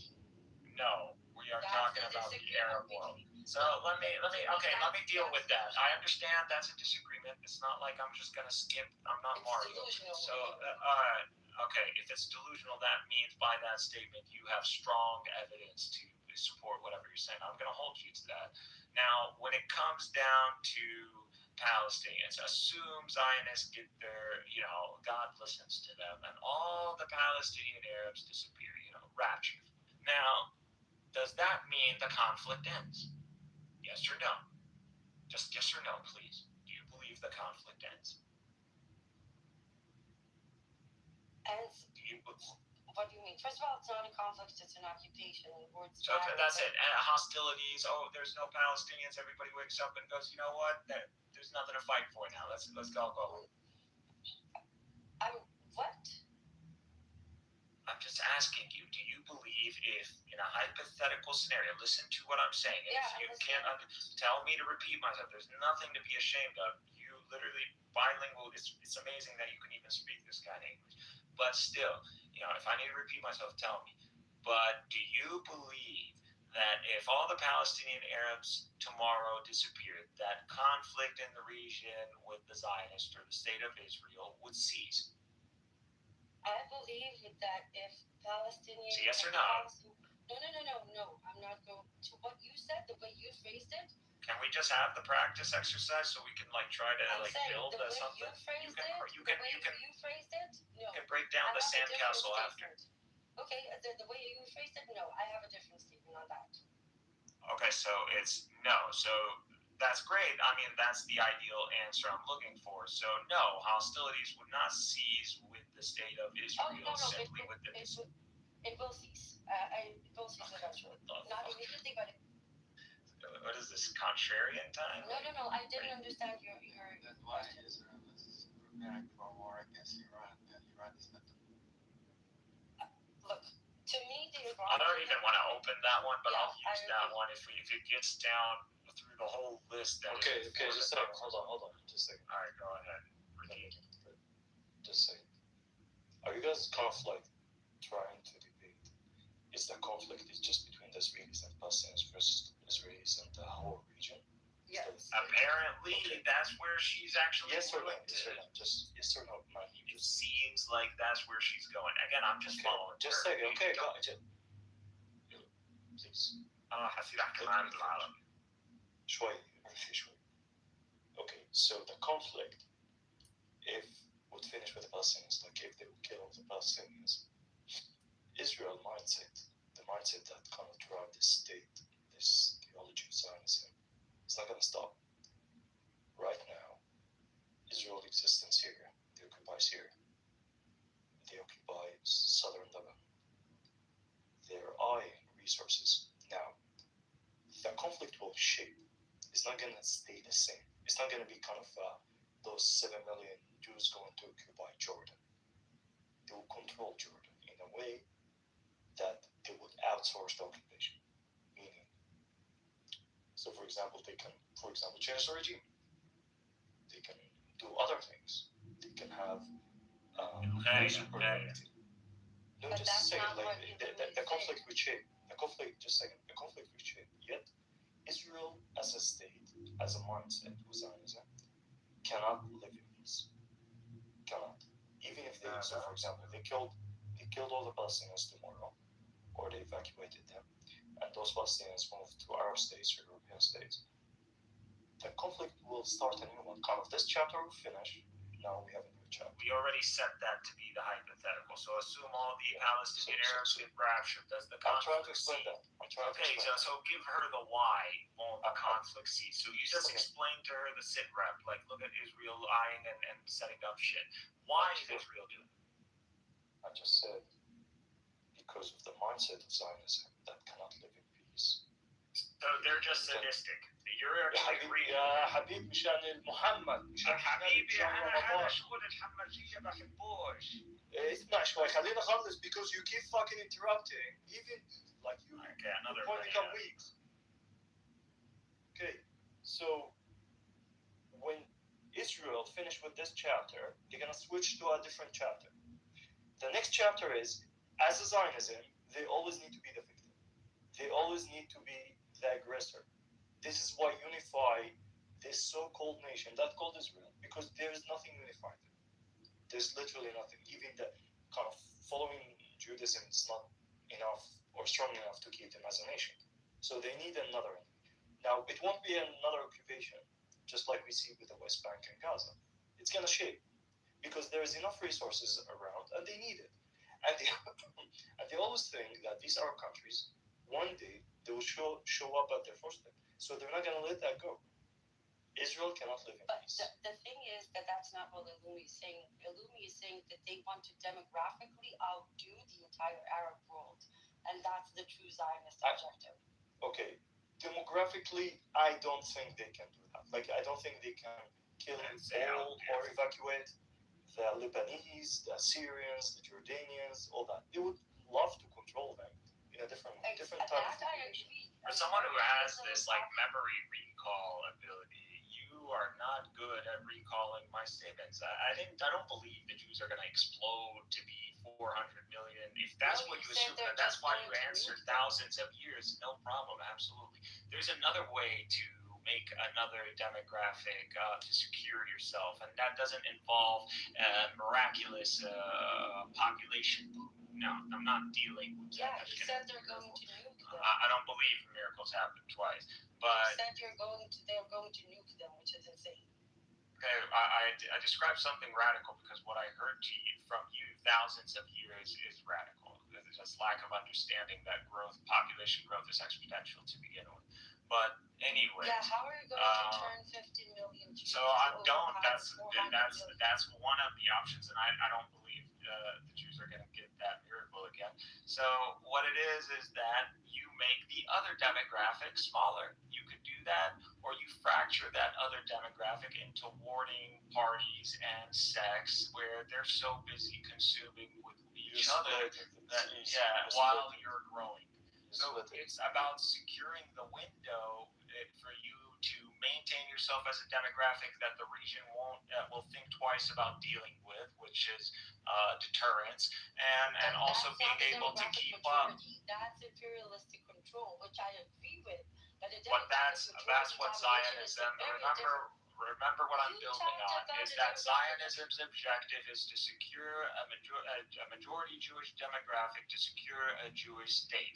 Now, the whole objective is to secure the charter of the state being Jewish. So that means the Arabs cannot pour in, they cannot lead to a positive increase in the growth rate of the Arab population.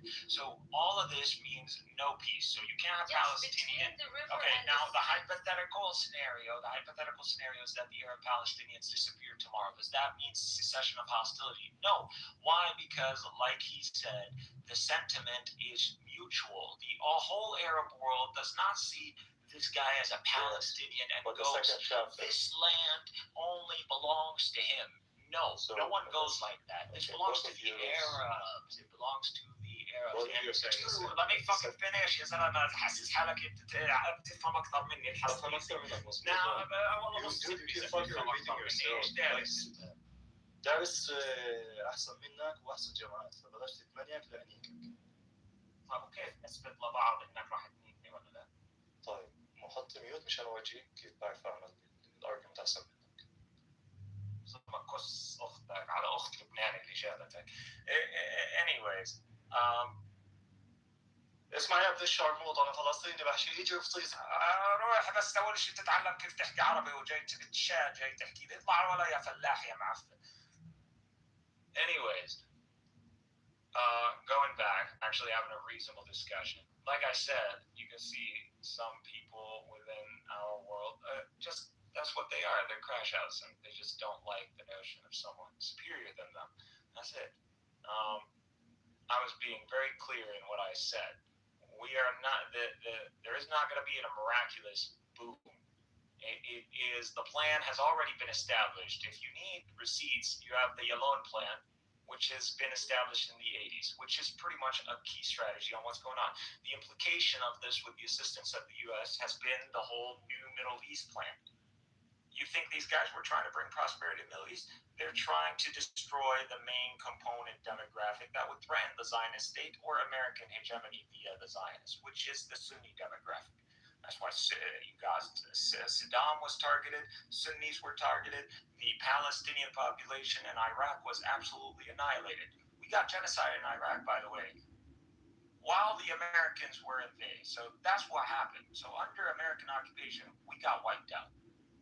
And they went to Syria, the same thing. And that's what they're trying to achieve. They were under Assad. The reason why the Zionist state continued to allow Assad, even though Assad could have been dispatched, we saw how quick the Zionist regime dispatched Assad's military facilities, airfields, and even that huge big arsenal he had in, where is it, Tartus, or whatever it's called. So that, and we saw, you remember that explosion, that mushroom cloud. So they knew how to dispatch everything that is Assad's army in like 72 hours. So they must have allowed Assad to continue. And guess what? I have literally video recording of Netanyahu clearly saying that Assad is helping the Zionists dismantle the main threat, which is the Sunni demographic, and that we should allow the Shia to continue as long as it serves our purposes. I have this on video. So I'm not saying anything crazy. I'm not saying anything that hasn't been already said since the 80s, literally standardized via a military doctrine, a military strategy, and even prior to that via... Dude, you're fucking intimidated because someone else is talking can deliver the point better than you. This might have been shut. Oh, come on, everyone. What the fuck? First of all, you don't bring down people like that's a disrespect, and you come from a Middle Eastern environment, so you already know that. Two, I don't. If he was making any sense, like I would let him speak, but I let him run, and he literally went in a circle and then started to repeat himself. No, the whole point was for you to explain why Israel is expanding, and he wasn't able to do that. And the whole point was about demographics, and he didn't even address that. So he addressed scarcity of resources and the mutual threat of the Arab world. Why do you have to leave? Or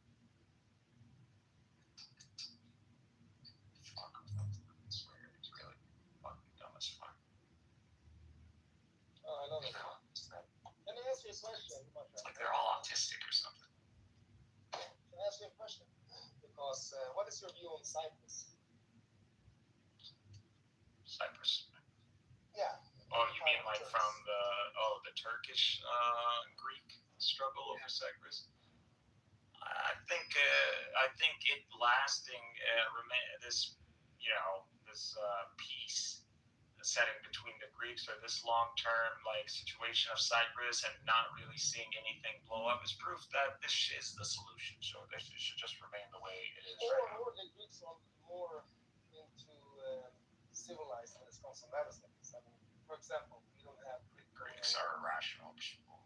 I'm talking more like you don't see like Greeks shooting, say, missiles to the Turkish area, even though that's Greek land.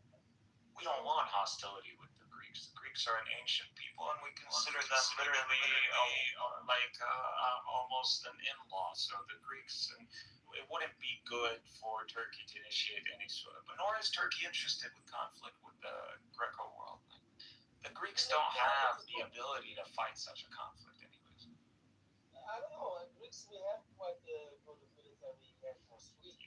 You're NATO. I'm not saying Greeks will win that one-on-one because the Turks are more. But when it talks about, I'm not saying Greeks can't perform. Obviously, they perform. Militarily, they can fight, but obviously, these are the Greeks. But why would they fight in the moderate setting? There's no reason to. It's just stupid. So the topic isn't like, what do you want specifically? You want an endgame scenario for Cyprus? I think more like, I think that there is a lot of conversation about, for example, the Israel state, and everybody is very angry about the Israel state when someone there, I mean, like it's occupied according to people, and we can look at it in many different angles. But when we look at Cyprus, it is occupied actually in a similar way as the Israeli versus, if you want to use the word for Israel, like they're occupying Palestine, whatever. Then the Turks actually occupied also a land that is not Muslim, and there is no outrage from the Muslim community. What are you saying? There's a Cypriot Muslim population. Yeah, there are Turkish people that came there of course, but I'm saying. Okay, so you think if we took a DNA test from these motherfuckers, we're gonna find paternal haplogroup Q? No.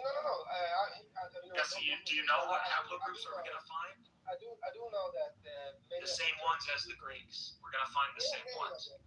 Yeah, but the majority. No. Let me correct something for you.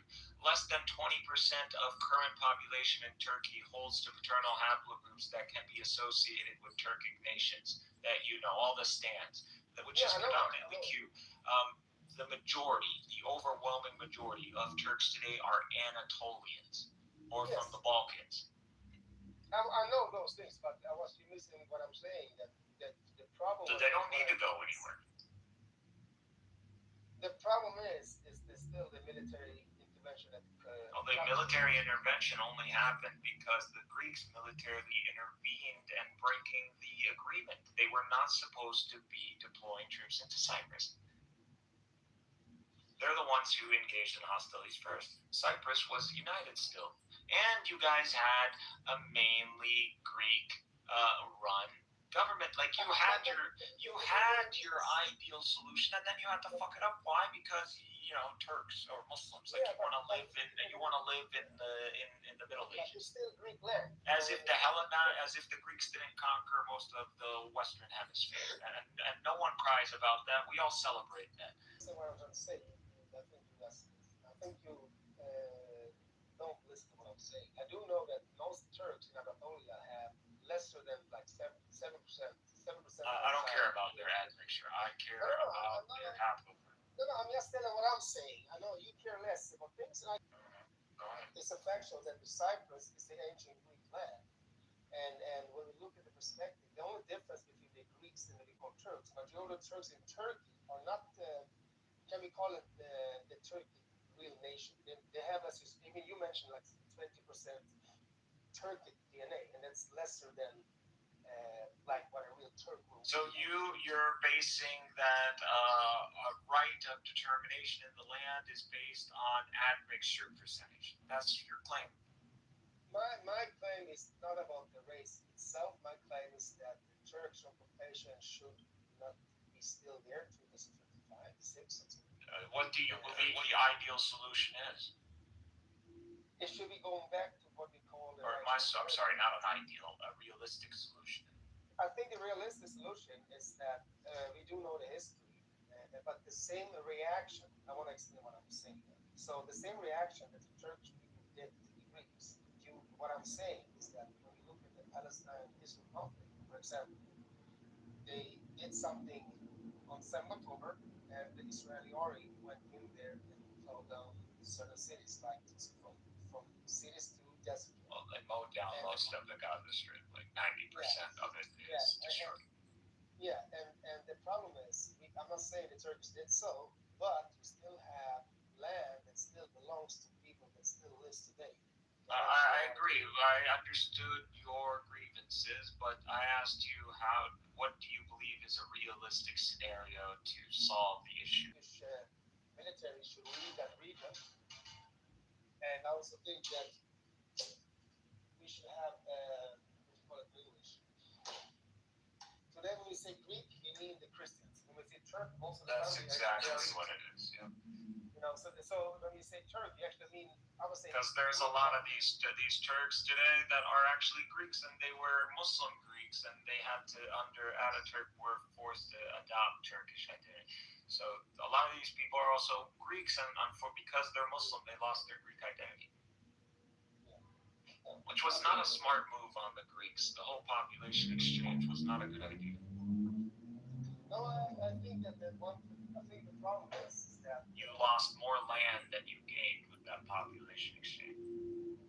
Yeah, I think the gain happened. The lost gain, the loss. So what does that say about the Greeks in that time? That they prioritized religion as they would rather secure religious demographics than even land. What does that mean? Yeah, but we were Christian before this country. Okay, but before that you were worshiping Zeus. Now what? Yeah. I mean, you were taken over by the Roman Empire. No, we can say that, but the Roman Empire, we can say it's just. Guess what? The very Greeks ended up becoming the population that identified as Romans. Yes, but I think you're using the word Romans very loosely because Romans, when they took over parts of Greece way back in I history. don't mean the Latins, but I mean like the Eastern Roman Empire. I mean, it's just Rome. There's no Eastern, Western bullshit. But Roman Empire, at the end, yes, Constantine is Latin or from a Latin dynasty, but yeah, it doesn't mean that the majority of because it was Constantinople, the seat, majority were Greek. Exactly. But okay, so the Romans are technically Greek, or for the most part. The Latin numbers were dwindling down, especially when Western, but that was before Christianity. Yeah, but I think the problem we see Christianity existed even prior to Constantine the Great. The only thing he did for us was to give us religious freedom in the empire. So. But I'm just saying the reason I invoke that is that you have a population that's been conquered by another empire, but eventually they became the very empire that they conquered. Yeah. So if you go to Naples, where you're talking about Naples and Pisa, if you go there, that's founded by the Greeks. And you go down to Sicily, you have a lot of Greek colonized that has been there, and you still have Greek language still in Naples in some parts. So, but the difference, what I'm trying to say about Rome is just that it's almost like this. Let's say Iraq speaks Arabic and is Muslim, and Iraq conquered and take over Kuwait. Let's say both of the groups are more. You don't have to give me examples. Like I understand your point. Yeah. Did I not summarize your point clearly? But like you believe the solution, the realistic side. Okay, go ahead. No. So no, my friend, what I'm trying to say is that, for example, when we look at before Rome, or Italy, they also had, because they also went to the area that is called Italy, Peninsula, more or less. So when they come to Greece, it was an unfamiliar culture, it wasn't an unfamiliar mentality, it was more or less similarities. Because many things that they got from us, now they became a strong empire. Byzantine Empire, yeah, from the 300s somewhere, and it became Christianized until 1014. It slowly died out because of Islamic expansion. Yeah? So to say that the Greeks were invaded by the Romans is like to say that I get my siblings moves into my neighborhood. How is the Latin your sibling and not the Levantine? Not the Latins, but I don't know how much you know, but a lot of the things in Italy. Okay, I'm perfect. Let's look at the DNA because I'm telling you, you're gonna be surprised now. Yeah, but you're J. Greeks are technically supposed to J-E. So you're close. You're not. First of all, from our vernacular in the Arab world, you're considered a son of Sam. So the Greeks and Persians are from the line of Sam. So technically, you're Semitic. One. But you're not Semitic in the sense from associated with Abraham. You're J2. You're not J1. So, but nevertheless, we consider you related to us, and this is from Middle Age Muslim knowledge and even ancient Jewish knowledge as well. So we have these references. You're already bracketed within the family tree. So that's one. We're close. Not only that, we have hundreds of years of Hellenized ruling over the Levant, and much of what you know today is in Egypt. So we know this, and actually all the way to Afghanistan or Alexander. So yeah, I mean, Alexander. What's the problem? It's not what I'm saying. So if the East came and conquered you, and you became significant in the East, what's the problem versus the West conquered you becoming significant in the West? I think you're missing what I'm trying to point out. Compare the differences between when Turkey when they took over that area, because the difference is that when the Romans came to us when we were pagans, and they were pagans, and they believed in Zeus or Zeus, let me see what I'm doing. They believe in the same gods. They had the same culture. So it wasn't like a big change because it was more or less the same culture. Both of them changed for us. Everybody, the Greeks, the Roman pantheon, the Greek pantheon adopted other people's god by seeing, like, what is this god? This is here, you associate this with Mars or the sun? Oh, we call this this. Yeah, I mean, all of a sudden, there were other, there's a mapping that happens. Yeah, there were other, what do you call it, polygamous, not polygamous. But if we're talking about Greek intelligentsia, they understand. We have Plato, Aristotle. We know they didn't see the world as fundamentally multiplicity. They grounded everything into one. So they had an absolute. These are the way you think about gods. It's just the layman Greek understanding, not the philosopher or the intelligentsia.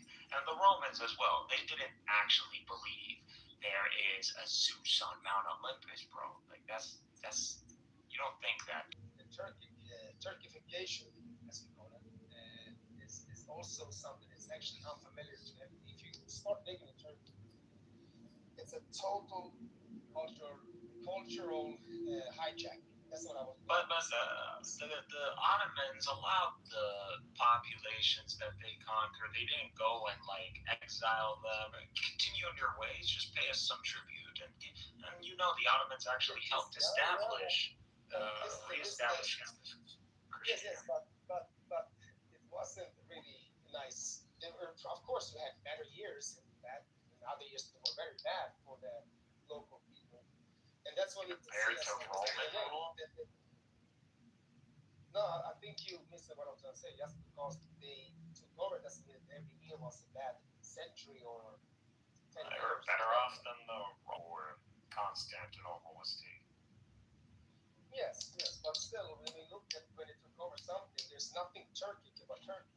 A while before they were able to conquer Constantinople, and when they conquered it, they were pretty close. And again, they didn't impose a specific. And from the from the Islamic world's perspective, Rome never ended. So that's why they called, in fact, Caesar. Oh, you're good, man. No, so we can look at things and we can agree and disagree. Yeah, so. Well, I'd like to disagree on things that are like true or false. Like if it's just subjective, that's fine. We can disagree, but we're not disagreeing on anything that we consider to be facts, right? No. I mean, this depends how we look at it. Yeah? I mean, if you look at, for example, I've seen videos on YouTube sometimes, and other videos where people make a DNA test and they're like, huh, did you know? Would you like to go through? I already pulled them up if you're interested. I'm talking about people who make a DNA test and they see that they have like 46% Greek, 10% maybe Armenian or whatever you're gonna call it. Yeah. Oh, admixture, okay. And then make sure that, and they were like, and they have Turkic is maybe 3.5%, not even that. And they're like, oh, they get so shocked. Why are they surprised? That's what I also think. Yeah. And like, bro, you conquered most of the Western Hemisphere. What do you think there isn't going to be admixture? I'm not saying otherwise. Alexander the Great didn't even want to leave Afghanistan from all the women he was enjoying over there. Yeah. No, so no, my point was more like Alexander the Great, when I speak to many people, for example, that are from Iraq and Iran, some of them love it, you know. Scandal, there is some, then probably some people hate it, but many times there is some Muslims I know, they like Alexander the Scandal. We don't hate the Greeks. The Muslim world doesn't hate the Greeks. We actually describe them in positive terms. Yeah. So, I mean, the biggest problem... Say Ahl al-Abd. You're not... We don't deal with you like the Jews. We love the Greeks. We just don't... But we want the Greeks to become Muslim. The Baklava is Greek, you know, so... I don't really care about food because I see, like I said, the Levant has been part of the Hellenized world for so long. Like to me, all your food, it's your accomplishments are mine. Like it's just, if I'm under America, that's it. If I accomplish something, it's an accomplishment. If America, it's an accomplishment for me. So I see myself as part of the history, as part of the Hellenized world, and I acknowledge my history as part of the Roman world. I don't describe them. We don't do that, especially in the Levant or the regions that have a Hellenized influence. Yeah. My question to you, because we were talking about occupiers. What about because not only that, we support the Greeks over the Latins too. so what about Even the military presence of Turkish forces in Cyprus. I mean, like I said, it was a consequence of unilateral military action by Greece. what do you think about Israeli military do the same thing because of people doing? But isn't this what the Greeks wanted? They preferred, they always were willing to give up land to maintain or to have a solid Christian demographic. They got that even in Cyprus. Yes, but I think you listen what I'm trying to say. I'm saying that when you look at, for example, and this is what I think a lot of people really look at, you have the Greeks and the Cypriot nation. You have the Greeks that has been, the exchange of people. Yeah, but they also have. So this is not supposed to be the case. We agree that Turkish identity today is artificial. So it took a Christian theme. While the Turks were not about Islam, they used Islam simply as an identity holder. So, if you're Turk, you're going to identify as Muslim, even if these guys were all atheists. So they didn't care about religion, and they just cared about it because it reinforced Turkish identity. Can I ask you this? What I mean, okay, because you also have Turkish military areas. I think like not expansion, but Turkish occupation in I think Syria. I'm not sure if it's still. We don't recognize it as an occupation, nor does the Syrian government. No, they can just enter if they want, but. I was wondering also, what do you think about the exchange with President Assad and this new guy that, according to people, has been in ISIS? At least that. Jelani, well, he's an asset to the Turkish state. He is someone that has been right out of high school engaged in resistance against the American occupation of Iraq, and went through the ranks and files of different groups, and he would have disagreements, and he would leave. So he is someone who has key principles, ideals, and he represents this to be Islamic, and he doesn't claim to be that these him joining any faction. I'm sorry, I'm echoing. Him joining any faction is him endorsing that faction in its modern configuration, or it's him saying he's infallible. So he's not saying he's infallible either.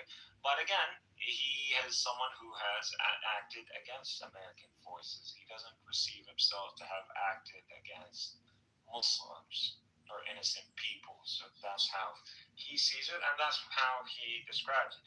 And again, and he's a Muslim, and you usually give the benefit of the doubt to someone unless proven otherwise. But he's someone, if Trump and the Americans and Turkey and the Arabs and everyone in the region can shake hands with, then he's not what, all that propaganda is just propaganda. Yeah, I mean, but I do think that during his when they gained control over the area, the Turkish help, I do know that a lot of Christians that I do know have a big population around Europe now, Syria.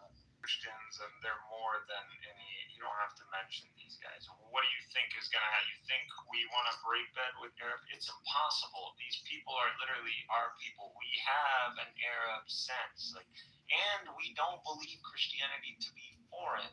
We support the presence. Plus, it brings tourism. Why the fuck would we want to annihilate Christian presence? They're already a minority. They don't threaten us. They're theologically incapable of arguing against Islam in a way that the world has to pause. So we're not threatened by Christians.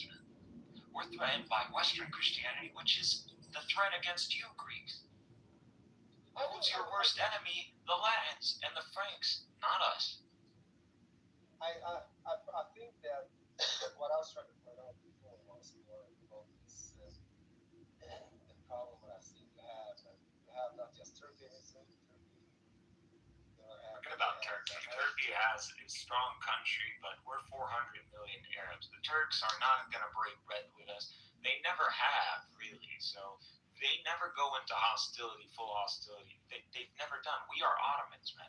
The only reason we broke bread at the end is because they did a coup against the caliph, the Sultan Abdulhamid, and the CUP, they were controlling, and they had the three pashas and Ataturk, and they committed massacres in Syria, and they were abolishing the teaching of Arabic and teaching of Islam and the Adhan, and that was too far, man.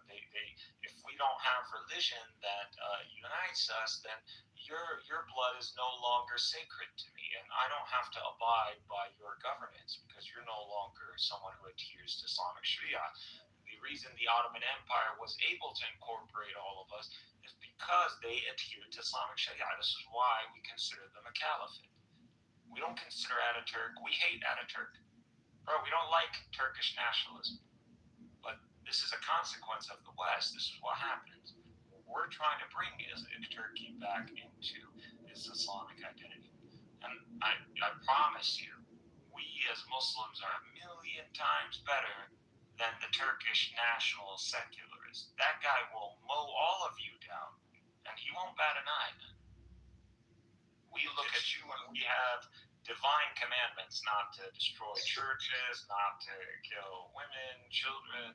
We're no genocide. So, but when you're talking about that, what about in Israel? Because you guys also name Solomon as a prophet, yeah? And how long were the Greeks under the Ottoman Empire? I'm not really sure. 700 years, something else, since 1400s? 400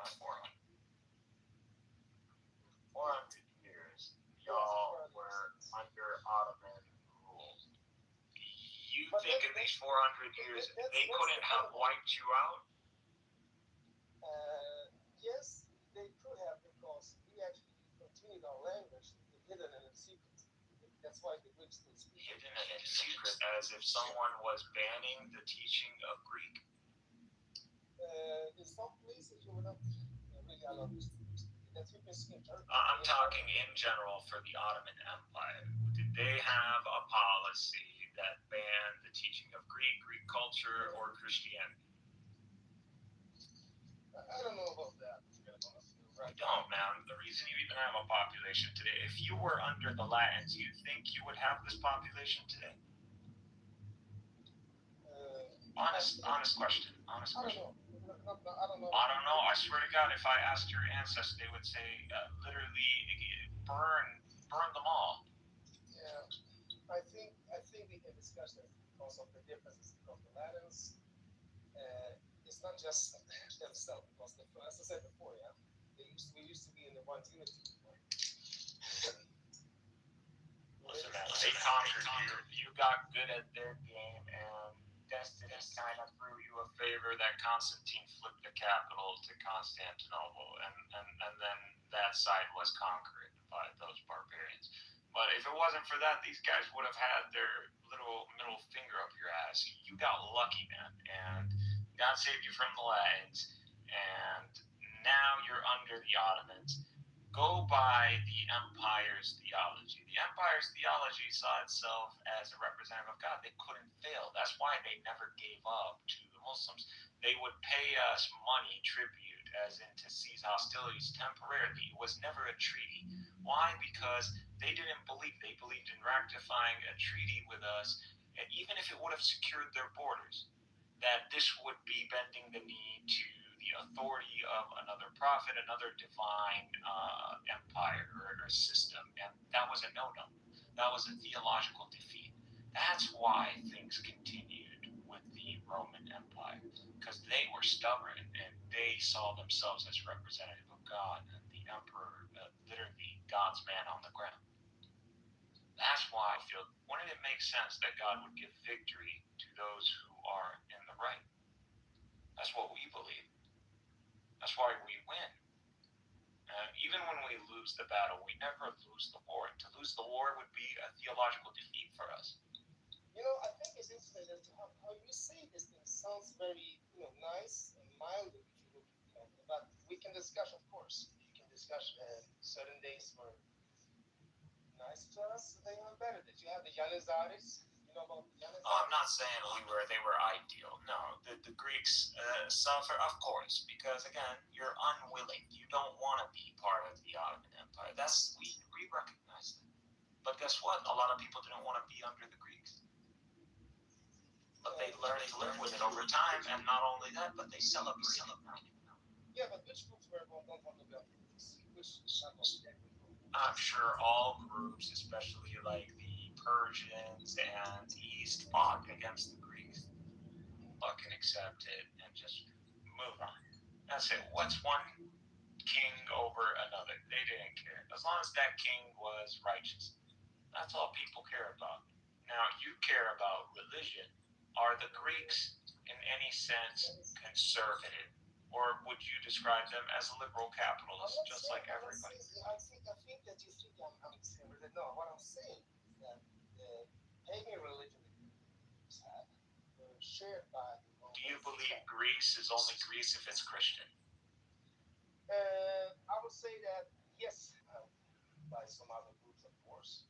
But also we can look at the Greek spirit without, the Greeks were Christians. So when they fought and got the little lands that they have today,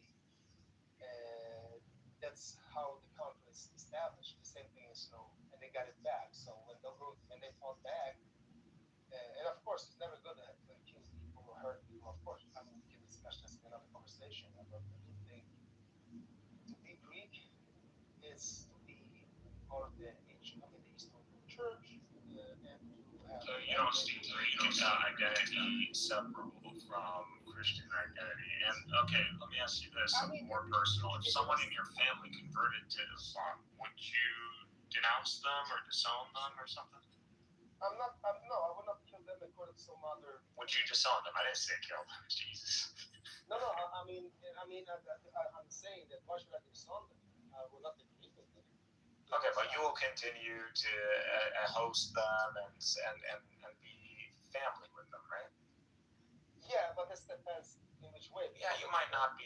You might do it with a frown on your face. If it's the son itself, then there's another conversation. If it's the daughter, it's gonna. Okay, now if it's your son or your brother. Yeah, what should I hate them for that? No. Would you disown them or break bread with them? But I think most people would be not happy. There's Muslims that have Islam and they have not this nice trade. I'm not saying, there are Muslims who might disown you. Yeah, that's true. Not everybody. I personally, if someone converted, I wouldn't disown them. But like I said, I'm not quite. I have a different understanding of things. But in general, the approach is if they are converting, what is your reason? And if your reason is logical, that's going to be hard to argue against. But if your reason is like, I feel it, or I saw something, and that's why I believe something's subjective, that doesn't fly. And usually that means something's fishy. So that's why Islam doesn't really look favorably upon these things. But it's not necessarily a death sentence. When it comes down to family members, you're supposed to allow to necessarily disown or separate or as in to act like they don't exist. No, but I do think a lot of people do that. Here's the thing. I'm a person that I have made many years. Since many years. I just wanted to see how strongly you felt about Christianity. No, I mean like if my kids are Christians, of course I will be mostly happy. You don't need to believe in many things when you're baptized. You believe in many things that you say. I understand. I'm familiar with Christianity, but so for us, you believe they'll go to hell? Let's say. Yeah, but that's what we believe in. Is that the Muslims also believe they are believers. They also believe that I will go to hell. So it's going to be the similar type of view. You only believe you'll go to hell if you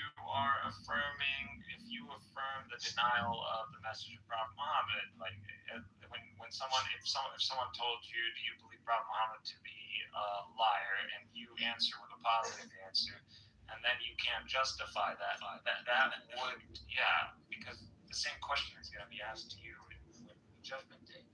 But if you're a Christian and you don't know about Islam, Muslims that commit sin will take my soul and give him my life, and I will go to heaven for him. The Muslims life-saving. Okay, so that hadith. All right. Let me a few 2 points. One point. If you believe in, The Quran is is the fundamental. So if it's not mentioned in the Quran, even if it's something you feel is a strong point, it doesn't. It's secondary. So it won't. Even if we concede it, it wouldn't knock away from the main fundamental structure of Islam, because that's based on the infallibility of the falsify the hadith. There is already a standard to do that, and you need to apply that. Now, when it comes down to that hadith, the second point, I'll make this real quick. In the current world, when it comes down to the hedonism and the spread of unnecessary suffering in the world, the main ones responsible are not the Muslim. Let's say some of our people get caught in by that. Guess what? These people might have sinned, but there will be a time in a specific dynamic where these people, they have the, sins have to be accounted for. So someone needs to get punished. And these guys are not necessarily by default the reason why this sin took place. Those people, that sin, they might be absolved from it, and the weight of that goes back to its main creditor, which is, whoever spread it to begin with. So that's how it is. You can't go around trapping populations in vices and then somehow sentence them. You can't be Satan. God has. I'm clarifying something, because I want it to land with you. We can't. God has already made sure that there is no system in the world, when it comes down to Him, where someone can send people via vice in massive waves back to God. So you can't go around to like what the British did and the Opium War in China and drug the Chinese and opiums, and because you're a sadistic motherfucker, you want to send them to God so they can go to hell. No, that's not how it works. God is not gonna play your game. Yeah, but the problem is also, we need to look at this. Those places where you have, we can look at today's world. We can see that the Christians are spreading all kinds of hedonism in the world. Go ahead, just work back and forth. Yes, but it's not back and forth, because I say one word and you say one word. You're Greek, you know how it is. Think of me like family. So when it comes to Islam, hadiths, is that some places, some areas in the world, United part of hadiths, would be like either devastated. You have some hadiths that the Shias are using, and then you have some hadiths that the Shias don't accept, and some that the Sunnis accept. So we can discuss that as well. So, and then we look at the punishment or not. According to the Bible, the Quran and scriptures, not just the Quran. When I say the Quran, also the other hadiths. According to Mithos, you're talking to a high level Muslim. And I'm someone who, I'll add to you that I don't deny the Trinity as coherent. So I don't deny the Trinity. I'm going to sound very, very prejudiced now, okay? But can I ask you this? Why is that? Here's the question. And if you want to learn about Islam genuinely, I would be the best person on this app to tell you. I do know what you understand. I'm not, I don't know that. I've seen you around in rooms, but if you want genuine feedback from a rational Muslim, I'm here. I'm here. No, so the thing I was trying to point out is that when we look at things that happen in the world, why is that? This is just a question. And I'm Palestinian. I hear you. You sound like very educated. With articulated words, you speak English, it's beautiful. I like that. My question, and I want you to understand my view. If you go to Germany, you have attacking people with knives. They are using Islamic God for this terrorism. And you have a lot of minorities that are Muslim. You think Germany is a Christian? Germany, I think that when you look at the laws and the way how they, it's secular. Secular, but it's a secular Christian culture. I would say that. The Christian in name only. It's very strange, because we have groups that says I have seen hidden cameras on TV. They have gone to different mosques, let's say in Sweden or in Germany or in Britain. They're saying that they should kill the kofar and they should do this. And this is an imam who's well educated as well in the Quran. Then you have other people that would say, no, it's not that because it's according to this and that. This is it's interpretation. But then when you look at the interpretation, look what it says about how they should treat this group or this non-Muslim group, etc. It doesn't understand all the common justifications.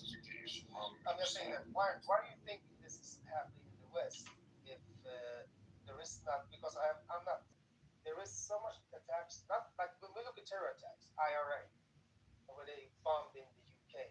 So you understand that there is usually a cause that leads to an effect that is terrorism, and it's not specific to Muslims, right? So you just brought up No, the IRA. it's not just the Muslims, but when you look at the world statistic records, the majority of terror attacks that actually is committed is mostly by You're dealing with 1/5 of the global population, and like humanity is 1/5 like Muslim, if not more. Of the attacks, it's not in an area where Muslims are, let's say this, you have a Kuwait. Yeah, but if you look at all the attacks that have been, the overwhelming majority of them, they're conducted against nations that have that are applying aggression or invading a Muslim demographic or a Muslim country. The point is, Germany is part of NATO, and NATO did invade Afghanistan, and that has led to the deaths of hundreds of thousands of people. Not only that, but they've shared in the coalition invasion of Iraq, and they've participated in that as well. And not only that, but Germany is one of the main top weapon sellers to Israel. All submarines, they got them from Germany. A lot of their military tech, if it's not from the United States or Russia, it's German. Germany continues to compensate them for the Holocaust, even though they know their system doesn't actually go to Holocaust survivors, it goes to the state of Israel.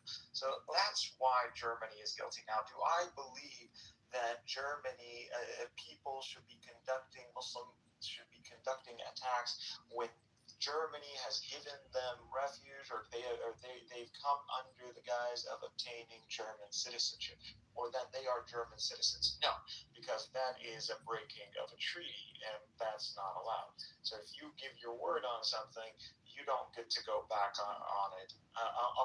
But again, from some people's perspective, Germany is going back on their word by engaging in breaking commandments. But still, it's not allowed.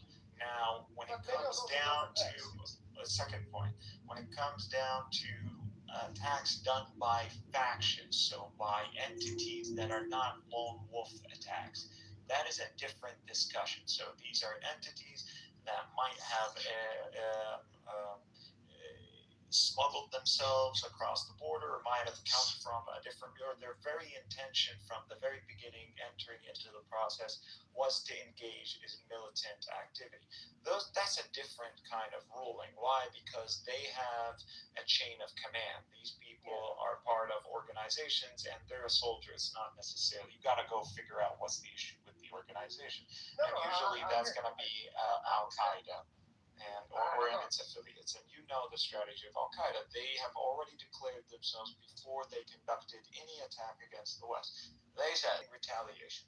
So like Osama bin Laden said, you don't see attacks in Sweden back when he made that comment for a reason. Why Sweden hasn't engaged in hostilities against the Muslim world back then when these comments were made.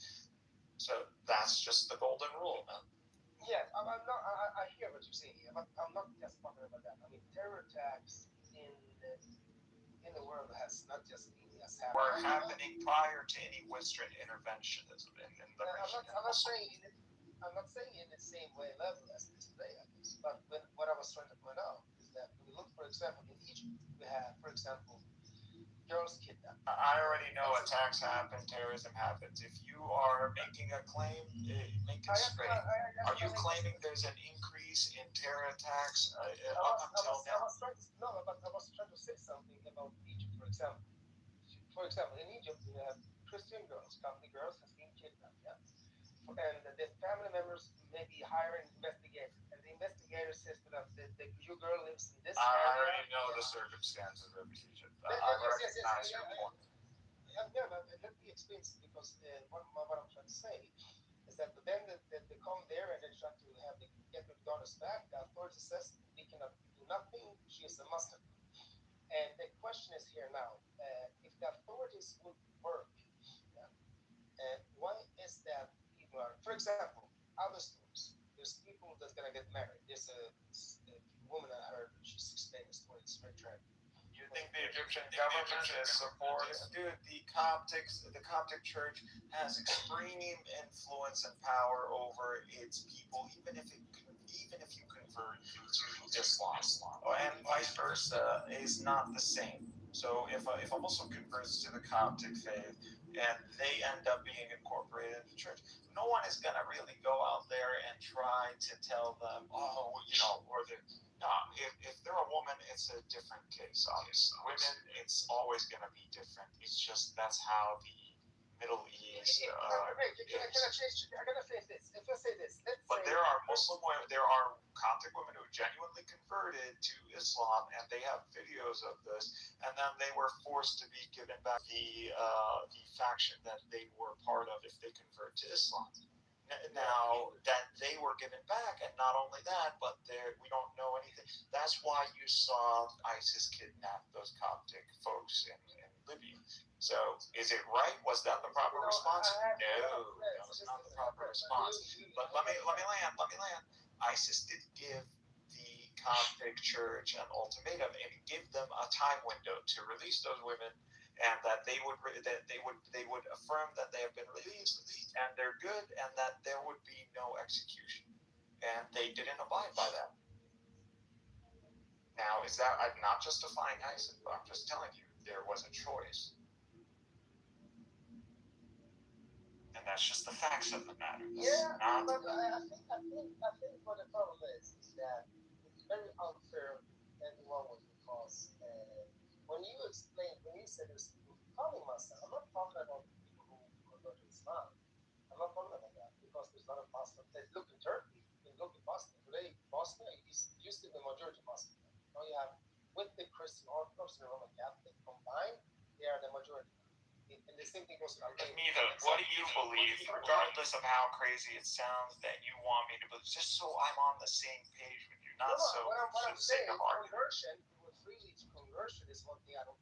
What can I say? People be stopping? No. People want to compare this. For example, I've seen many records about. This is all experiential.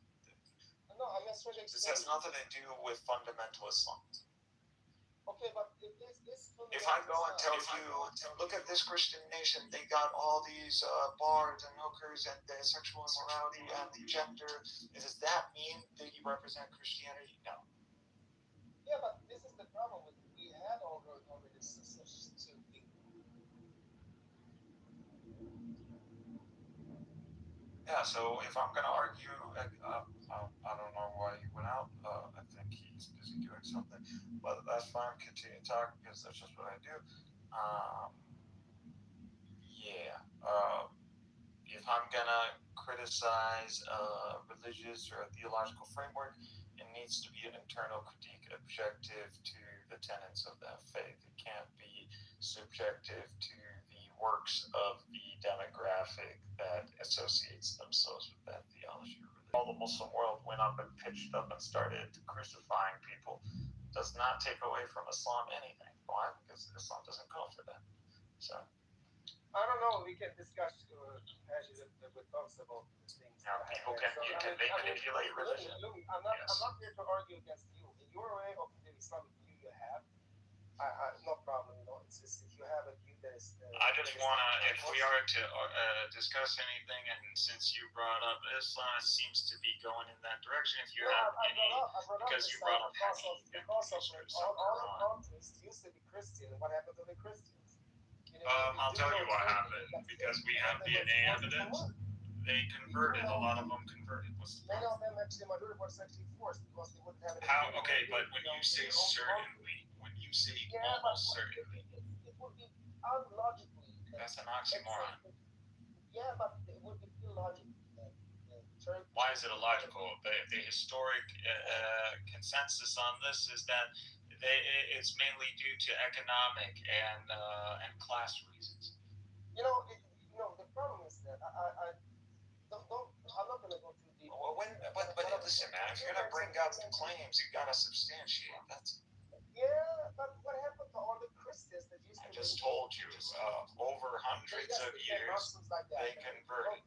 Make them believe because Islam is so beautiful. Do you believe they did so? Not all of them left. You see the Coptic population.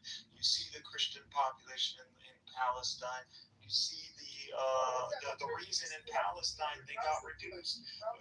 Judaism, the Zionists. So they were in Palestine. They were the majority of Bethlehem. They had majority cities. Now it's all gone. So who's responsible for that?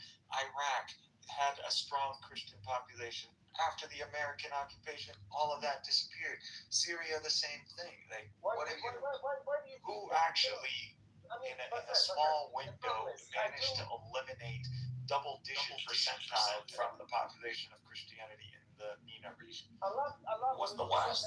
But the problem is, there is something that we cannot deny yet. Because first of all, when we look at historically, first of all, people were forced to convert. Their entire I'm telling you, substantiate that claim. Yeah, but if you go to Turkey, they dig it. No, that's anecdotal. I need substantiation. Let me say it, because you don't. But it's anecdotal mythos. Most of them. No one's denying the legacy of Greeks in Anatolia. If you go to Istanbul, you go to a place called Hagia Sophia that has been converted to a mosque. You don't have to tell me about history of Anatolia. No. It's not history, and it's actually quite recent years that they did something that is in mosque and stuff like that. And the problem, what I'm saying, if Christians start doing this, it didn't happen. They did it before we converted Hagia Sophia into a mosque. They did it in Andalusia. Not only that, they did the Inquisitions too. Yeah. You should be happy it came down to this. That's the Spanish thing. But here's the thing: if they want to take their culture back, that's your problem. You think from the Muslim world, we think Catholic, Eastern. Good luck, man. They all see Christian. That's it. They don't see you guys in your little camps and churches. Yeah, no, I get it.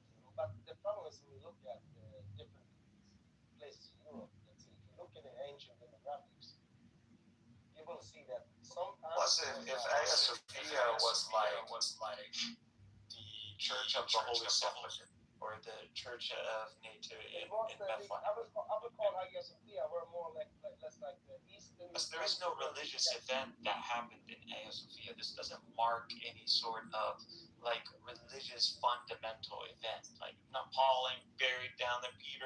This is a building that Constantine built. When a church is built, it's owned by the emperor. When a church is built, it has certain rules. When it's how it's gonna be built. I think it's just prayers. I think it's because you're gonna have some relics, some type of other things. So it is the holy site. So the same thing is when you look at Muslim when they took over Jerusalem and they built mosque above the temple. There was no temple for us to build above it. Yeah, but you still build it on a temple in an area that should be. We built it on the space that the Romans was using as a garbage collection area. Yeah. So, they built that. We actually this is on top of a temple of Jupiter. That's what it's on top of. Yeah, but what I'm saying is that place actually still has been a place for the temple. We don't care that it was a temple. We accept what Christ has judged them with. So that's it. They have no temple because they don't recognize Christ and they don't recognize Jesus and they don't recognize Muhammad.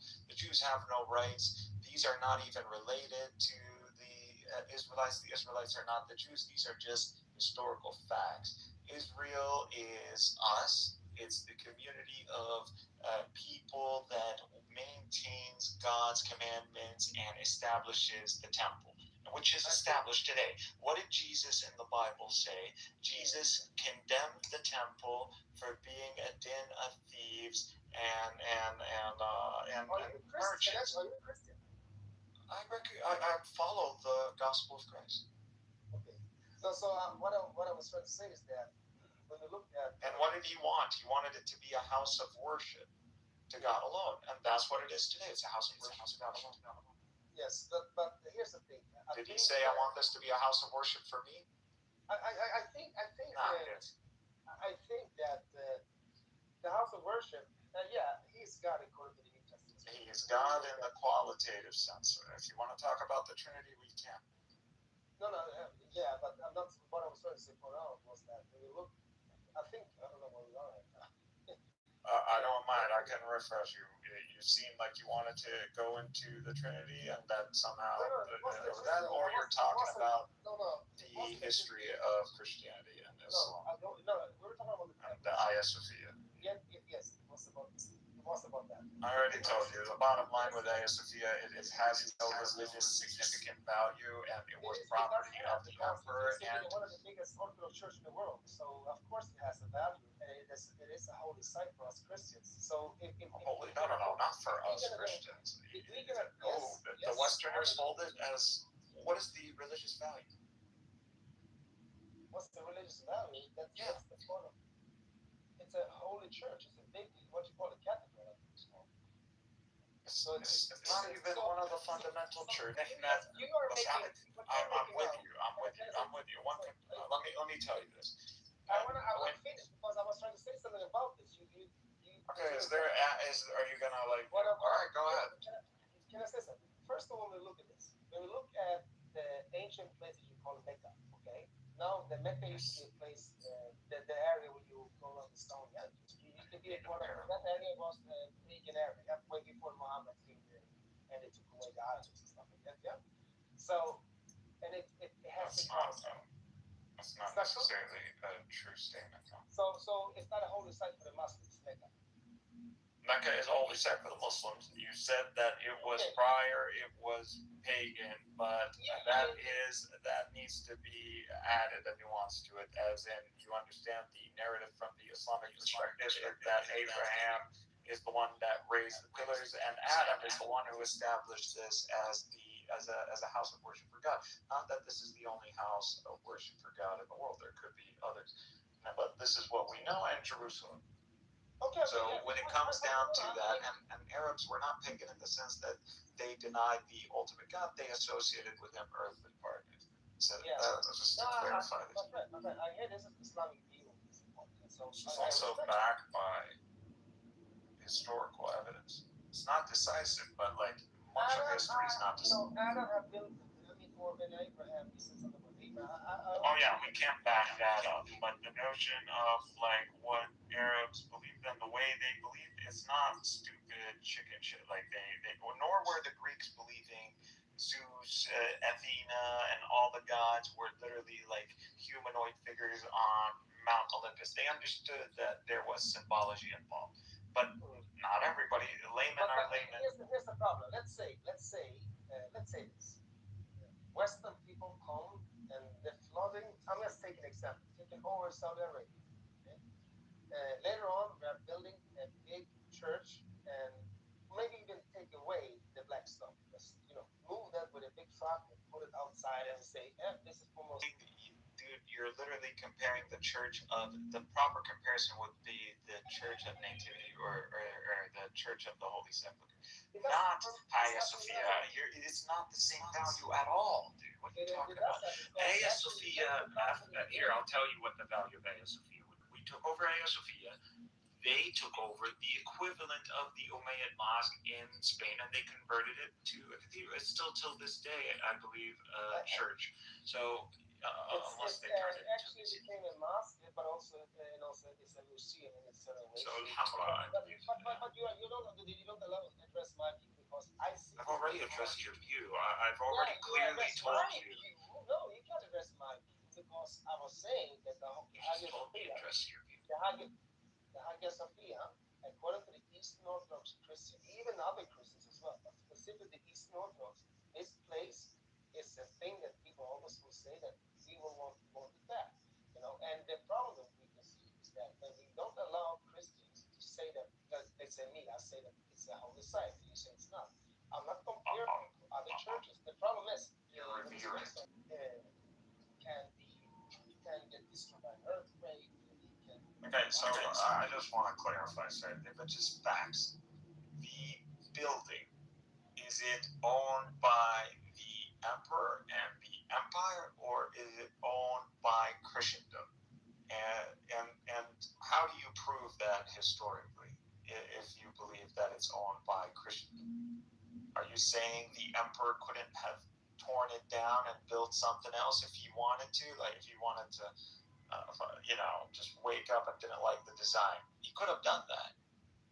He couldn't have done this in the Church of the Holy Sepulchre or Nativity or why? These are historical, so they have that UNESCO kind of historical site stamp on them.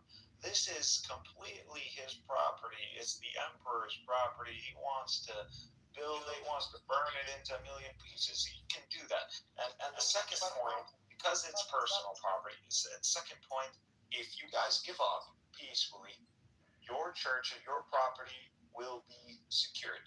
If we secure this via warfare, that is not going to be the case. So your property and your rights are going to be subject to the victors. They knew, the emperor knew.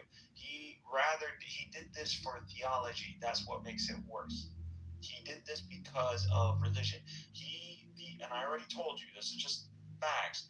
The Roman Empire did not agree to permanent ratification of borders or plans with it. So it has to be clear that the Roman Empire, at least that Constantine Christian imperial strain, has been defeated by the very own rules of its game. So that's why there needs to be also a public display of this. It needs to be known when you go to that city that these people were defeated theologically.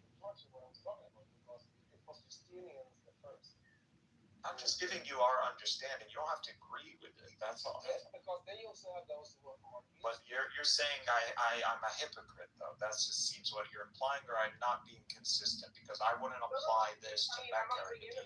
I'm only saying that this is the holy site of the Christians. But you understand, if Mecca was destroyed tomorrow, it wouldn't be that big of a deal to us. Because as long as it's destroyed. The problem is that what I'm trying to point out is that I'm not saying. But if you can establish a church where Mecca is, and you can do this, I'm giving you exactly what you want. You know what the problem is? I'll make this point, and then I'll let you run. I'll let you cook. If today Christendom gathers its forces and they invade Arabia and they invade Jerusalem and they take out our holy sites and they build churches and they throw they destroy the great, that's it. It would be a theological defeat. We wouldn't be arguing like, oh, why'd you build your church? We would be like, Islam is done. It's refuted. That's what you should be when you see is done. It's refuted. That's what you should be when you see Hagia Sophia. You need to understand that the Christianity of the Roman Empire is defeated. Anything you're doing right now, this is all revivalism. That's all you're doing. Y'all changed the religion and invented an eschatology. Marble Emperor eschatology. Like, seriously, look this up. Why do you think Russia, they were calling themselves? I think y'all did what the Jews.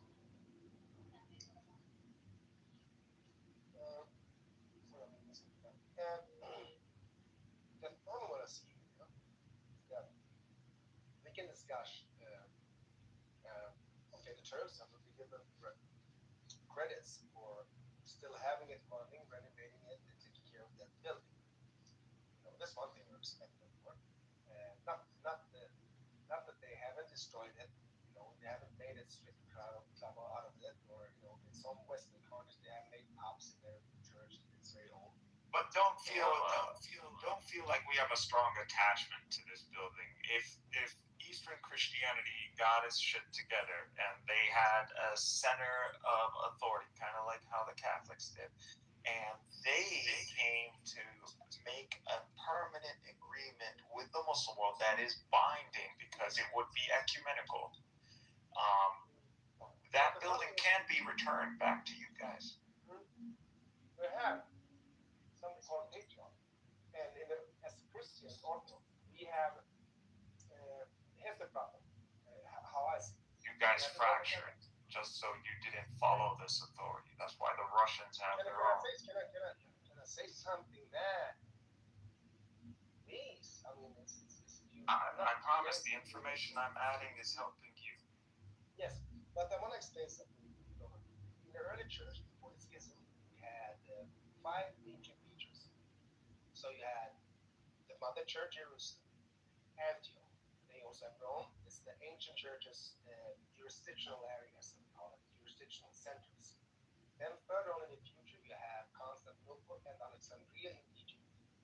So we get the 5 features. They're all features. Christ. Can I just wait? I'm just saying that's a fact, Ethos. What do you want me to let you build on an error? Like it would be against. Yeah, bro, you don't listen. The ancient church,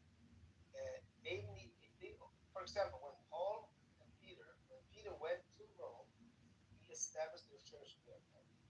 And we have the church that I mentioned. 3 of them is mentioned in the Bible. So we are 5 ancient features. And those 5 ancient features was self-governed authorities. They all were in communion with each other. We had the Rome, Constantinople, and all those places were communion. They were in the same belief. And if I went to Italy, and some guy or a guy from Italy, Naples, whatever, went to Greece, to Athens, he would partake of the Hebrews there. So we were in one community here. So one church. But the jurisdictions is something we need to read deeply, because Constantinople had its church jurisdiction. I promise you, I know all the information about Christianity and history of Rome. I just want to explain more further than this. Because the problem is Constantinople. Always do this. Try to say the conclusion and see if I disagree or agree, because I could agree. You don't have to explain all this. Only if I disagree do you have to justify. Yeah. So we still have the ecumenical patriarch that we call Constantinople today. Many people will say Istanbul. He's still there. Yeah? But meanwhile, one of his churches cannot really enter because it's Muslim. That's one thing I want to address. So we still have. Which church you can't enter? You don't understand what I'm saying. That area used to be a church, a capital for the Eastern Orthodox or the Byzantine Church. Yes. All of the Muslim world pretty much was Christian, at least Middle East. Now what? I know that, and that's what I'm saying. That you have Antioch, who has the jurisdiction. I think they go into Jordan, I guess.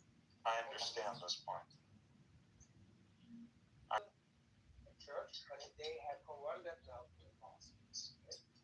So, and I think I've been there. Okay?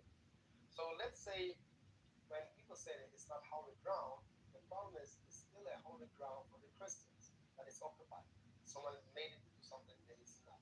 So let's say it's only holy for those who hold to Roman revivalism. No, because the Roman, the problem what many people don't understand, during the Protestant Constantine moved the capital from Rome all the way to the new continent. And we can say that the Christian Empire, no, what I'm trying to say, the Christian Empire, we have 2 Roman empires actually. One, that I will not consider to be really Roman Empire, is the Germanic Holy Roman Empire. The German wants to have it back in the Second World War. You can see Germany in the middle, like the Holy Empire, and it goes a little bit out, down, almost around Vatican. Not around it, but a little bit through Vatican. That was the Holy Roman Empire. It was Germanic Empire, more or less. Yeah. But you still have the Christian Empire during the days.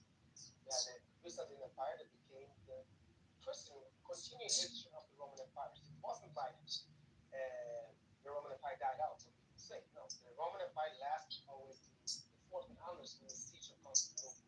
That's the Roman Empire, because Constantinople were called the second Rome, the second capital. So the Roman Empire in Italy, the city called Rome, was, I don't know, it wasn't the capital, I think it was Constantinople. So, bro, no one's arguing with you any of these facts. I'm not going to argue with you basic facts. You're right, but you don't have to tell me about the history. I already telling you you're right. I understand the history. Now, if you're arguing this is wrong, no problem, because it's holy to Christianity. Well, the terms were given. Don't say we weren't fair. As as for did the Christians do this before us? Yes, they have. So, and you're telling me that now this is holy to Christianity, so you're generalizing Christians. But when I tell you Christians did this, you're telling me, well, we didn't do this. We're not them. So it can't be both ways. Now, can this be rectified? Yes, it can. We have no strong sentiment to that building. That can totally go back to Christian governance. But you need to give us something of value. So if you say this is the holiest thing for you, then you need to give us something of major value. Okay, but again, what we can see. You want us to return it because what? Because you believe in a sense of fairness?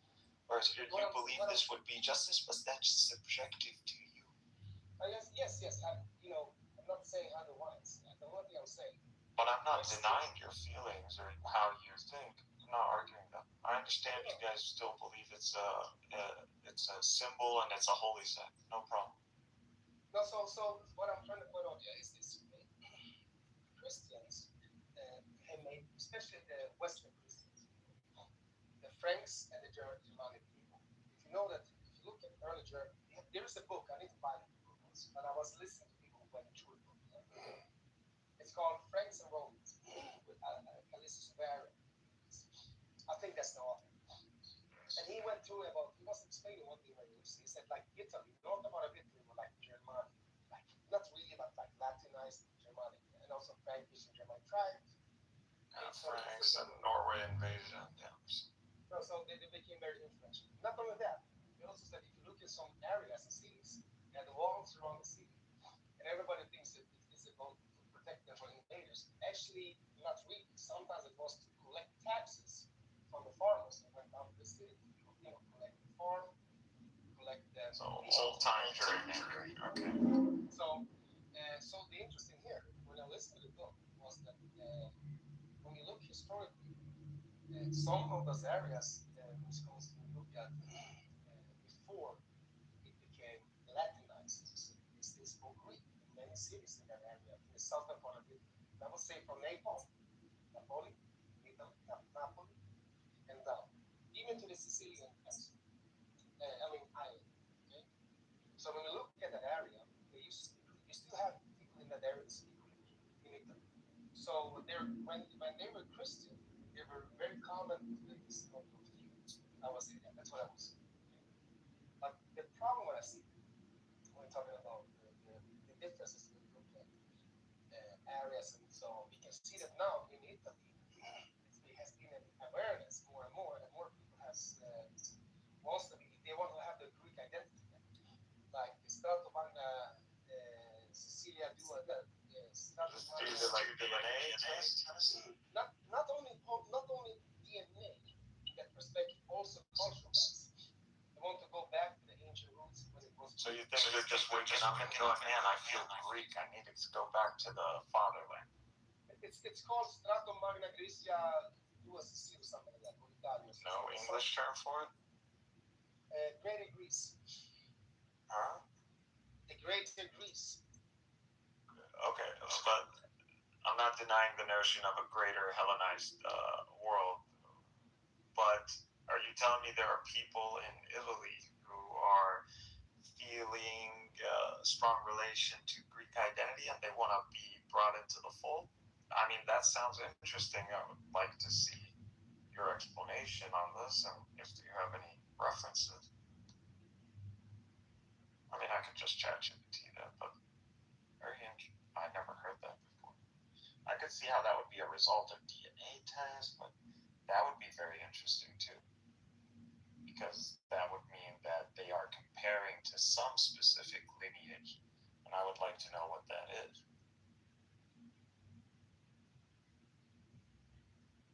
And I already pulled up the data a while back in our conversation on Greek haplogroups. Because there is a lot of people, when you see South Italians, and particularly DNA, many times it refers to the ancient Greeks as well. Okay, so I don't care about admixture, man. I care about your paternal haplogroup. If your paternal haplogroup is Greek, you're Greek. If it's but when you use the term, because I think that I don't care if your mother was Greek. No, I mean, like, I'm not talking about that. I'm saying that the hologram. So when we look at, for example, those who are called to be called South Italians, why do they have a label Southern Italians? Then there must be a breakup with the Northern Italians. And I mentioned to you that you have the Germanic and the French tribe made a mess in the northern part of it, like in the middle and out. And then you can also understand that the Sicilian mob, once upon a time, oppressed by They got subjugated. I think more or less. So that's where you can see the mafia later on became more like what they are called mafia today. I guess let's say like criminal, etc. etc. But that wasn't really the case back. So why are you bringing this up? No, what I'm bringing this up is that a lot of people don't know that Italy also shares many old ancient Greek, because you have a lot of ancient Greek civilization has been written, especially in the southern part. Even a city called Naples was built by the ancient Greeks. So that is actually a Greek city.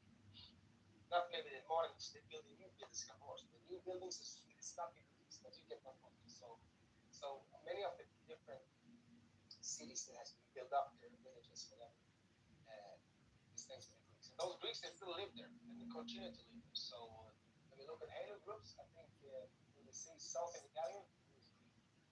And that's what you can see sometimes with Italians, and I mean Albanian people, that when they take a DNA test, it says sometimes Greek Albanian DNA. It's very simplistic. That's actually the Greek DNA that they share with the Greeks in that region. The northern part of the So if you go to Greece and Crete, are having maybe a little bit different DNA than the Greeks in let's say, what's the word I'm looking for? West coast of mainland Greece, for example. But there are still Greeks that have to share sometimes DNA still. Then you also have the invasion by the Turks way back in history, the Ottoman Empire. So you also have DNA from the other things that have looting, rape, marriage, convert children, and so on. But I think it's important to know that the ancient world today, like Strato Magna Grecia to Sicily, I see that in Facebook, more and more people having almost 400,000 that are joining that Facebook, which is quite interesting. So it's not No. It's not what I wrote for man. You're Greek. Stop acting this clubhouse shit or Western. It's normal for us to have overlap. I'm not gonna get offended. So you can act normal. And attitude, just religion adds the nuances. But honestly, I can't tell you guys apart from us. Unless you have like blonde features, which are not originally Greek anyways. So you guys are supposed to look very Levantine. So, like me, I get confused for Greek a lot actually. Palestinian. Because you do know that who the ancient Philistines was. Like I said, I recognize the Greek history of the land. I understand that we have. I see myself as Palestine should say this: we want the ancient roots to be started taking over. We want the Greeks to. The Greeks are in control of Palestinian Christian affairs. So Greek Orthodoxy is the predominant Christian denomination. Is pushed around and land gets confiscated. There's a big battle over Greek Orthodox land, and we don't see where's if you're going to showcase that you guys have power influence, the best way to showcase that is to showcase that you have sovereignty over the lands that belong to the Orthodox Church, and you could just look this up. Like it's bad, man. You shouldn't be worried about us. You should be worried about the Christians in the Holy Land and what the Jews are doing to them, because they're almost gone, man. What I see is that, the Greek Orthodox Church, which call it Palestine / because it's actually considered to be called, if you are in the Jerusalem jurisdiction of Jerusalem. It belongs to the. I took Greek in 5th grade. You know, they taught me Greek in 5th grade. So, yeah. That's how powerful Greek is, like in our life, especially private schools, Christian private schools, which are all the private schools are Christian. So, yeah, a lot of Muslims attend those schools, and the majority of the students are Muslim, but they're Christian themed. We don't have an issue with that. I have a lot of Christian friends, and they're actually more successful and richer than your average Muslim Palestinian. So there's no issue over this. There's another issue that is also. But the ones who are a real threat are the Jews, man. They hate your guts. Yeah, I know. I've seen movies about that. But what I'm trying to point out is also one thing that I want to raise as an important highlight is that when we look at why did Constantinople become invaded by, and here's the problem that a lot of people don't understand that it can take, they never really gained back their power after the Medici Crusaders. Nine temples, when they destroyed the sacked Constantinople. Thanks to that, we never came back to our strength. And of course, the Pope did not say, go and do this. No, this was among themselves. Now, the whole point of the Crusades was to assist the Roman Empire, and instead they sacked it, and then they took its territories that were supposed to be taken and given to the emperor. So this is what they did. These Latins can't be trusted, bro. But it wasn't even the Latins; it's the Franks, because the Roman Church appointed Charlemagne in 800, and they created a Roman rival. So they took the Roman name, which didn't belong to them, and they gave it to the Franks, the barbarians, who the Romans spent decades, if not centuries, of fighting them and their ancestors. And we go and you go, the church in Rome names him Roman Emperor, and you get the Holy Roman Empire. That's not only wicked, that's theft, that's appropriation. If you're gonna talk, it's worse than Hagia Sophia. They stole the Roman name, man.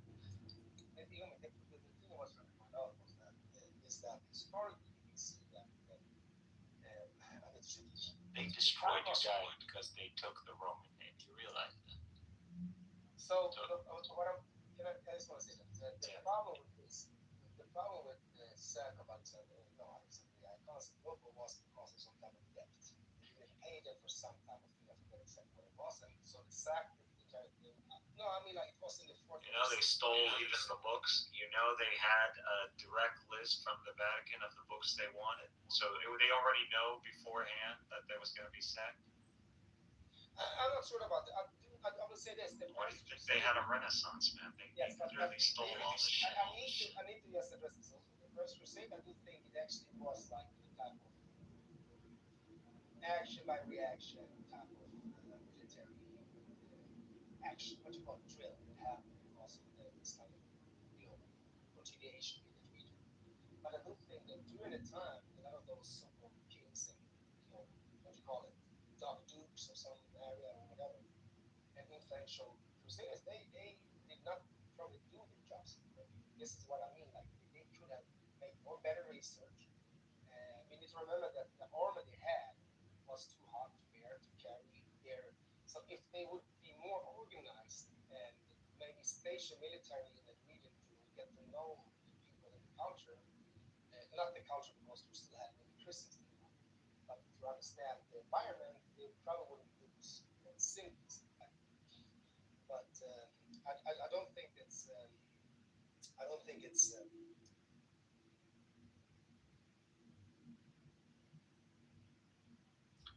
I understand what you're saying, man. You don't have to tell me that, to justify, or I'm not asking you to justify why you hold strongly to Hagia Sophia, or why you even believe Anatolia should be. I don't deny the legitimacy of people's into seeking that or obtaining that. That is the human condition. So when the United States comes to the world and starts taking over territories and securing its hegemony, I don't go, oh my God, how dare you do that? I go, that is the natural course of an empire that is Yeah, but even the word Anatolia But then there are acts of sadism that are not the attributes of an empire and its expansion, and that usually alludes to some other factor, and that sometimes turns to be some fanatical religious element like evangelicalism or Zionism, and some messianic fanatic belief. And that's where it's like, oh, okay, now it's personal, because this is not an empire expanding, you're attacking the religion. Islam can survive under empires like the Mongols came and took over. We didn't lose our Islamic identity. No one ended up converting to no sky god Genghis Khan, and everybody held. And guess what? Landing, the Mongols ended up themselves becoming Muslim for at least the Golden Horde and a few other ones. But so it was the other way around. So it's not an excuse to say like, oh, you got subjugated, that this means that this necessarily results into the reduction of your demographic. No, it doesn't. If you have a strong religion and this is more logical and coherent, it is not going to decline. And the proof of this is the Mongol invasion of the Muslim world. Can I ask John? Are not even close by those Mongolian or Genghis Khan. You mentioned, I forgot the name, but you mentioned some of those things. Most of the things they took over was built by us that had meat, had knowledge, but was taken over. What we can see, the lack in Islam, what happened was the Second World War. You can see that how the Western Christians specifically, how they use people to other places. Let's look at the African slave trade, the transatlantic slave trade. We can see that how the British Empire had a lot of Muslim, they took over and colonized areas, the same with the French and so on. So they were the kings over those people. But look at now, even if, look at this, when you said, why should we become Christian? I mean, not Christian, Greek, having a Christian identity. Yeah, I mean, the entire Turkey, when you dig and find findings, it's more or less. Bro, you just repeated yourself. I know dig anywhere in Turkey, you're going to find something Greek. Yes, what I'm trying to say with this is that means that anything that those who call themselves Turkey in that region are there, but they have no identity to it. Okay, you're defaulting back to the reason we engaged in. We already told you Anatolians are majority DNA-wise Anatolian. So you can't be saying these things. No, I understand it, but I'm not finished with what I'm trying to say.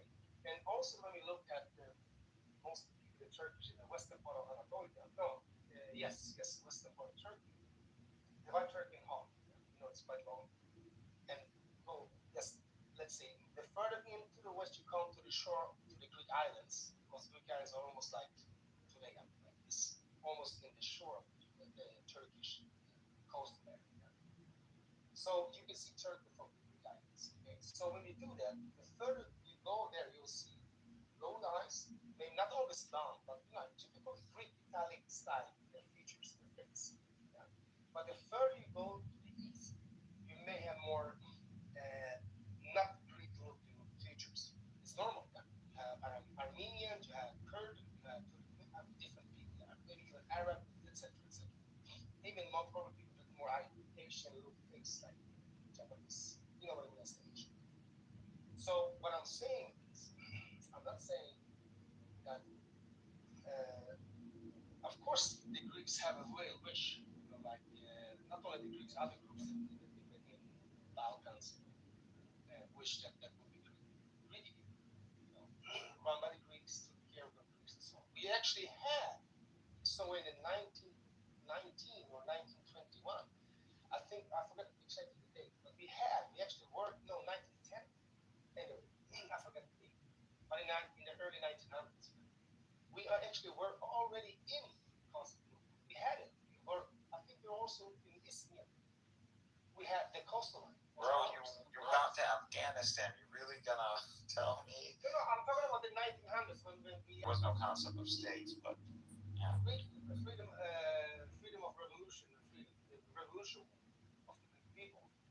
You got independence, you could say that. Yes, yes. So during the process, we used to have the shore of what we call West Turkey. I would say, the west coast of Turkey used to be Greek. Was that for a few times? Of course. It was only after the population exchange that changed. Not only that. I think it has to do with the British people. I think that they expanded that. They left us alone. Like, why? If you were expecting the British to fight your battle, that's not going to happen.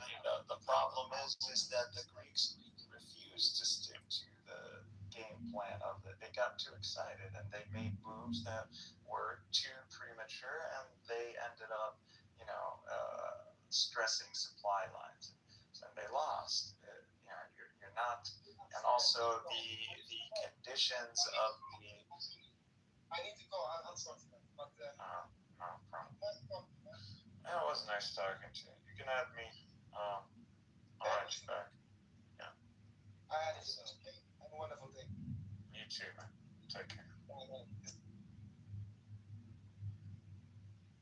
That was an interesting conversation. I mean, he was open-minded and crashing, but repeatedly showcasing historical connections of Anatolia to Hellenized culture and civilization does not mean that the land should be granted to people who currently identify with the nation-state of Greece. First of all, these people who are in Anatolia are, for the most part, historical lands. These guys were city-states, so this was the land of the Hittites, and this is the whole Troy and all that. The people historically, whoever was before the Greeks, these people were not friendly with the Greeks. That's another point. So you're going to claim a grievance, a historical one. You're going to do what the Jews do.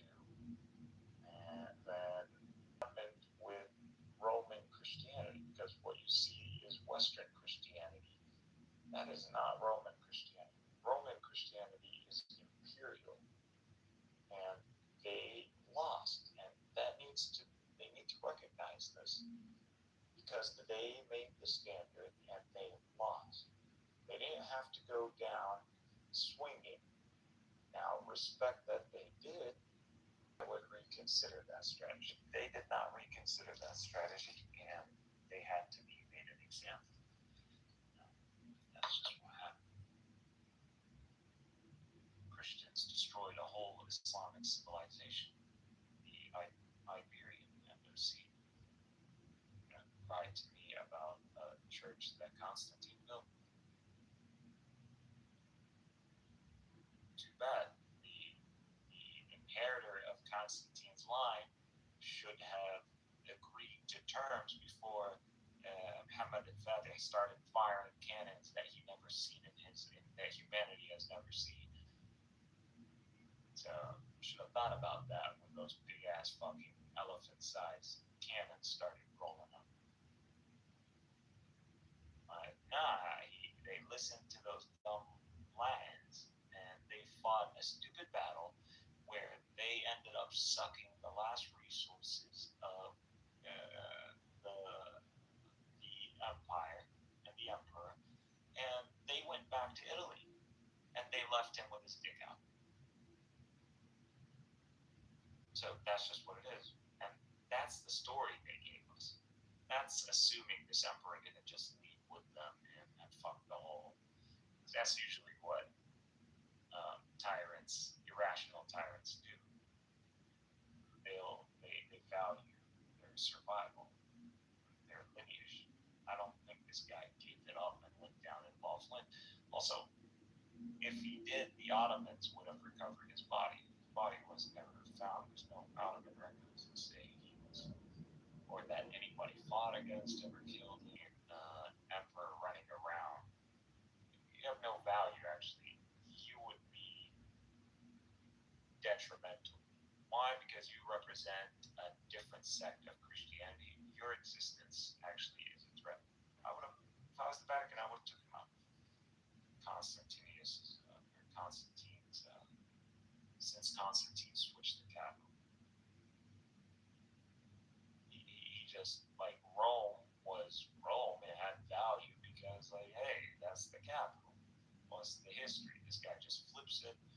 Now, he has his reasons, but now the West, which was only recently regained, is no longer receiving funds for development. It's not longer security is not the empire's top priority. You go from a capital to a normal city that's been conquered by barbarians for several centuries.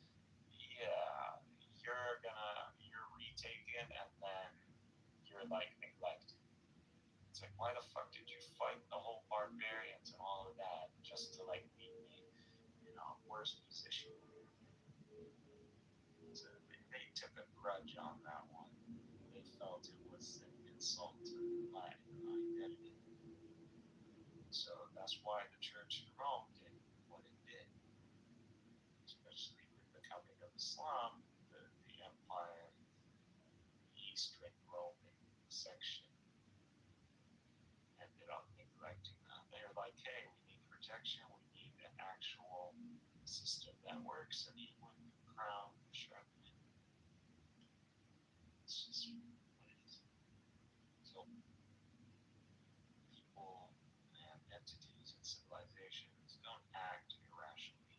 They all act reasonably. Now, can they evoke irrational things? Sure. Money makes the world go round, nothing else. People don't just do stuff. Massive collectives with logistics and supply lines and money is coming in. There's a reason why money's coming in. And the reason is not to set yourself up for failure. If you want to burn money, you can go burn it directly or throw it in the sea. You don't gotta do the whole human sacrifice ritual. Not that that doesn't exist. That does exist. But that's more conspiracy algorithm. Not even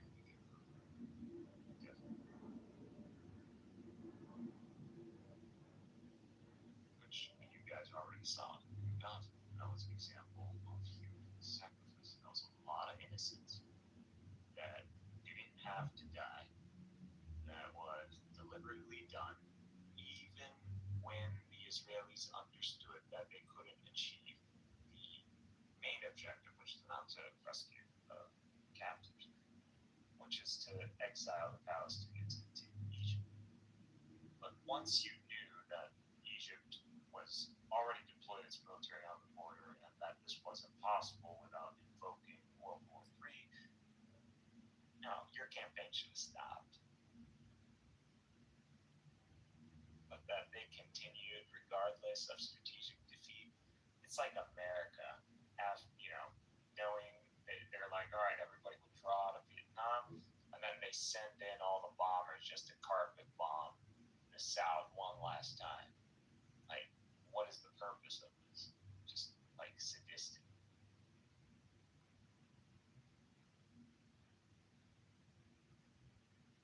It's not something a military does. Military should always be extremely efficient when it comes down to the task delivered to it. It should be a chessboard match.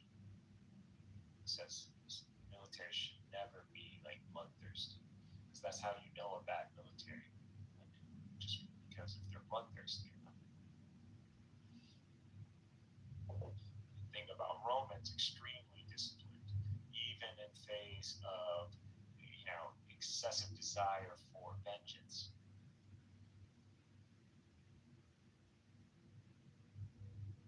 And also, this is why terms are offered in the ancient world and Middle Ages. So, surrender peacefully, your shit don't get rocked. Resist, your shit gonna get rocked. And this is not about resist and you can win. That's a different dynamic. When you are offered terms and your defeat is as certain as the sun is going to rise tomorrow, which we're not absolutely certain, but we're certain, then you surrender. That just makes sense. If you absolute that's going to grant you victory. And no worries, man. We'd love to see this. Because this is like proof. You know, so these moments are absolutely great to witness in history. And when you see the absolute opposite happen, someone really fucked up. Or it's God's hand. Divine providence. That's just how the world saw it. That's how we see it. That's how the world will continue to see it this way. Regardless of all the propaganda, they release an international law and UN and Security Council. All the human rights groups they use. Why? Because this is how things are structurally.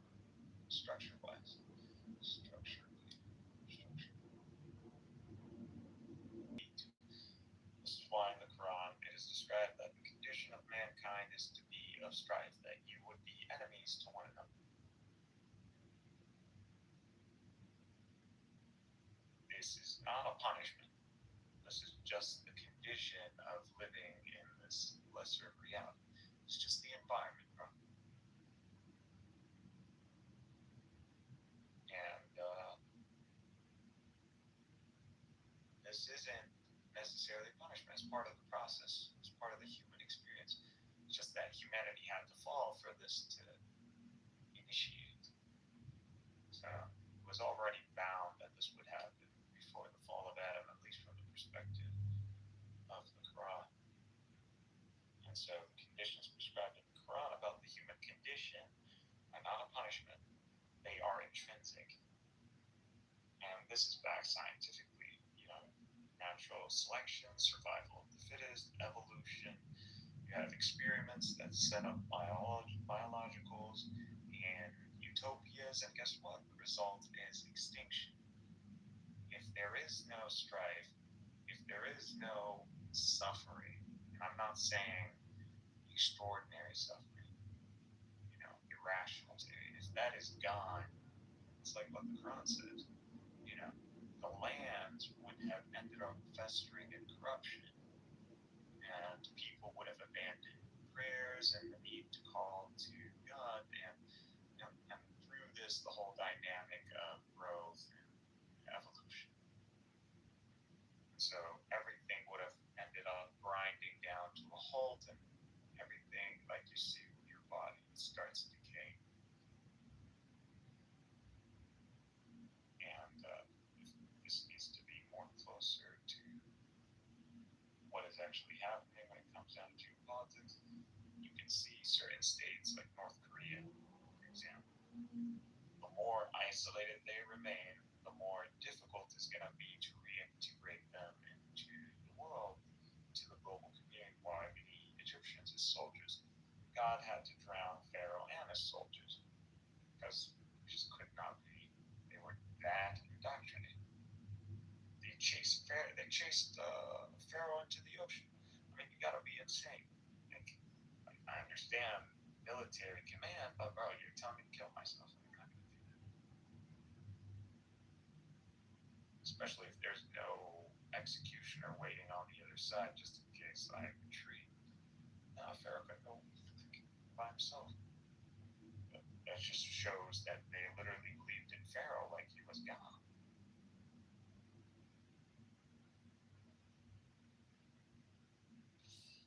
So, you gotta pay attention to these things.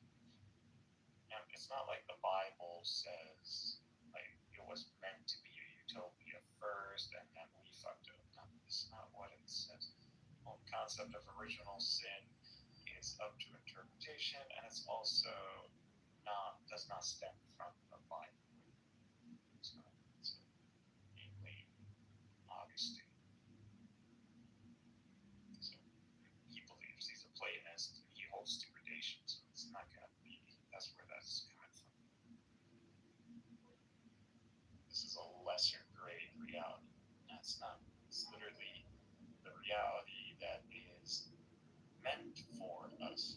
We wouldn't really exist in any other reality the way that you think. At least it's not in this matter form. People think that the world is gonna disappear. That's it. There's no you going on a space shuttle and traveling in a straight trajectory, and you're gonna hit the first, the second heaven, or third heaven, or seventh. It's not how it is. It's not a matter of altitude or geo coordinates. You cannot see that. You just cannot see it. If an angel swung by next to the planet, you're gonna think it's a star or an asteroid or a black hole or whatever. You're not gonna recognize it.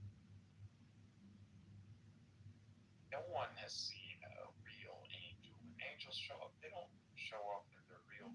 They take the form of men because this is what this reality is. You can't take up a different form. You can't show up in your original form because the reality is not that environment. It's like a fish trying to live on land. The only way a fish can get on land is if you put it in a little glass, put some water in it. It would be temporary.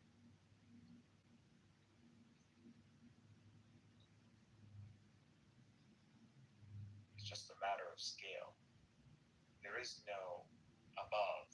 Like, above is not what you think, like up. Once you leave Earth, up and down is relative. How do you know what up and down is? Plus, the Earth rotates. It's not this understanding. Now, God only knows because of induction. Obviously, we can't make absolute claims. The only claims we can make are deductive, absolute statements from the Quran or from the Prophet, or at least the consensus if you're a Sunni, or even the house of the Prophet Muhammad if you're a Shia, not that those.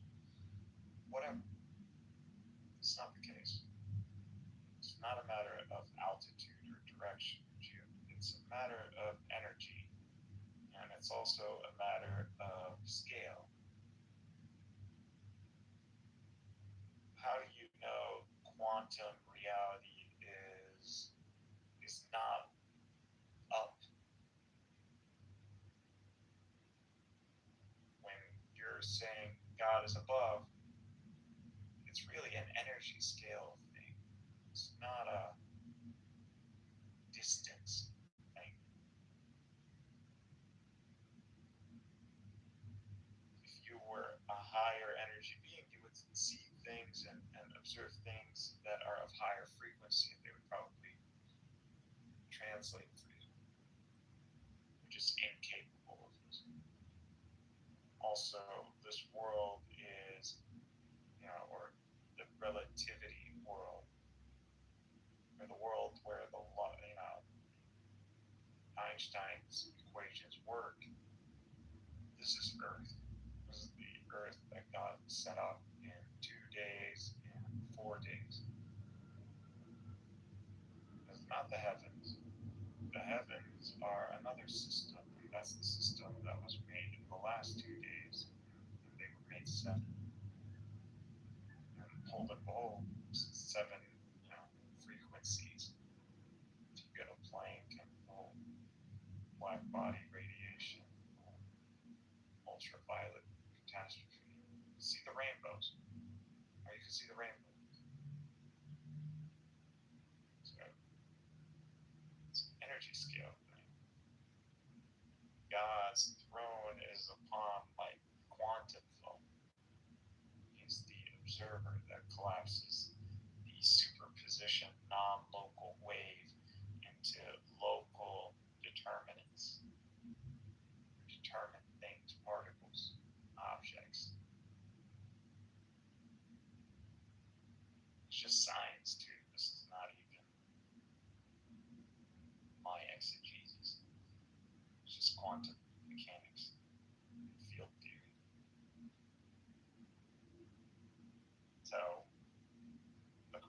says to abandon discovery or learning and just this is all.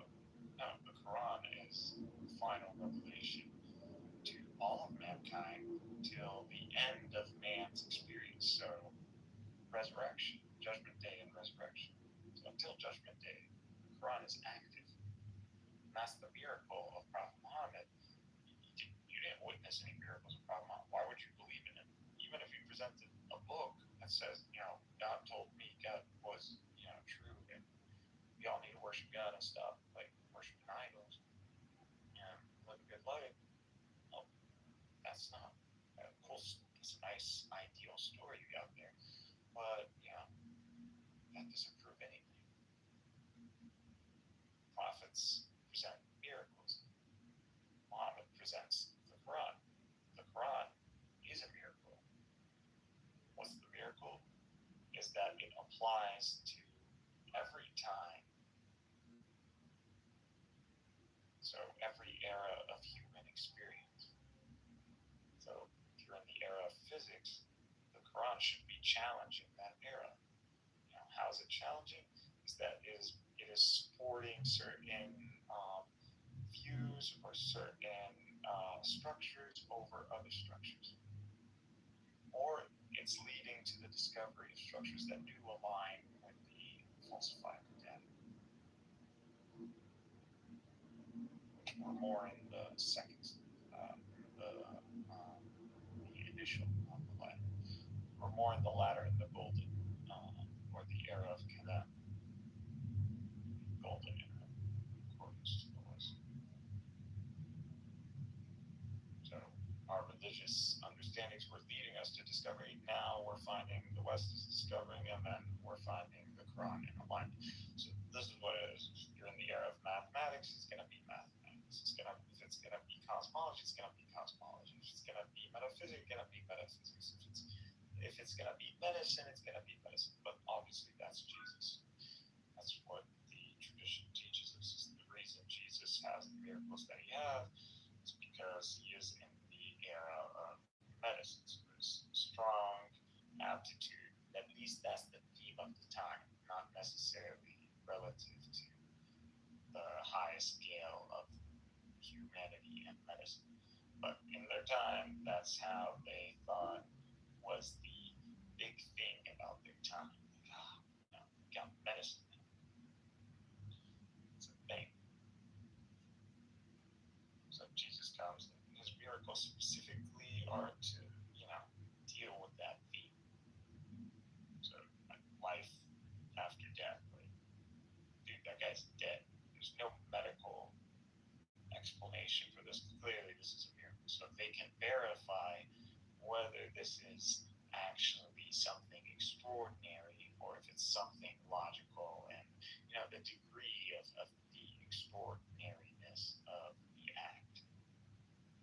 So again, I'm gonna set you up for failure. Nor is he nor is he someone who commits prejudice against his creation. He's not out there to get you. He's out there to give you all the means that require you and your collective to adhere to the truth, or at least to be held accountable.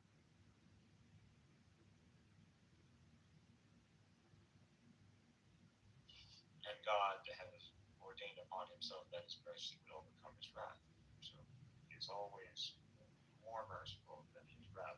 Once you exhaust those conditions, at that point wrath is allowed, but you're still gonna have to showcase a final appeal. After that, it's all out. God's wrath is great and extraordinary. So it's always the calm before the storm. That's one of his signatures. So whenever you see, could have been a divine punishment. So we don't know. Obviously, there are prophets that came to other peoples. Islam is not necessarily. Actually, there are foreign prophets that we don't. Yes. You don't know the Kitover. You don't know.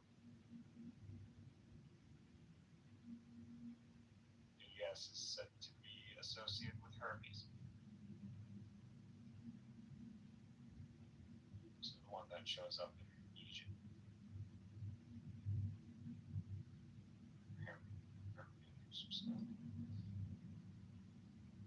Why? Because usually prophets have these signs with them. They have this like numerology, symbology, knowledge from the book.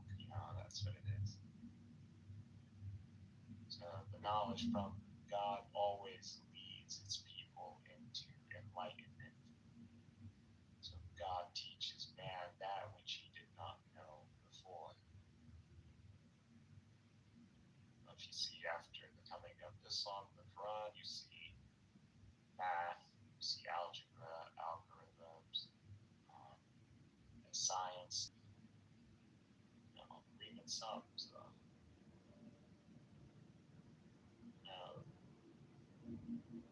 The West didn't invent calculus; they just standardized calculus.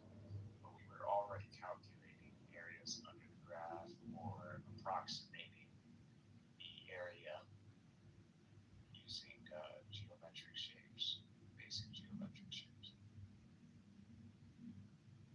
We have the proof of all this. So Iberian Peninsula, we have.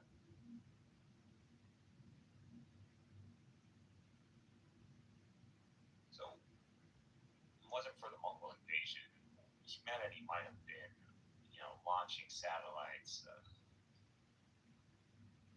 few hundred years earlier.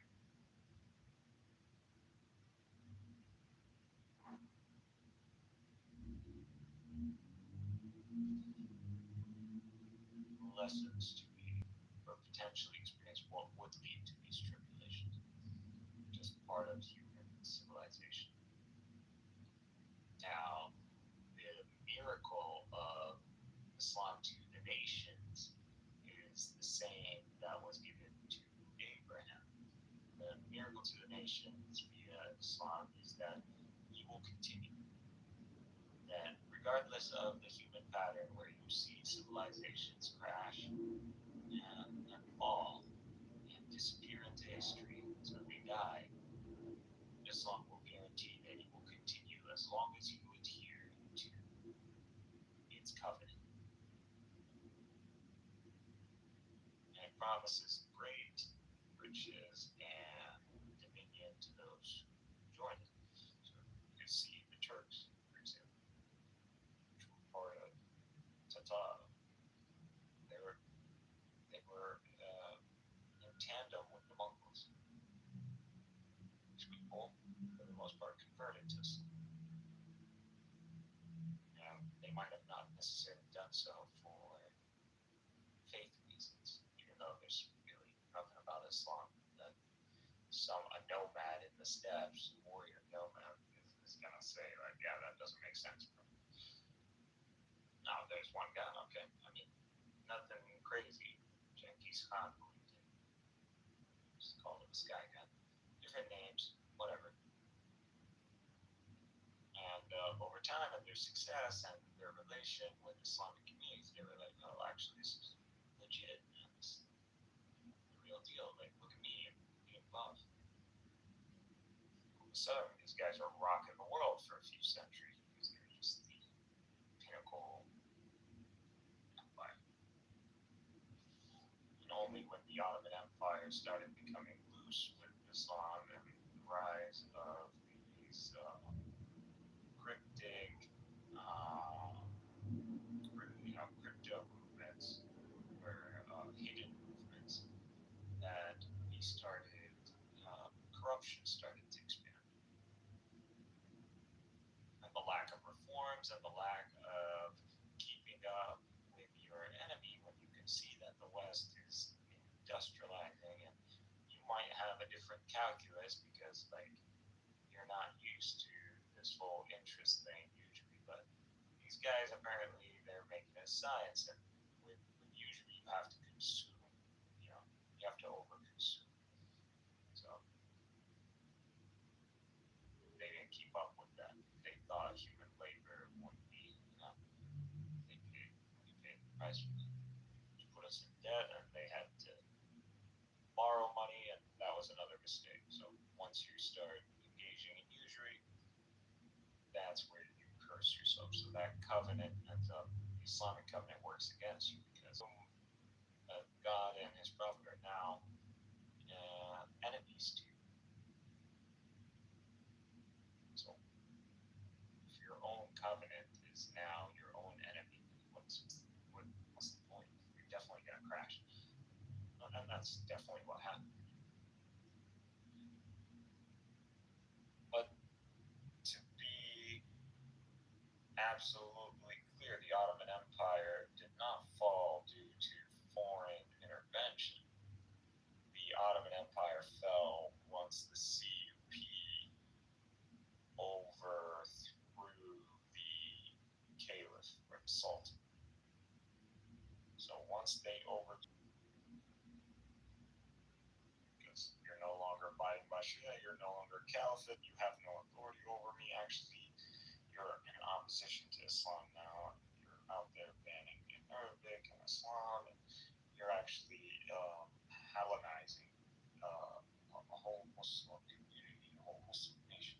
So it was not an affront against the Turks.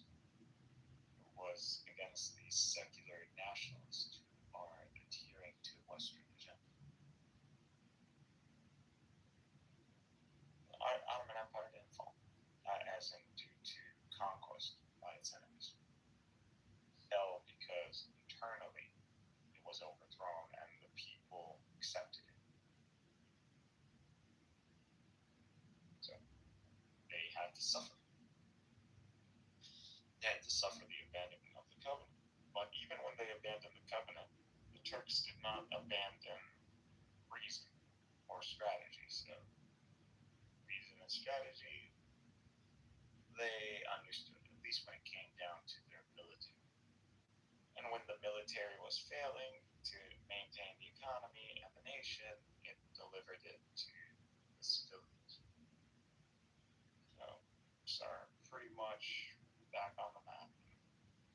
We're talking seriously about a neo-Ottoman reality. Might not be called an Ottoman Empire, but pretty much something that has Turkey at the helm. But not as a central authority or caliphate that's dominated by Turks. Not that we have an issue with the Uthman and his dynasty, the Seljuks.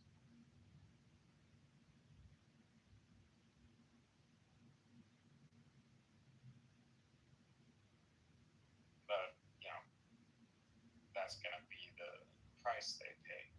That you had leadership of the Muslim world and you kind of let that go.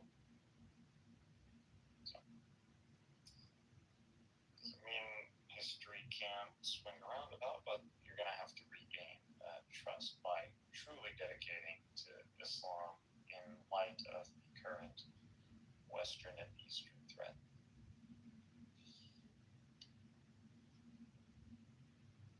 Which Turkey is building to. It's pretty much there. Just a few more things.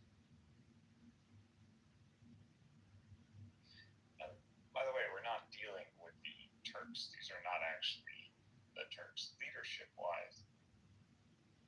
Turks, but that dynasty doesn't even rule anymore. You're dealing with Anatolians. You're dealing with Romans. These are the Romans.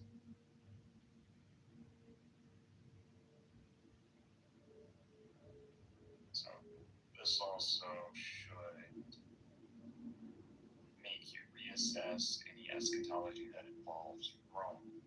So when we're talking about Rome, what are we actually talking about? Depending on the context of specific people. And there is no people on the face of this planet that can claim to be more Romans than the very population that was conquered by the Ottomans. Except maybe the Latins, and that has to go back before the, if you want, they got to figure that out with the us making those connections. You're going to claim to be Roman and you have no continuation. Like even if you had lineages that connected to Rome to make you an inheritor of Rome. Rome is an empire, multi-ethnic. These people should be thought of as Romans who are Muslims or Muslim Romans. But if you want to think about that hadith in a different way, that talks about Rome conquering Constantinople and then us retaking it, well, that already happened. How did that happen? It was, if the Turks are the Romans, which they are,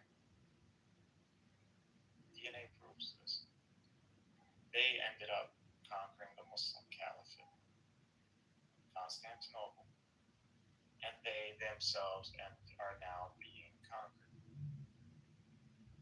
It doesn't have to be with death and destruction. It could be, I mean, there were a lot of people who died. It's not a joke. It's turning Anatolia secular involved a lot of persecution.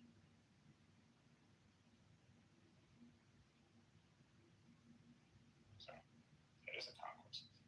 And if you look at internal Turkish politics, nationalist and Muslim aligned Turks are at each other's throats. But it's the Muslims that always give the nationalist, they throw them a bone. So they always make sure that their strategy feeds into the nation's interest. And that usually secures enough loyalist nationalists and rationalists, even if they're secular, to vote in favor of the Islamic Party or Islamic parties. So, which is what the Muslim political party in Turkey was able to do successfully versus the other branches, Muslim Brotherhood. The Romans are clever.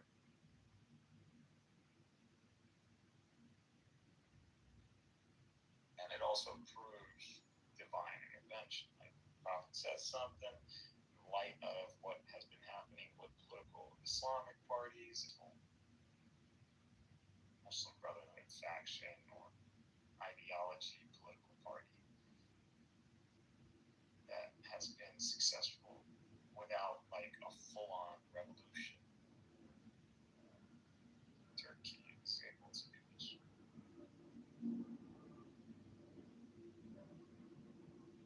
Even in their secular mode, they were more honest, or they upheld its values, even though they weren't really good at it. But yeah, so prophecy has already happened. Now, this is not definitive, obviously, induction. Nothing's absolute. However, this should be a way of thinking about what will happen in the future is not necessarily the case. We are actually, if what I'm saying is true, and a lot of these prophecies have come true, then we are more endgame than we think. And, you're as endgame, we just witnessed the Messiah, or a very messianic phenomenon happen in the world. And people didn't register that. Now, I'm not saying Jesus ain't coming back, but I'm just saying, unless Jesus is in a cave somewhere, like how the Shia believes the Mahdi is, not that they don't even believe he's like in a comatose state. I don't know what those priests, but still,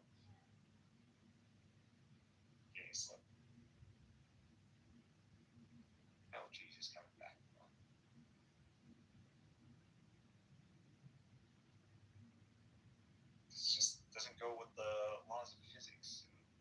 not something that the laws of physics would allow even under extreme circumstances. Like unless he like reconstructs him, but that's a big one. Even the Quran doesn't state clearly that Jesus is coming, but that doesn't mean there is no Messiah in the theme of Jesus, like messianic in the theme of Jesus. Jesus again is not truly understood even by us, but he's a straight up miracle, so it should be thought about like,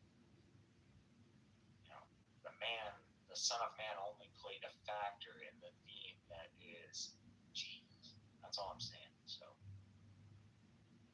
the Son of God factor is not identical to the Son of Man.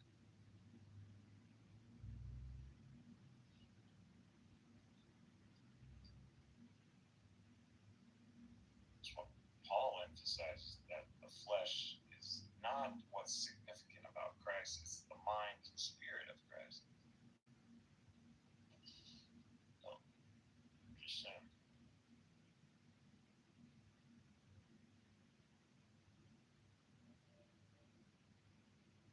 But I don't deny completely or in absolute sense that Jesus' second coming would come. But I do want to highlight that there is a messianic wave in the world, and very similar to the theme of Jesus when his messianic wave was what? Spread of monotheism, the flip of ethics, so the system of morality and ethics, and before Jesus and after Jesus are different.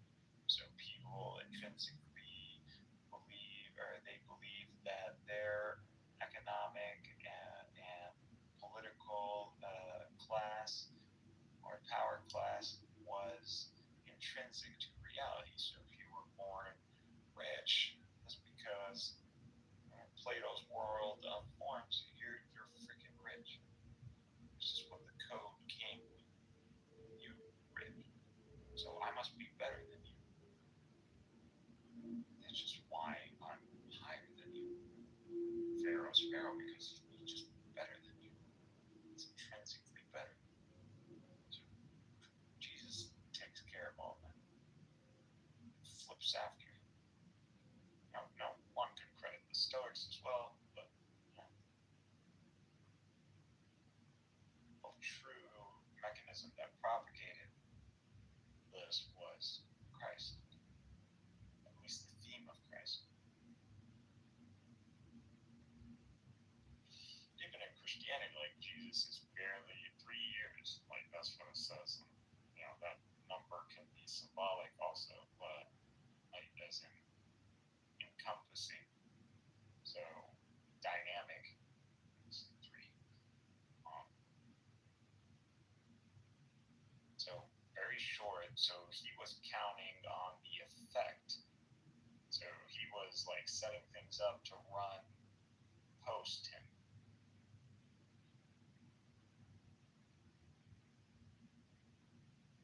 And that's really what we see. And when you look at the world, post Gaza, October 7th, what do you see? There is a wave in the world, a radical wave where a lot of people are being converted all of a sudden. Where do you see that? Well, they were going from supporting Zionism or neutral on Zionism to anti-Zionism. That theme was only when Christ came, the Messiah showed up. And that was a consequence.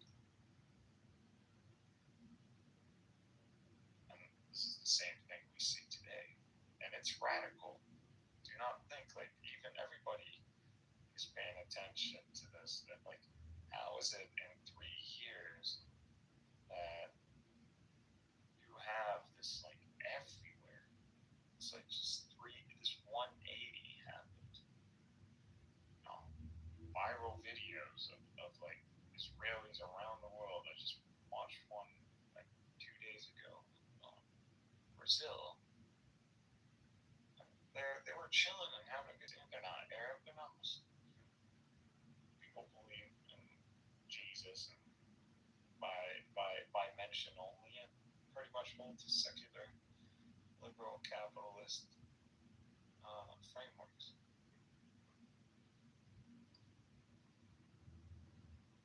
This is very odd. Not even the most fuel billion of dollars, propaganda machines can pull something off this fast. But this is only a result of massive human sacrifice.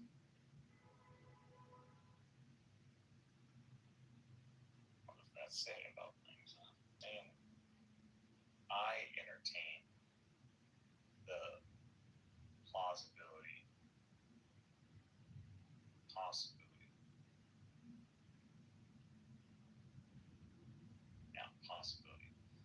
that the Messiah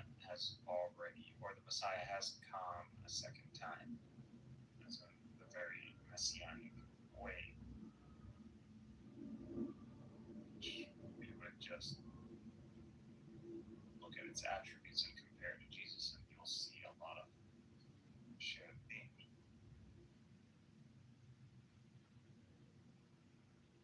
So, I've given you some reasonable induction on that Armageddon also might have already happened. This notion of a hadith that talks about Muslims aligning with an ally to defeat a third enemy, or aligning with Rome to defeat the third greater enemy. I believe this has already happened. This is the Soviet Union. This is us allying with the West and against the post-Soviet Union, or when the Hadith describes this, or the eschatology describes this, it says while post-Armageddon, that's when the Antichrist shows up. Well, post-collapse of the Soviet Union, that's when you got your Dajjal, which pretty much war on terror. When it's like fully exposes himself, goes all that. Era of deception, era of delusion, with its seat being in Jerusalem, which is a lot of people credit a lot of the problems in the nation and in the world and the Western hemisphere to.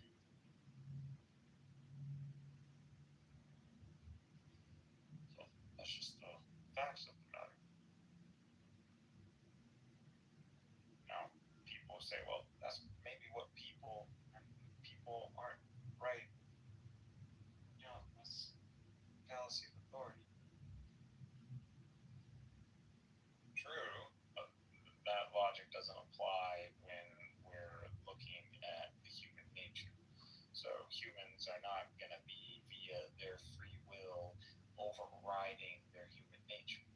And they could do that on an individual level.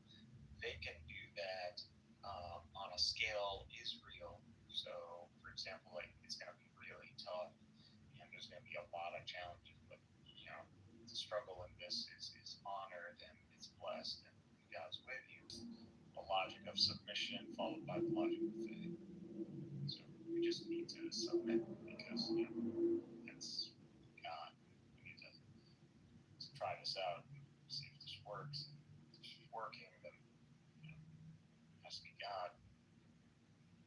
Or even if it's not, it's working. So just shut the fuck up and color. Which Islam describes the state as hypocrisy, and hypocrites should not be engaged with as an inquisition would engage with heretics or something. You would just maintain abiding with them as if they were Muslim. And God is going to punish them in the end, the worst kind of punishment. But why are we not to address them here in this world? Is because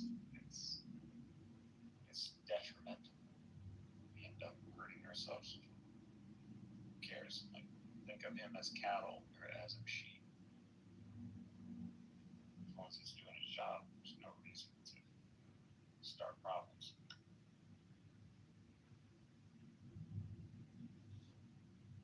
We're not like the Cowboys.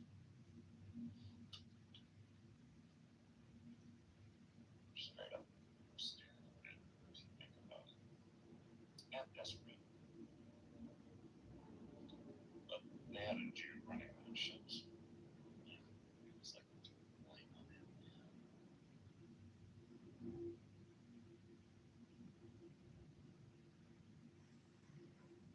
Yeah. So these are just several eschatologies that could have been applied. So it should shift your perspective on where we are in Islamic eschatology, how much has truly been, possibly fulfilled.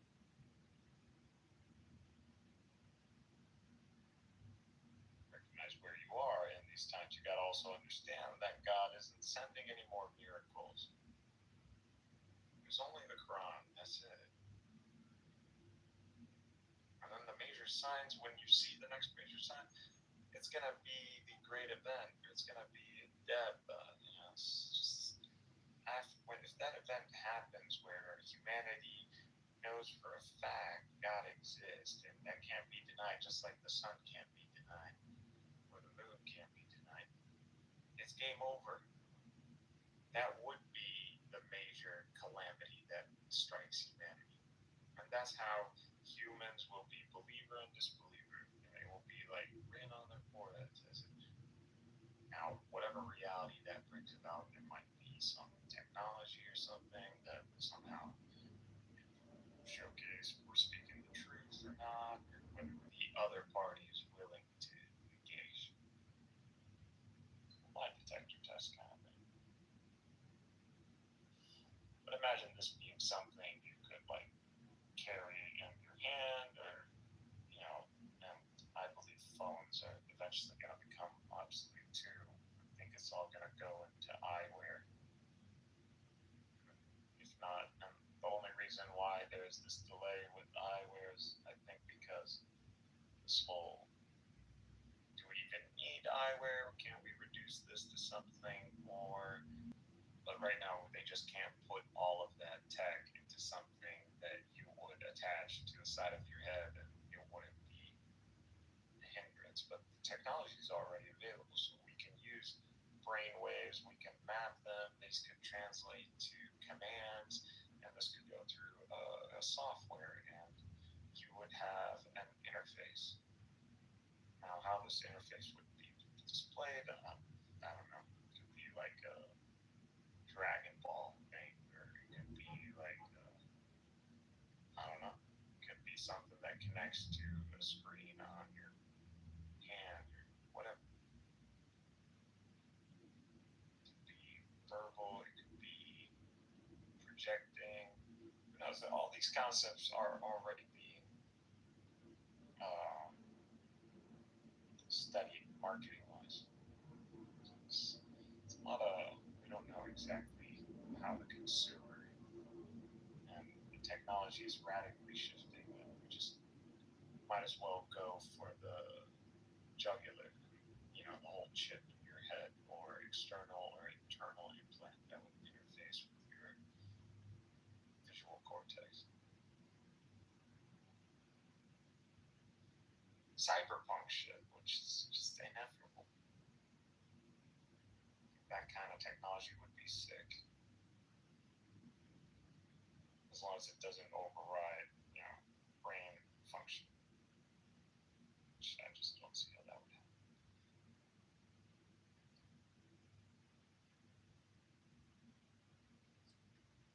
But that could be a reality. We might not see it. Or we could. We might be pretty old, but it could definitely happen. So regardless, whether this is like a metaphor or not, whether people's face status would be on their foreheads in a literal sense, or in some sort of tangible sense, or is this simply that, after this, it might as well be on your forehead because it's not going to change. as in the door of convergence closed in the world, so you can't change. There is no more faith. So what I am hinting at is the also served at many exegeses, or it includes in many exegeses, or by many exegeses, that this is a creature of some sort. Although I don't, could be. Just don't see a dragon coming out of the ground and like telling people, like that kind of legend. So like a sloth is not what I think it is. Could be. Who knows? Who knows? But we might end up bringing back a dinosaur or some sort of creature. Might find some interesting DNA and we bring that out, and all of that's a sentient being. The fuck? How are you sentient? Like, you actually have cognition. What the hell? You can speak. It's like, yeah, bro, like that. If we want to like really synthesize the two positions. But in general, from what you can conclude with the Quran inductively and deductively, is that this is describing a great occurrence, something, and that within this occurrence, it would lead to people professing faith or denial of faith in a way that just doesn't allow them to switch back and forth, which only means the opportunity for faith has ended. So, and this is mentioned, if the sun rises from the west, it's GG's. So, the notion of extraordinary signs by God that are signs, it means humanity will experience an era where it knows God exists. It actually can falsify that. Or it has strong inductive evidence that just like science cannot be denied. So something like that.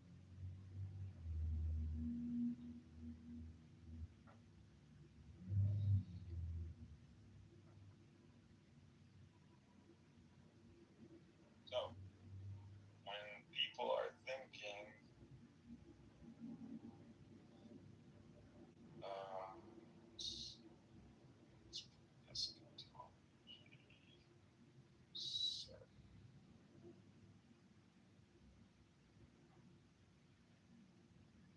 yeah.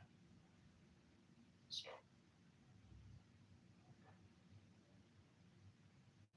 when big signs appear, that's it. Just like don't even bother. Don't even God, sorry or something like that. Don't even waste your time. Might as well just write it on your forehead and accept it. And live accordingly, because guess what? If everybody who is already on faith and this happens, and they start saying to the disbelievers, hey, don't lie, you GG, bro, just own up to it.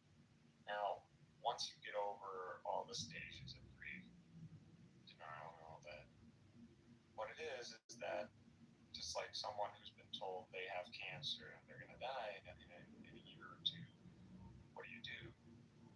Well, you maximize your happiness. That's the logical thing to do. So, if believers knew that these disbelievers are fucked, even I would tell them, like, bro, just have your best time in this life. Enjoy it.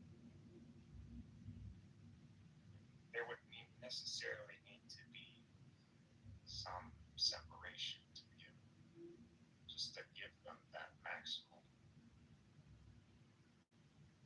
That's just humanity, being humans. Now, if you want an argument in front of God to argue, now if I was a lawyer and I was going to be your lawyer, I would tell these disbelievers to kill themselves. So just like the command by Moses. So what did Moses tell the Israelites when he came down Mount Sinai? It's like, the ones who disbelieved, it's better for God if you killed yourselves. So, whether they actually did this, God forgave. If they didn't, God forgave.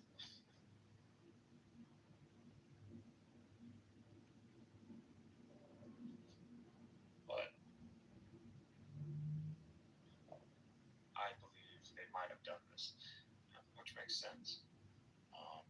You don't want that kind of people in your group. And those people, once you signed on the dotted line and you witnessed major miracles, you were saved by Pharaoh and all the things that happened to you, and you still did this, and might as well. And when you kill yourself, you're going to be forgiven. So, Hi, I'm on the stage. Hi. hello. Would you like to talk about anything religious or geopolitical? Eschatology is one of my favorite things, actually. Okay, religious eschatology. Do you hold to a specific framework or theological framework? I'm not very informed about it. Subscribe to the Hindu paradigm or no? I do. If you speak to me about it, maybe I'll be reminded of something. Familiar with Hinduism a bit, at least on a structural level. You go by many names. Yeah, I've changed that policy. So, a lot of that has to do with just making a statement, but no, you'll see a loony more. The way I interact will change. So a loony comes from a specific approach. I'll reserve these more genuine conversations to the house. That's what I'm going to test that out. So we'll see. So yes, eschatology is something that is, I think it's something very important to me. I don't know if something about the unheard aspects of it, like because if it's truly the end of times, then the unheard has to be heard. So many things. So it's almost, you could say that these are the times that were prophesied. So that's my religious view. How do you feel? If you what I hold to or what I'm trying to bring to people. What I hold news holding to the definition as in a knower. One binding structure of intelligibility, logos, and many archetypal disclosures. Directly across history, submission is alignment with this constraint, and doctrines are tested by coherence without denying real eschatology. So I've already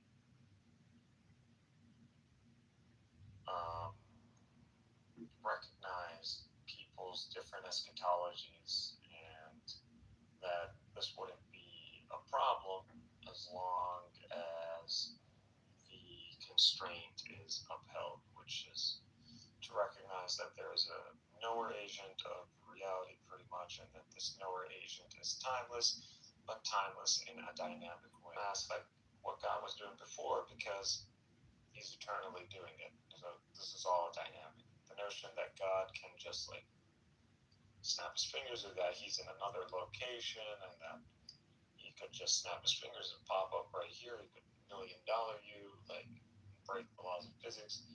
I don't hold to that kind of notion of God.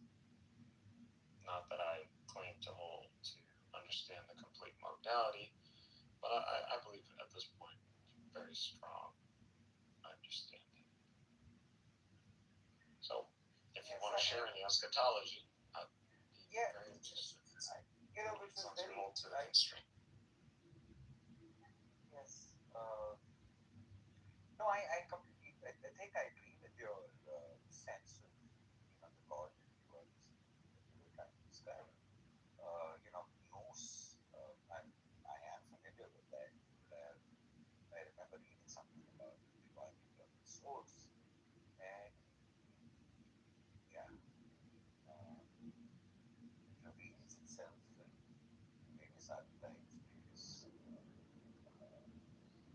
Exactly. Hinduism very much actually names these disclosures, names them, and might commit to some iconography when it comes down to these manifestations. But Hinduism doesn't necessarily hold to the notion, it uses the word incarnation loosely. So Krishna is not God's manifestation of his free will or sovereignty over the logos, so over the very order of reality without the logos. So he's the command, the law, the enforcer of law. So these are just themes that have been painted over God's manifestations or attributes or descriptions. Not necessarily held to be literal per God has no everything that he imagined to be.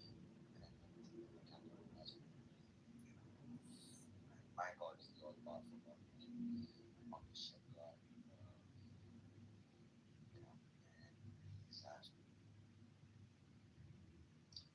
Yeah, I actually believe Hindus, if they can, it's a large pantheon, but if you can shift through all the gods and figure out the archetypes that they are fulfilling, then, and you can translate that to divine manifestations or attributes, you're in a position to explain God's attributes and interactions, I believe, in a very vivid, in a very vivid description. And I use the description of some of the Hindu gods in describing theology or God's actions. I mean, that's actually very, that's an area of expertise for me. If you see my work over the last so many years, it's been, aimed at catching glimpses of the ineffable moves that these people Ram or Krishna. And I'm trying to kind of see it. But I invite you to that art exhibition that I've. Oh, I'm already ahead of you, man. Maybe you haven't seen my pictures, or my images, but here I'll show you my Rama. I have some Hindu stuff here. This is my Rama guy. Beautiful. You're looking at your pictures and they're beautiful. These are your pieces. Rama.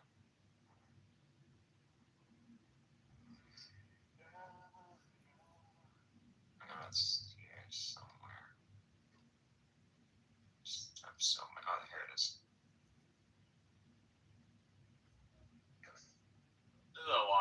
It's been a while since my doing some Hindu synthesis, but I've done it. I've done some key gods or disclosures or iconography regarding God. Say hello. I've become more understanding of what's up, man. Hi, brother. Hey, you come in. I'm sorry. Yeah, say hi. Greetings, Nara. He'd like you to recognize him. Yeah, say hello. Hello. And there you go. Hello. Yeah, he's talking. No, this time. No. Are you okay? Yeah, he's not okay. Say to him. Talk to him. Yeah, he's not. I put my depiction. Say, how are you? Ask how are you? But yeah, Hinduism is not really that much of a synthesis can be found. Actually, it's not actually that hard. Hinduism is not a paradigm like Christianity. Again, incarnation is the confusing word. People think transubstantiation. And they need to understand that God is immutable. And as long as they understand that, then what's up, sorry, but you can't be interrupting, man. Like, I'm down to Holy Spirit and all, but yeah. What? He left on his own.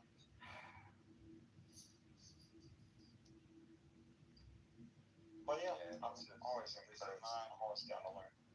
This is mine. Yeah, this is, you know, like, this is the emergence. And you know, like, it's together. I'm just happy to do it. Yes, this is part of an overall process that is the human experience. Yeah. There is something tells me that's enough, you know. And that's enough. It's up to you. You're thinking you don't have any questions about the world, or you're not trying to get to the bottom of what you believe or your logic. Every day, some of your brothers of purity. No, they're not. I don't like those guys. Yeah. I call them brothers of disparity. I don't know much about them, but yeah, they're trying to be edgy and confrontational and try to trigger people with their silly title. But the problem is do research and learning the hard way.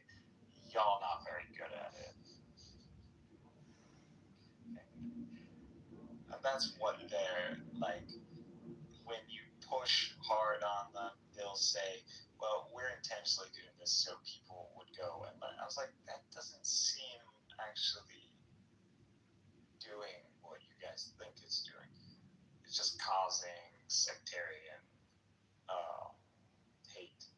And y'all also taken a name that really doesn't belong to y'all. It's just like kind of slandering that. So, but to me, they're mainly like Safahid, Sassanid, the revivalist thing. They glorify Persian imperialism.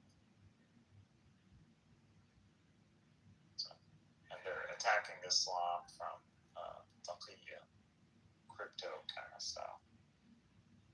yeah, so, you know, it's not necessarily all of them. That's just their dynamic. Yeah, there's a lot going on, and I heard something terrible today about me. I hope that's not true. Millions? They drop a nuke? No, I heard someone mention 6 million people. Speak Jewish. I don't know. 6 million people. That sounds like an awful lot.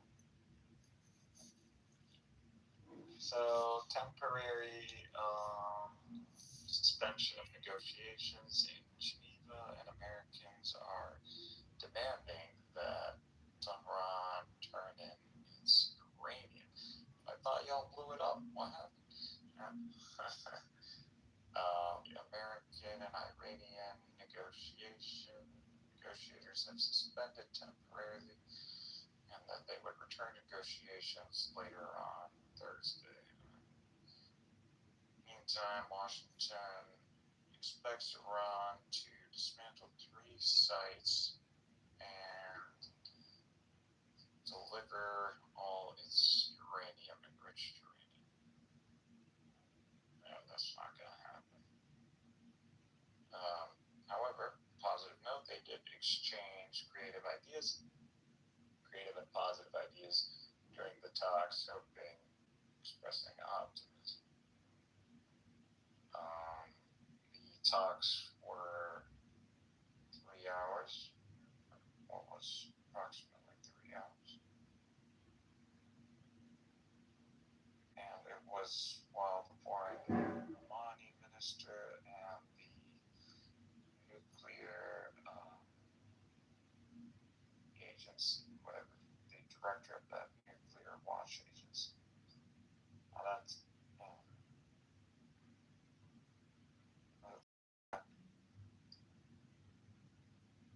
Axios is the one that revealed the hours and the key demand. Fox News reported from American officials that the deal with Iran would demand that they seize uranium enrichment and ensure that they will not revive their nuclear program.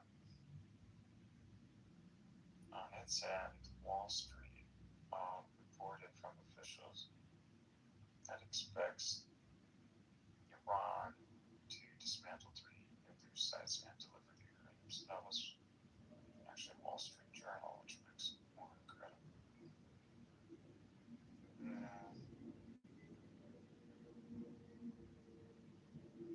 So they're definitely demanding that Iran seizes its nuclear everything, even if it was for civil. It's a stupid demand. It's not a demand that Iran is going to give in to abandon nuclear technology. It's not going to be something that a nation can tell a nation. That's literally why we have Nuclear Watch Agency. But once you say America has the right to tell nations what technology you develop, that's not a world we want to live in. If anything, I would give nuclear technology to everyone. Ensure that it's civilian use by some committee of its neighbors and international buy-in. That would be it, just because everybody in humanity should have access to the same level of knowledge and technology. I mean, I have my own experiences to talk about. I mean, what is nuclear fusion? I mean, you're talking about Holy Spirit. What is nuclear fusion? Holy Spirit. I mean, this is not about God. God ain't gonna be taken out with a nuke. That doesn't mean we can't be destructive to one another.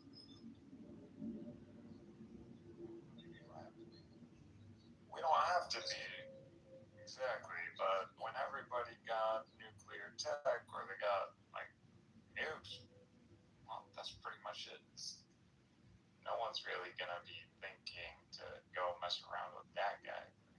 He's got a nuke. Deliver so-called nuke, then GG, you're not gonna mess with him. That's just peace through power. That seems to be the way the world is converging towards. Like, that's the answer. The West is just concerned that if Iran had nukes, you would want us to launch them. And I think that's a legitimate concern. Really? Like, where would Iran launch those nukes? You tell me. You're the one who's pretty, like...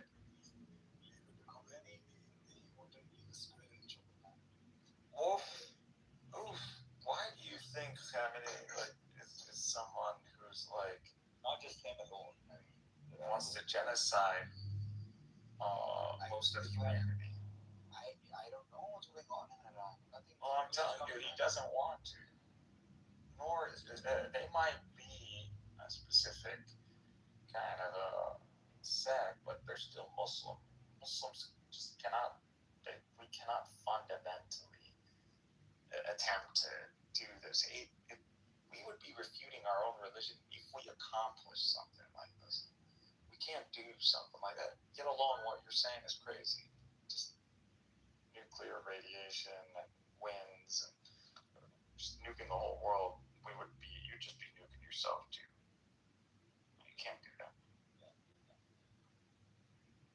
Why else would they resist Iranian attempt position? The reason Iran wants nuclear technology is because, one, it's necessary in the light of the reality that Iran lives in. It's because it's surrounded by, Sunni states for the most part, and Turkey and Russia. Turkey's NATO. Russia is practically a nuclear power. I was going to say practically superpower, but I shifted. But they're still very powerful in this sense.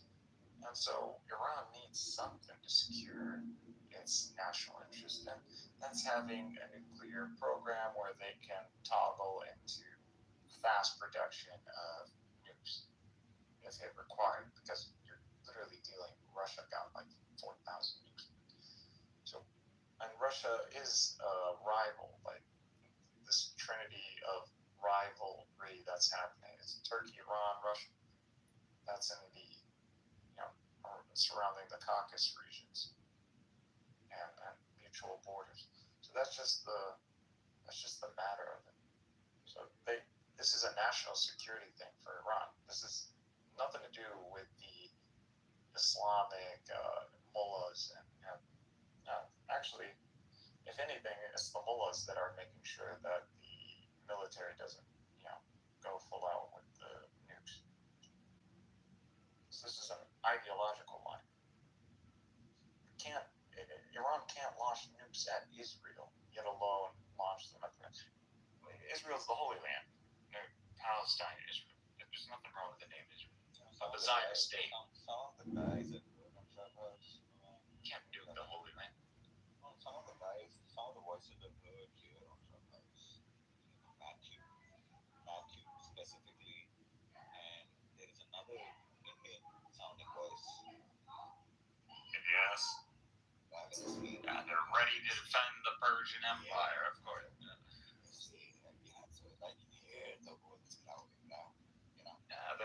They're really just Persian nationalists.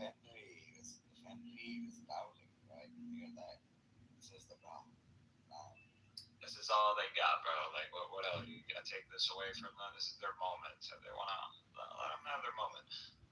But they're gonna take an L regardless of all of this. Like, even if the nuclear program wasn't dismantled, which I don't want it to be dismantled. Honestly, I don't think the region wants to be, because it's an excuse for all of us to develop nuclear programs. So I like Iran to keep its. Also, because I don't want to see a precedent of a superpower imposing on another nation the technology ceiling. So that's not acceptable. Technology should not be limited. And the only ones we have a reason to distrust and remove nuclear capability from would be the very American, because they have actually used it. Not that I'm calling for that either. But the issue with Iran and having nuclear technology is that even if they didn't develop nukes for the purpose of attacking, the very notion that these guys, because Iran's a big country, the very notion that these guys could deterrence, you've already, in a sense, established nuclear deterrence. This puts you in the big leagues. This puts the whole region in a specific balance that is not favorable for the Zionist state. Because now get along that we have Pakistan that has nukes and Saudi cooperation.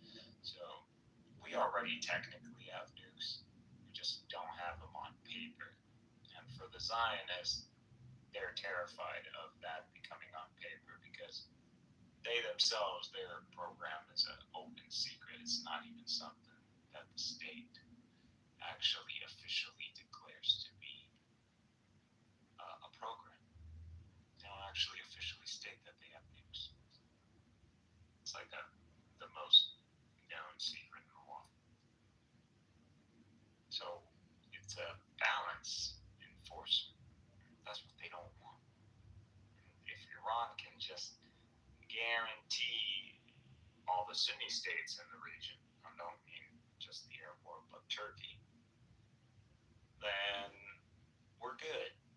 We're kosher with the Iranians. But they have another problem.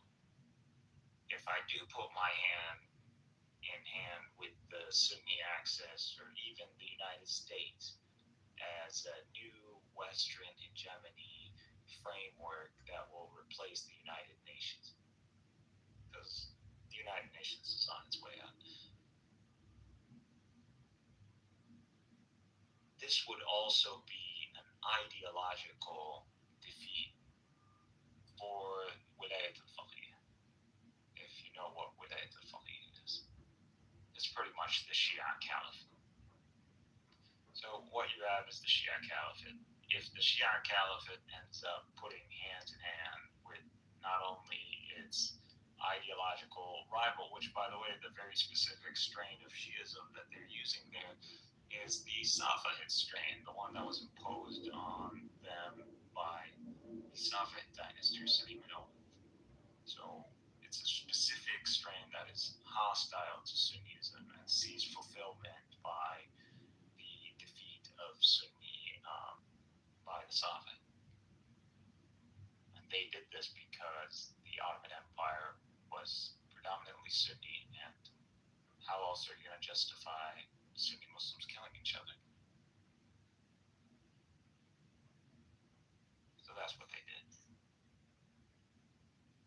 So if your very ideology has it where this person is an enemy and you conquering that enemy is a fulfillment of your religion, what are you doing when you end up cooperating with the enemy? And not only that, that enemy becomes a superpower because of that cooperation. Yeah, I mean, you raise the white flag. you raise the white flag, and I've been trying to raise it for a while, in so many ways, what has been unleashed, right,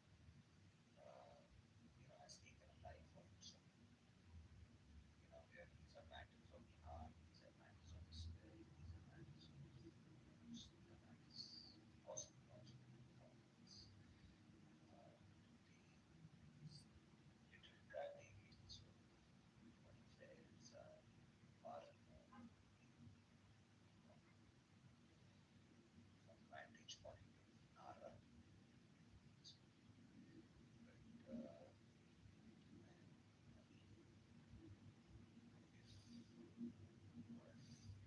The strife was doing these lifts between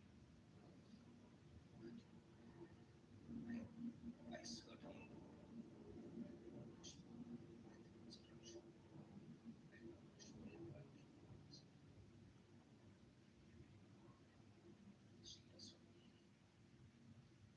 They've seen the rise and fall of the leaders on one side.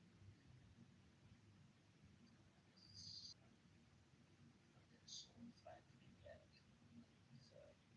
This is a something. It's a happen. It's an event.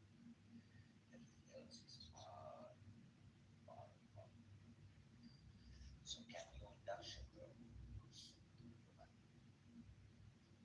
I like to believe I'm pretty good at it. I feel like we've had a discussion a bit so far, so you can judge me based on that.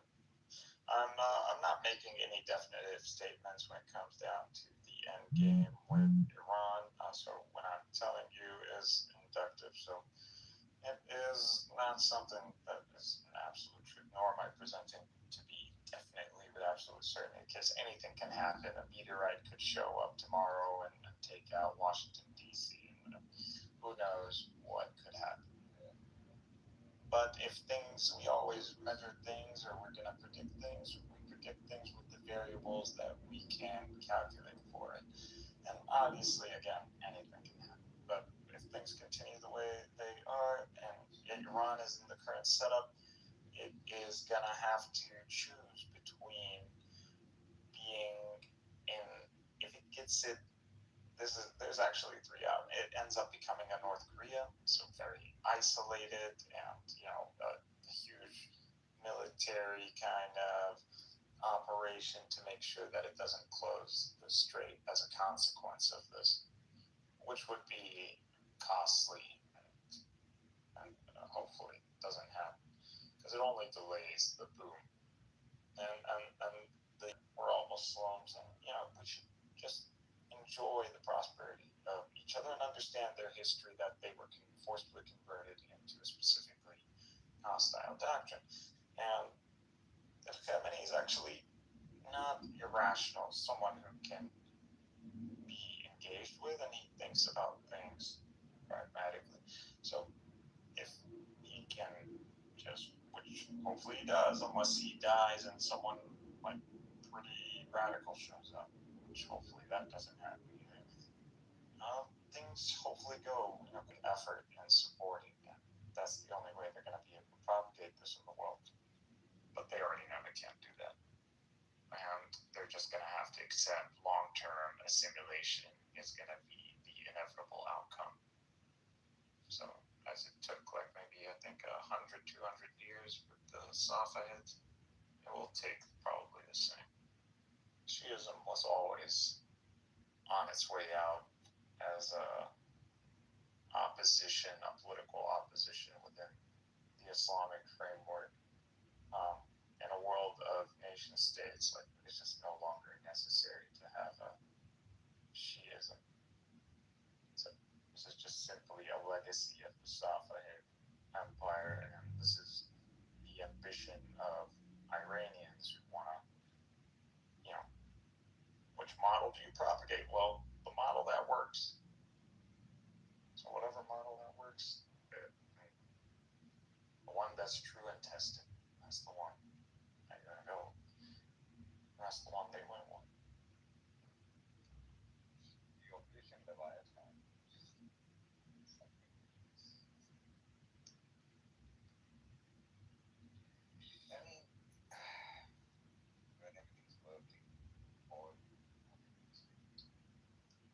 Don't forget about my analysis. There's also Jewish eschatology on this. Did you know that? Talks about the subjugation of Persia and how Persia, due to circumstances, not via total war. So it doesn't talk about total war. This is Zohar, some midrash, but this theme is present.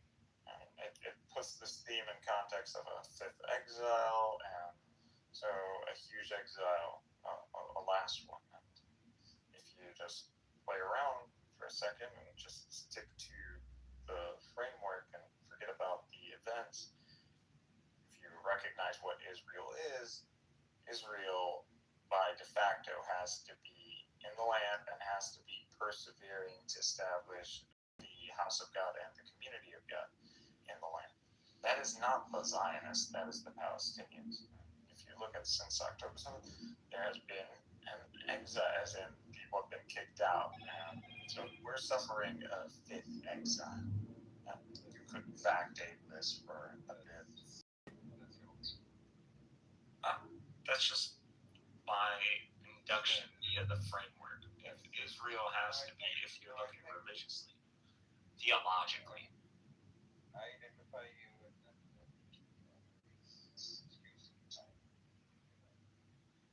trespassing or transgressing.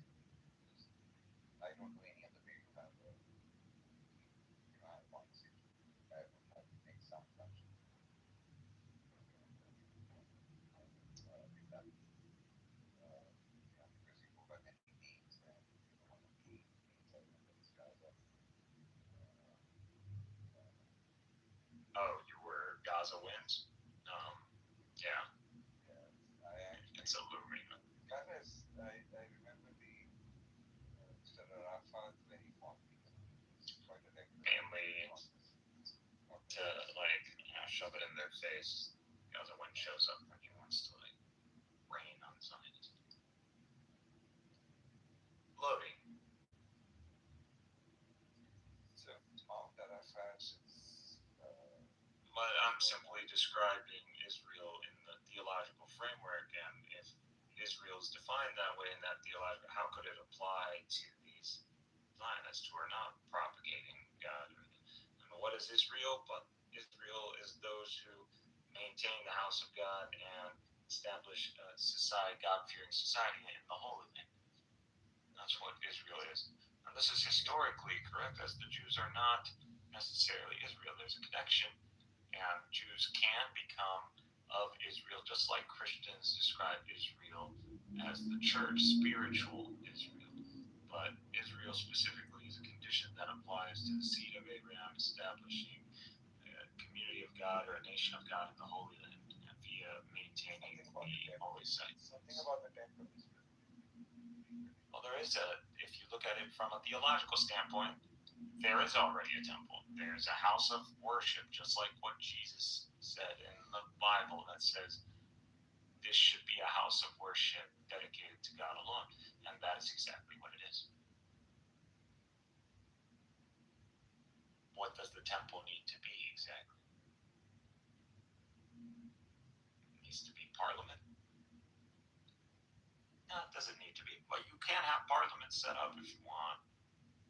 The whole temple is the Temple Mount, technically. So when we talk about the holy site, we don't mean the buildings. We mean the whole geography. So the buildings are just within the sanctuary, which they call the Temple Mount. We call it the sanctuary. So all of this is a sanctuary, not the buildings. Buildings are one of them is built by Omar, the other one is built by the Umayyad Caliph Abdul Malik, which I think was the third Umayyad Caliph. So yeah, these are the ones who built this. And so, not that we don't believe in the whole narrative of Muhammad and journeying to this land and being a representative and having some sort of interaction as a collective of prophets with God. And whether you believe in the ascension or not, that's up to you. But that's what it is. But why invoke the Jewish temple?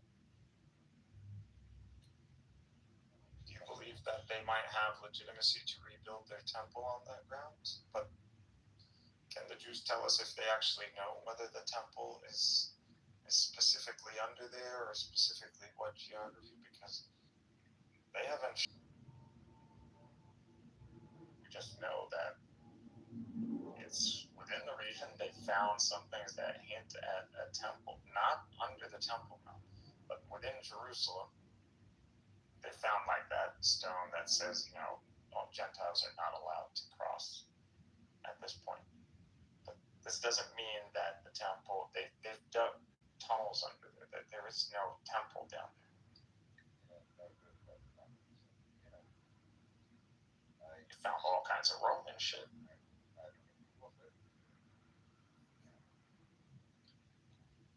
As long as it's not an attempt to destroy or jeopardize the infrastructure of the sanctuary in any way, I don't really care. I want them to know for a fact that there was no temple down there. I'm not saying the temple isn't in the radius. I'm just saying y'all not understanding history or intentionally being obtuse because that Jerusalem was destroyed. This is not the old Jerusalem that was destroyed after Bar Kokhba. This is Ilya. This is what the city's called, actually. So it's a new capital, a new city, Bar Kokhba.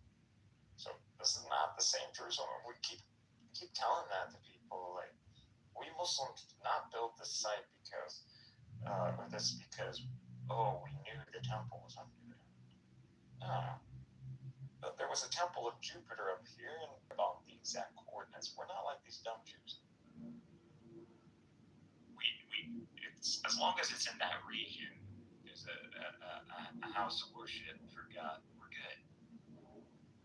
But now that they made this an issue, now we're just going to double down. Not that this was ever going to be removed or in the options of removing to begin with. But we could have gone along with this whole, temples under there. And not like we ever forbid access to Jews up there either. Jews can go up there. We literally worship God. There's no problem between us that we have spiritual connection and a spiritual covenant with God via Abraham and Ishmael.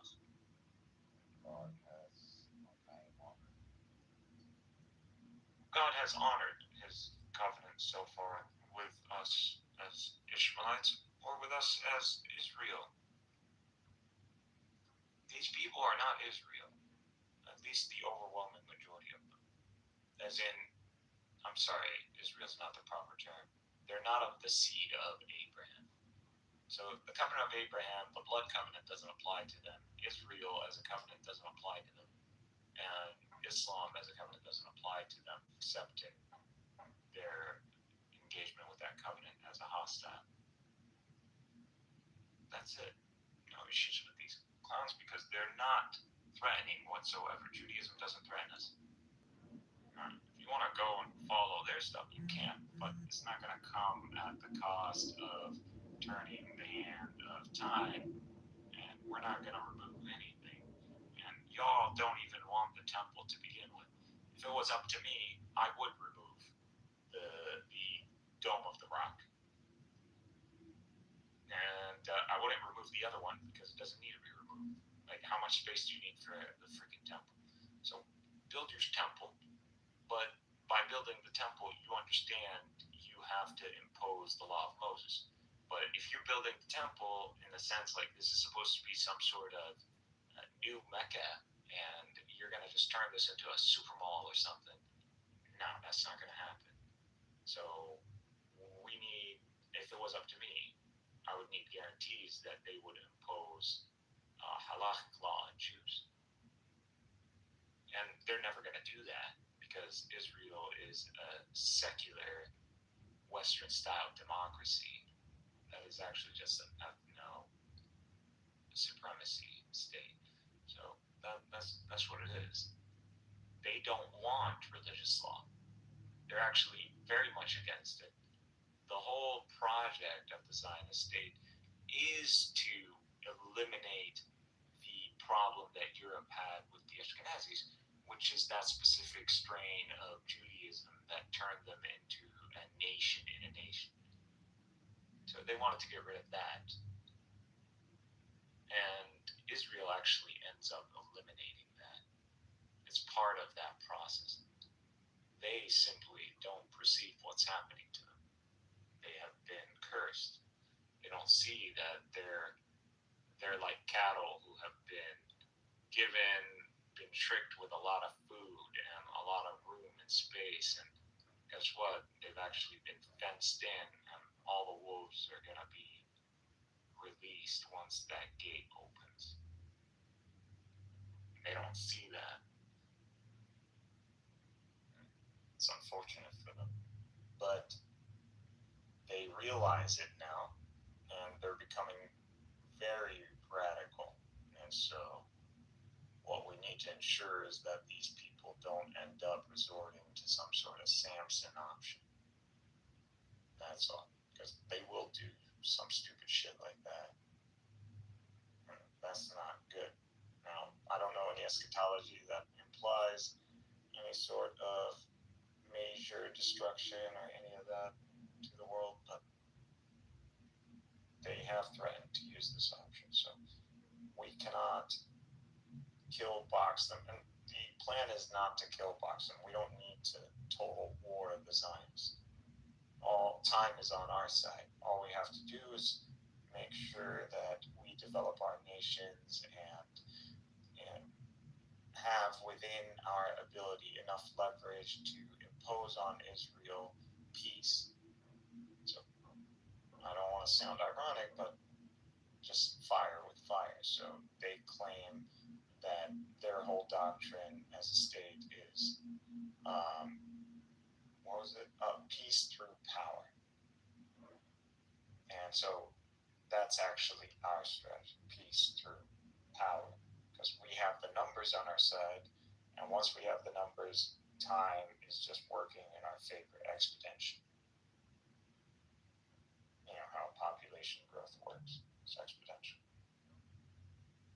So we'll Arabize them in less than a second.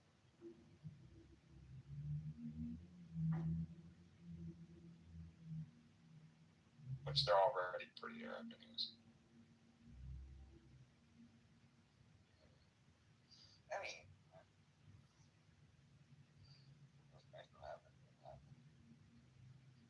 this is just based on current growth rates, assuming there is a long-term peace that doesn't necessarily two-state, but maintains in the current regions and allows for the average prosperity. So we're assuming long-term peace. The numbers literally end up in less than a century. They're a minority in their own state. So how do you get out of this? You have to be active. You can't be passive. You can't be waiting for, if they truly believed in God, they would be waiting for that meteorite or divine intervention. They don't have that in their books. Rabbinic Judaism doesn't believe in God the way we believe in God. They believe in God like Star Wars believes in God. They believe in the Force. They believe God is something that. If you're especially gifted and you're naturally when you those around you, right? You can influence in small ways, little things, little changes, over a period of time, they all incrementally build up. They become they lead to compound exponential growth, right? I mean, that's the whole attempt at AI. The attempt at AI is for that. Was that it could also be, I mean, this technology and this quest for resources, right? I mean, it could also be a flag. We allow as citizens of the moon, should we allow these giants to have their way with us? I don't know. I feel kind of strongly about it because if anything, if Clubhouse experiences to anything to go by, there are some who would rip out the guards and say, but that's the extreme level of that. Yeah, I understand there's a lot of, especially younger crowds like 20s or 30s who are going to say all kinds of like radical, not really well thought of, emotional stuff, and that's fine. But heads of states and commanders and military commanders, they don't run a state that way. At the end of the day, you don't go and send your own people or maybe your own kin to go and die in a conflict that isn't going to benefit the very word. So that's what proves the United States also being ready for any sort of escalation, because they have not set up. You can clearly tell that they don't have it in the bag. The United States got you when they have it in the bag, and you can see it happening. No one in the region sees this happening. But that doesn't mean Iran won, because America doesn't need to strike them. They're already causing. Look at all the deaths happening. Like, they're in the thousands. I won't say 10,000 because I think that number's crazy, but it's quite a few thousand. Now, that alone, I'll just keep that going long term. What's the problem? Iran is going to buckle regardless. The end scenario is Wilayat al-Faqih is pacified. That's all what anybody wants in the region. Or that is what the Sunni axis is willing to guarantee Iran through Turkey in return for joining our alliance, which we are telling them America can help us once we gain the advantage. We can negotiate with America. We already have an alliance with America. America does not want to kill us. America does not want to destroy us. America's survival is based on us. We made America post-Nixon shock. The petrodollar is what keeps America hegemony. If we want to blow up America, all we have to do is blow up all the oil. Blow up OPEC tomorrow, or start undermining the market. We would destroy it, and they wouldn't do anything because they don't have the money. But we would be destroying our own wealth too, because our wealth is in dollars. So the petrodollar deal and King Faisal and Kissinger has checks and balances to make sure that no one fucks the other person. Yes, the other state. Yeah, sounds like all the conditions of for long-term peace are there. I mean, the only wild card is the Zionists again, because they're messianic fanatics, and history has taught us to take messianic fanatics seriously. And the second one is going to be Iran doubling down on its religious eschatology fulfillment. So they would topple this guy, or he would get sick and die, and then some extremist mullah comes out and he declares Shia jihad, and all of a sudden the region implodes. So that's a very low probability. true probability, Iranians are reasonable, so they'll just take the L. They're not even about the whole anyways as a population. They're not invested. They just want to live a good life. We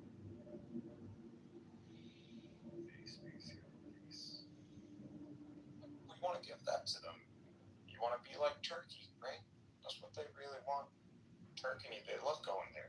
A lot of Persians in Turkey. Actually have a sizable population living there.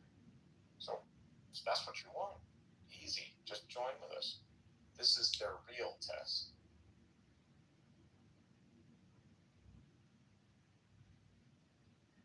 And if you look at the news, Turkey and Iran, you're going to see that Turkey is very interested in this working through the nuclear program, but some sort of settlement where Turkey has a role or has a strong role. Right?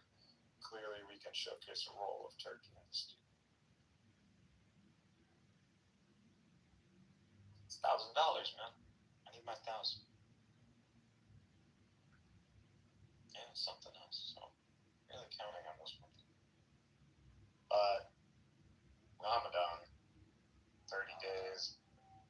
Yeah, you know the Americans are not gonna do any strike during Ramadan, so they're not gonna do that. Why would you do that?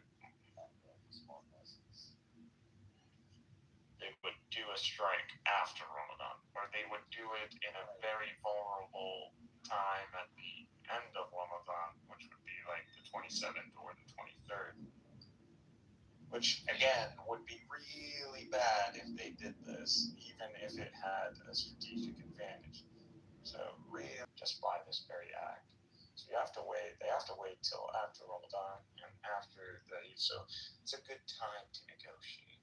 And this doesn't mean the pressure is off of Iran because, again, they have to deal with the internal currency fluctuation and the economy.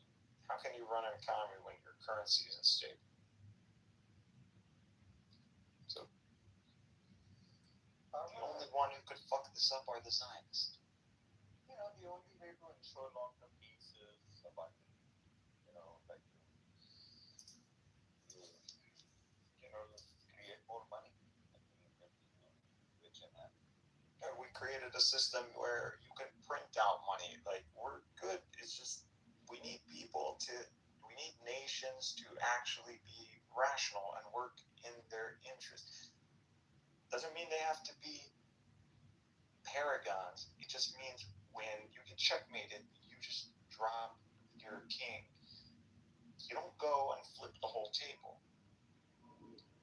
Don't get mad because you already knew that this battle was not going to go down your way. Like, strategy, the chances of your strategy succeeding are very low to begin with. Whether this is the Zionist or this notion of Safayat 2.0 empire, this is not going to happen. Why? It's too late because the demographics are already way lopsided in the favor of the MENA Sunni world. We don't have a growth rate problem. We can sustain our population. We can recover even in cases of war. We're good.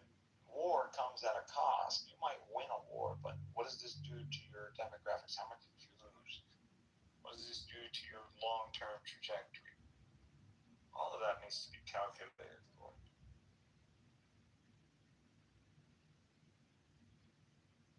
I don't see the Iranians doing anything crazy. But, like you said, you know, reality has a way of surprising us, so you never know. But, like everybody, I'm just enjoying the show. So, these are things that just sit back and relax, because there's no true way to determine. But I always like to be right, so I've been right so far. Quite a few things that happen in the region. Everything has been going in accordance to what was expected. I couldn't predict the timelines of all this. I was completely oblivious of the dating October 7th. No one knew that was going to happen, at least internally, to Palestinians. We didn't know. They completely surprised us with that. But that kicked off a whole bunch of events that you could tell what or induced what they could have led to. It's pretty good. Yeah. Predicted the fall of Assad. I predicted the fall of. I didn't predict the assassination of the head of Hezbollah, but I've predicted that they would lose their influence and their support as a consequence to the fall of Assad. I've been, since the beginning of this, when COVID, I've spoken about the rise of the Neo-Ottoman Empire, which the Sunni axis. So I've highlighted that. I've highlighted Saudi, Turkish, Egyptian triangle, that necessary triangle. So weapons manufacturing relatively quick. Which again, we don't need this because Turkey's already done way more than this. We just need to kick Turkey into high production once they get all the technology, which they're about to. Submarines should already be building an indigenous submarine. So once we get the submarines and once we get the engines. So once we get the submarines and once we get the engines for the stealth fighter, the 5th gens, building a whole new global order because of this. Israel has now negative returns when it comes down to American foreign policy. These guys want to run shit their own way, and they're not aligning with the notion that our interest trumps your interest because you're a bitch. And they seem to have forgotten that, so we're gonna remind them. We already did when we stopped the whole war in Gaza, and now we have American troops over there as a detachment that are in the Holy of Holies. That's extremely significant. People never take that into account. And soon by next year, with the Indonesian forces showing up as peacekeeping forces or whatever, multi-international, it's predominantly going to be Muslim anyways. Israel's fought. Like, come on. You forget about that. Jelani is building up a whole Sunni army, battle-hardened. It's going to be backed with Turkish top-of-the-line technology. We're going to be Turkish cannon fodder, and guess what? We're going to be happy to do it too. So, Zionists don't want this smoke. Now, are they going to self-implode because of the stress and the anxiety of the strategic L? Yeah, that's the worry. That's exactly what's going to happen.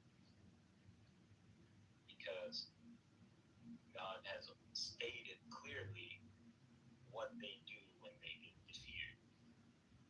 They tear down their own buildings. They tear down their own shit. It's literally what they do. And the Quran can't be wrong. If it is wrong, then it's not the Quran. But see, these are one of these prophecies that the Quran tells you that people don't pay attention to. It's like, if they don't do this, so the Quran is making a prediction. Speaking secular academic terms, obviously. Just the way I like to speak when presenting the Quran to mixed audience, or even the Muslims.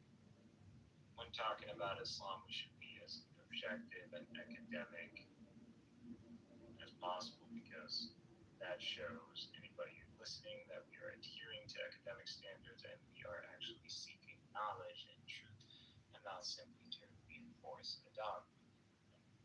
You know, highlighting or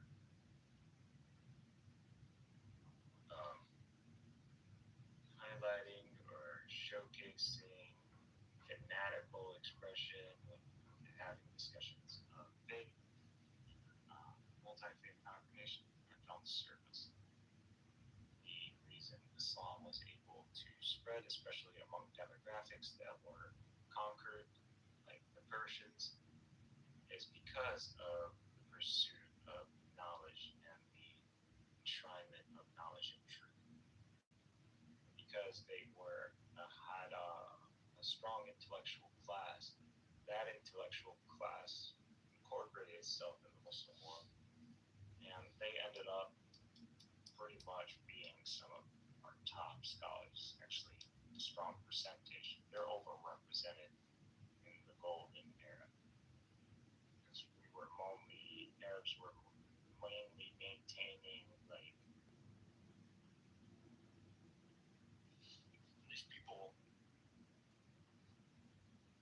This intelligentsia ended up spawning some of the well-named scholars that we know. Avicenna, Khaldesby, Ghazali, even though I don't like him.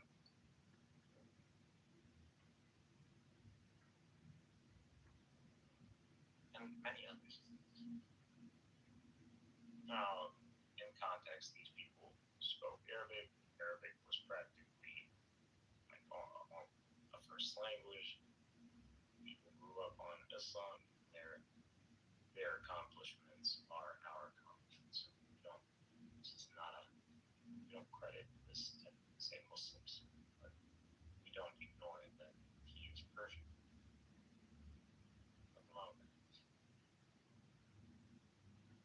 But no beef with the Persians. Muslims, and especially my guys in the Middle East, North Africa region, need to understand that Iran, for the longest time, to Sunni Islam.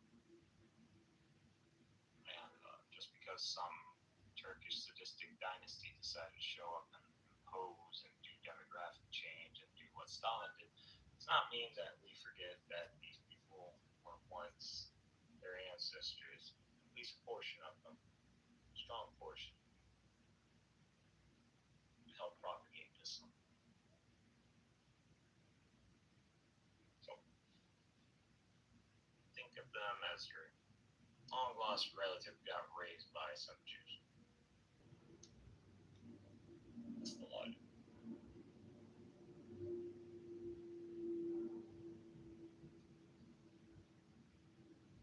Since no one has come to the stage to interact with me, I'm gonna assume this to be the conclusion of my monologue, which is just me thinking out loud and filing information in my head. I just do what you do when you sleep consciously.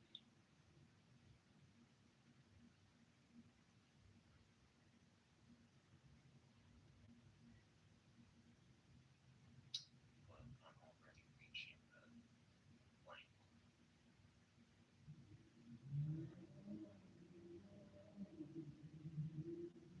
Forgetting there are now categories of Clubhouse of faith. Okay. This free will was looking for one Christian app used to be full of polemics between Muslims and Christians. All of that is gone, or it's all gone. Well, we accomplished what we were set out to do. Neutralize that kind of meta. Couldn't do it. We did a great job on this app, but I mean, what is this app?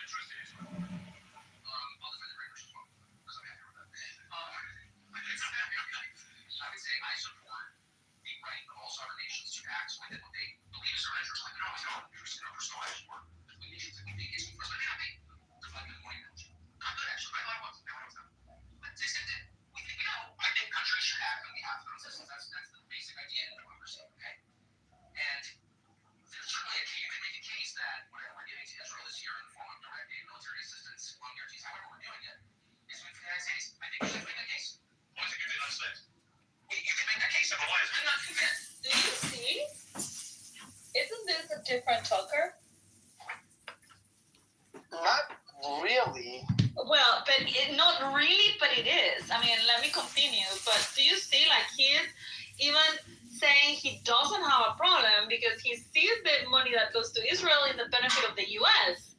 I'm gonna repeat that. It's like more. Actually, but I thought it was. Now I know it's not. But to the extent that we think we know, I think countries should act on behalf of their own citizens. That's the basic idea in democracy. Okay, and there's certainly you can make a case that whatever we're giving to Israel this year in the form of direct aid, military assistance, loan guarantees, however we're doing it, is good for the United States. I think you just have to make that case. Why is it good for the United States? Well, you can make that case, but why is it? I'm not convinced. What is it? Well, I don't know. You have to be an advocate for it. You are a vociferous advocate for it, so why don't you tell me? For what? For USA to Israel in the current conflict. Actually, I haven't listened to you about that at all. I'm just curious about the difference. You're not an Israel hater, are you? What do you think? What do you think? He's not implying that, though. What problem do you have with Israel? You're no problem with Israel. They secretly hate Israel. I have no problem with Israel Feels whatsoever. like you do. Is Netanyahu a dictator? Actually, I don't like Netanyahu. I think you should. I hate Israel. I think you should go. Let me just ask you one more time. Now we're getting into. I'm not comfortable with this. Here's my question. Should I be platformed? That's my question. You just said you don't like Netanyahu. I'm trying to work out whose brand suffers more. We play for each other. But let me ask you this. I'm gonna need a second. One more time. Just quietly for the people at the back. You don't like America getting involved in helping Ukraine against Russia because there's no national interest for America in doing that in your eyes. Well, there's a negative national interest. So again, that's using the U.S. dollar as the world's reserve currency because of this war. All right. So fine. No greater national. So that's your position. Your position is America first. There's no interest for America. Shouldn't be doing it. Every country. It's a problem between Ukraine and Russia. Okay, that's fine. A lot of people have that view. I respect it. What I can't understand is the difference in your logic and principle about supporting Israel in its war with Hamas, which is many thousands of miles away from America. There's no direct. Have I been a great advocate for the war it goes? I missed that part of the conversation. Well, you support America supporting Israel. You don't support America supporting Ukraine. I don't support America supporting any nation on the planet to its own detriment. Every element of our foreign policy should serve the United States. Okay. That's the point of our government, is to serve the people who live there, called citizens. That's what democracy is. There's no other reason. So if I'm in charge of the country and I decide, actually, I should do this because people who pay me want me to do it, or I'm making money to do it, then I'm by definition illegitimate. That's not democracy.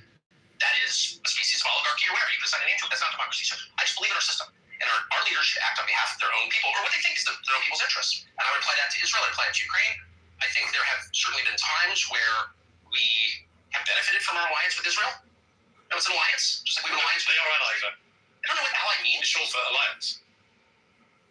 Yeah, you're right. It is. Yeah, it's a funny. I never thought of that. You got me. Doesn't know what ally means, but he said he's an ally to his kids. My English linguist. You guys have been. Okay, I think that there is still a little bit more when he speaks about Israel, but I think that that's a little bit the turning point of Tucker, because in this interview, he was, I mean, not explicitly and not with his teeth out, you know, but he was sort of defending even the funding that USA was sending to Israel. Like, he's happy with it. So, and this is just 1 year ago, and it's on the 31st of January of last year. I don't know if he was explicitly defending Israel. He was not defending, but he was not attacking. Skeptical. He's skeptical, yeah. But it's not the same Tucker, Simon. It's not the Tucker that right now is just like viciously, you know, going after Israel and just like completely all the time attacking it. It's different. Something happened after this. Because then he was standing up for his Russian backers. Now he's standing up for his Qatari backers. No, but this interview, they were actually discussing Russia-Ukraine. And he was for Israel. Russia was okay with Israel back then. They only got upset at Israel in 24 because Israel supplied weaponry to Ukraine. In England, Meyer, this is 31st of January 2025. Yeah, he was completely in the tank for Russia then. Means he was arguing Russian arguments. Anti-Ukraine is just a small part of it. He was talking about American foods being poisoned, the Russian talking point. He was talking about how the grocery stores in Moscow are so clean and neat and nice. Yeah, I know all of that, but that has nothing really to do with Israel. That's the point. It does have nothing to do with Israel. That's why he was very neutral on Israel then. But in the last couple of months, we were talking 1 year into the 7th of October war. Yeah, because then he was. I'm telling you, it's nothing to do with the war. It has to do with Tucker. But Tucker LaFox, he was spewing Russian propaganda. Now he's spewing Qatari propaganda. Why that change? I don't know, but that's the change. Meyer, but my point is, so he left Fox like 3 years ago, something like that, and he became independent. Then this interview, I mean, like he was more or less consistent with his thoughts, whatever. Last year, 1 year ago, on the 31st of January, he had this interview with Piers Morgan. He was in Saudi Arabia. They were talking about Ukraine, Russia, and Piers Morgan challenged him on his views on Ukraine versus Russia, making the comparison with Israel, Gaza, because Tucker had a pro-Israel stance in the war. He was neutral about it. But he was okay with the money that the U.S. was sending to Israel. So right, but where am I not coming through? Because when you're talking about Russians' involvement in American politics, they don't care about money going to Israel. That's not an area that they're so worried about. There was issues with Syria. There was a understanding between Israel and Russia of what Israel can do in Syria and how not to hurt Russian soldiers.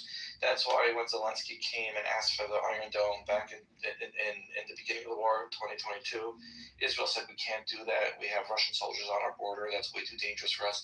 But since then, Russia has left Syria. And the relationship between Ukraine and Israel has changed. And Tucker changed. He's now working for Qatar. That I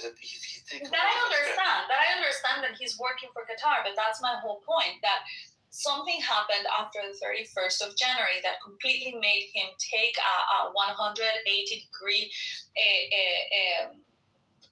changing of position. And so in this interview, he's still neutral. He's sort of pro-Israel still. And then something happened, I believe that it's Qatari money, that he completely shifted his position. And he became a pitbull for Qatar. And always shifted on Israel. But it was just so evident. Yeah. The Russian, Qatar, Iran, China alliance has gotten stronger as well. So there's no conflict between him being the mouthpiece of Qatar. But yeah, you can clearly see the propaganda shift. The anti-America Russian side, the anti-America Qatari side is his shift for the last year. I mean, to be fair though, even my view is shifted a lot. I don't know. Well, the people that mold your view are coming from a different angle. Honestly, it's not so much what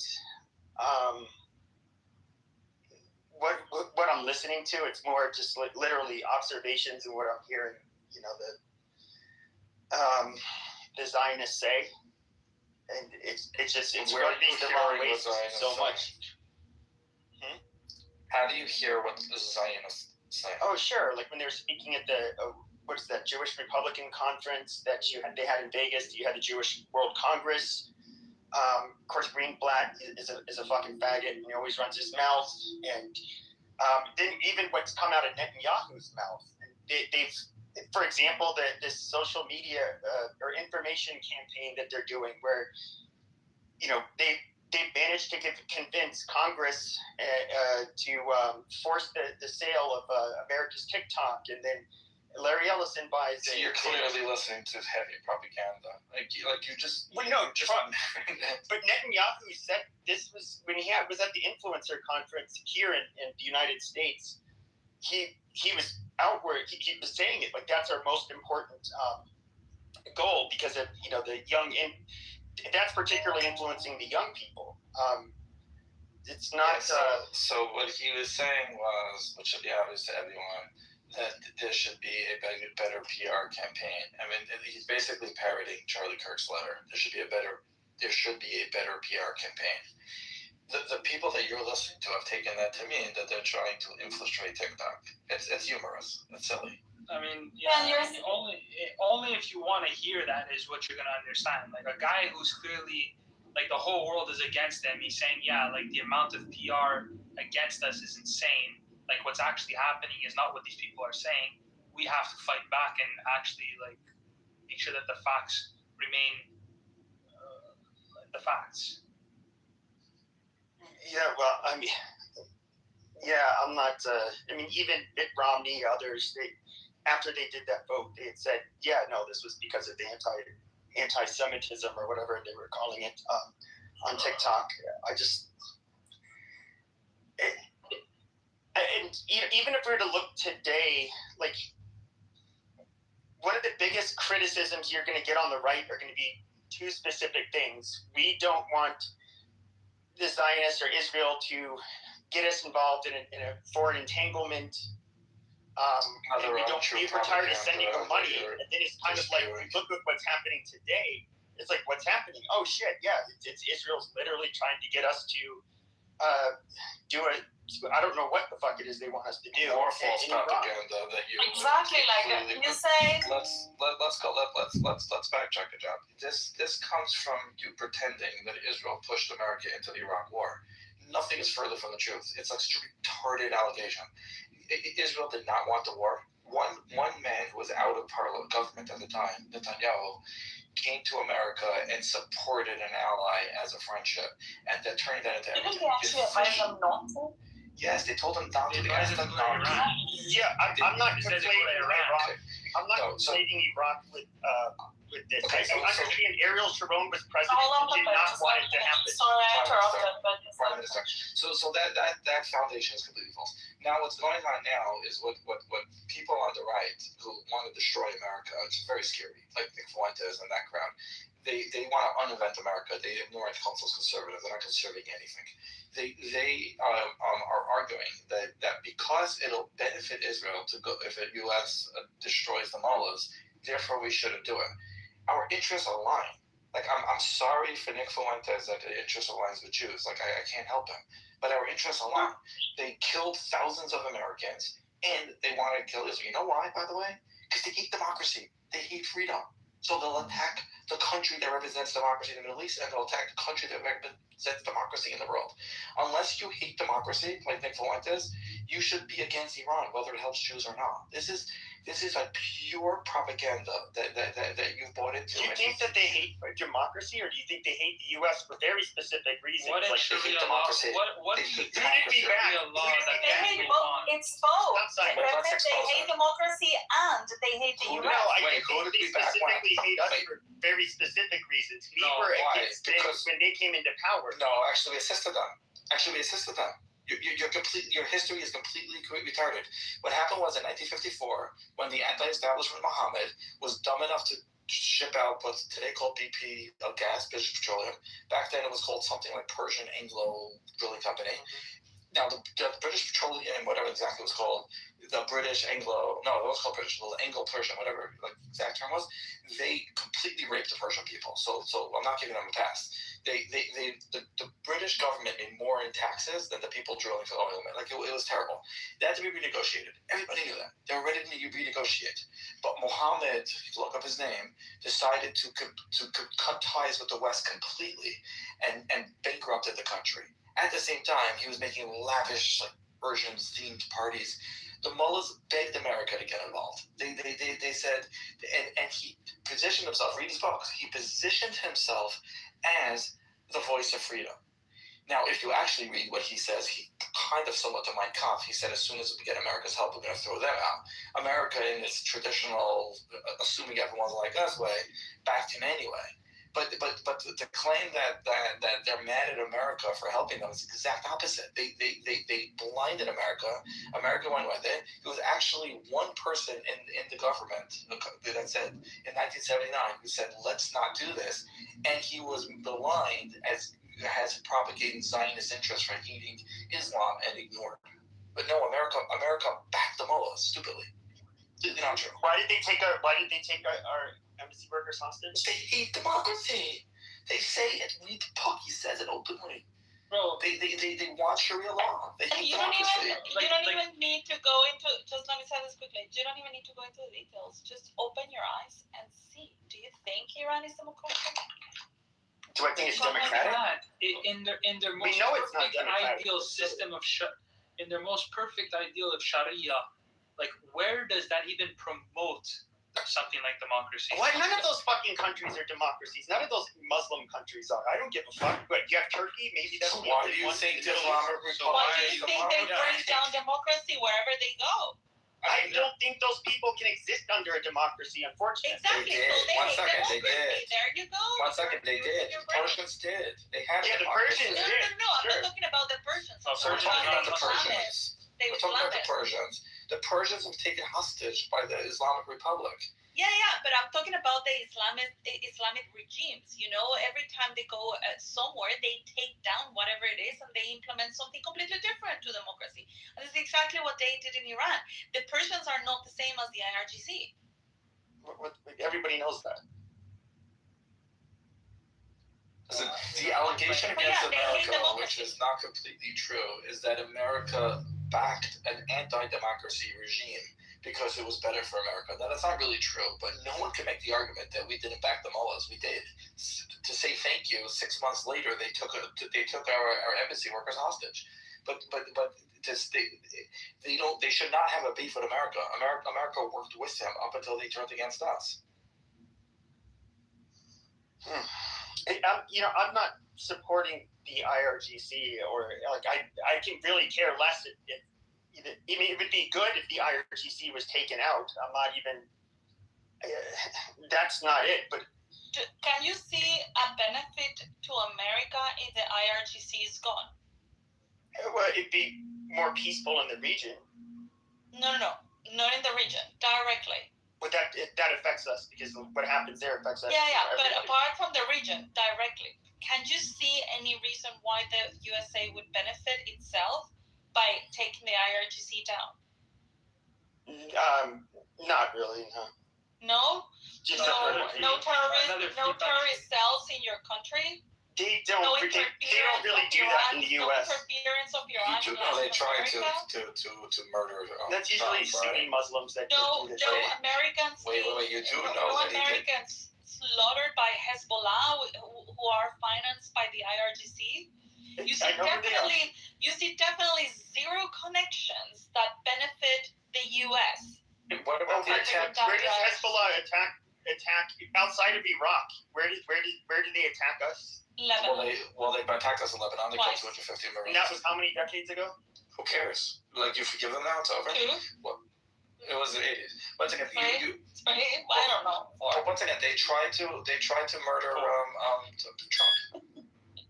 They tried to murder Trump. That's okay.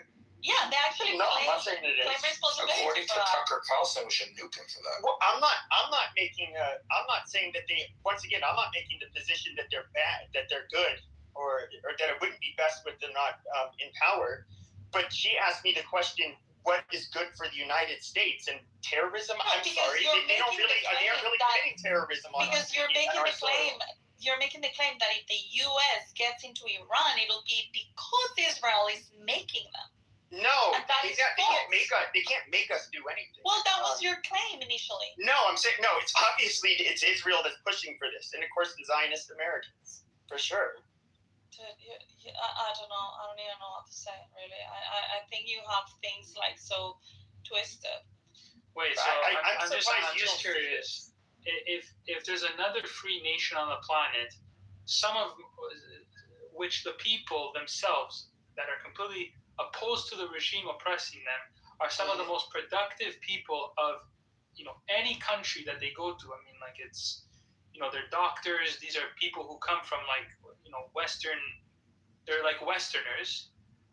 Having that sort of country be free for these people to flourish in, would that not be in America's interest? That in particular, probably not.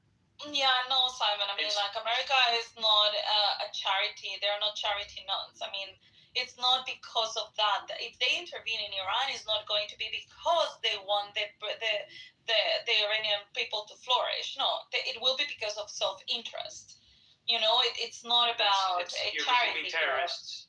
It will be because the some of the most dangerous terrorists Yeah, well, the IRGC is funding all of these terrorist groups. These terrorist groups are also infiltrating not only the USA, but also the backyard of the USA, which are all our Latin American countries. Yeah, but starting with Venezuela. So Iran is expanding its circle of influence, to Latin America, and so all of these people are being funded by Iran. I am sure that the U.S. has got so many sleeping cells right now, terrorist cells, that will go off at some point. I got a question, man. Yeah, but my point was just to illustrate that What's funny about we're not talking about like just random like poor like nothing burger people. We're talking about people who are Westerners who are being oppressed by terrorists threatening. They're not Westerners. These countries. They're Iranians are not Westerners. No, they're not. Yeah, they're Westerners. Oh my God. Have you listened to Iranians speak? Yes, they're still not considered the Western world. I'm not saying that they're. They had Western values prior to the revolution. Yeah, they would have Western values, but they're not part of the Western world. Just like Latin America is not the Western world. We're Westernized, but we're not the Western world. I know. I'm not saying that they're Western. I have a question to your point. It's not charity. It's not about the people. I didn't say that it's charity. I said you're taking out one of the most dangerous terrorist organizations on the planet. Yes, but they're not going to do it just because they don't go and take down the North Korean regime, which is also could be considered a terrorist regime. It's because it directly. You're saying that they're doing it because it's a terrorist regime. It's not because of that. It's because they have interest in it. Anyway,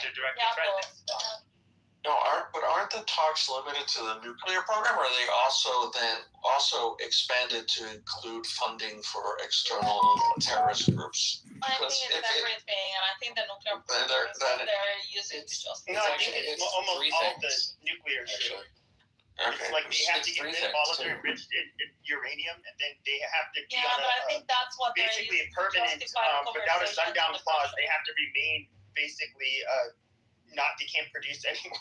They have to stop their nuclear program. Period. Yeah, but it's also ballistics because they have intercontinentals. So it is actually to the point where now Iran from China has certain ICBMs that could reach Europe. So it's beyond. Reach the United States, forget Europe. Well, not at this point, but Europe. Yes, actually, yeah, no, they know. Iran also. Yes, I did the math. Iran also has got a. Sure, they'll reach here because we don't have forces that could shoot them down, right? But Iran also has operations in Venezuela. Do you know how long it takes for a missile to be launched from Venezuela and hit Miami? How long? We would know. 22 years! We would know the moment they see well before. And it's not that they have any kind of control in Venezuela. Like Russia, they can only do that because Russia allows them to.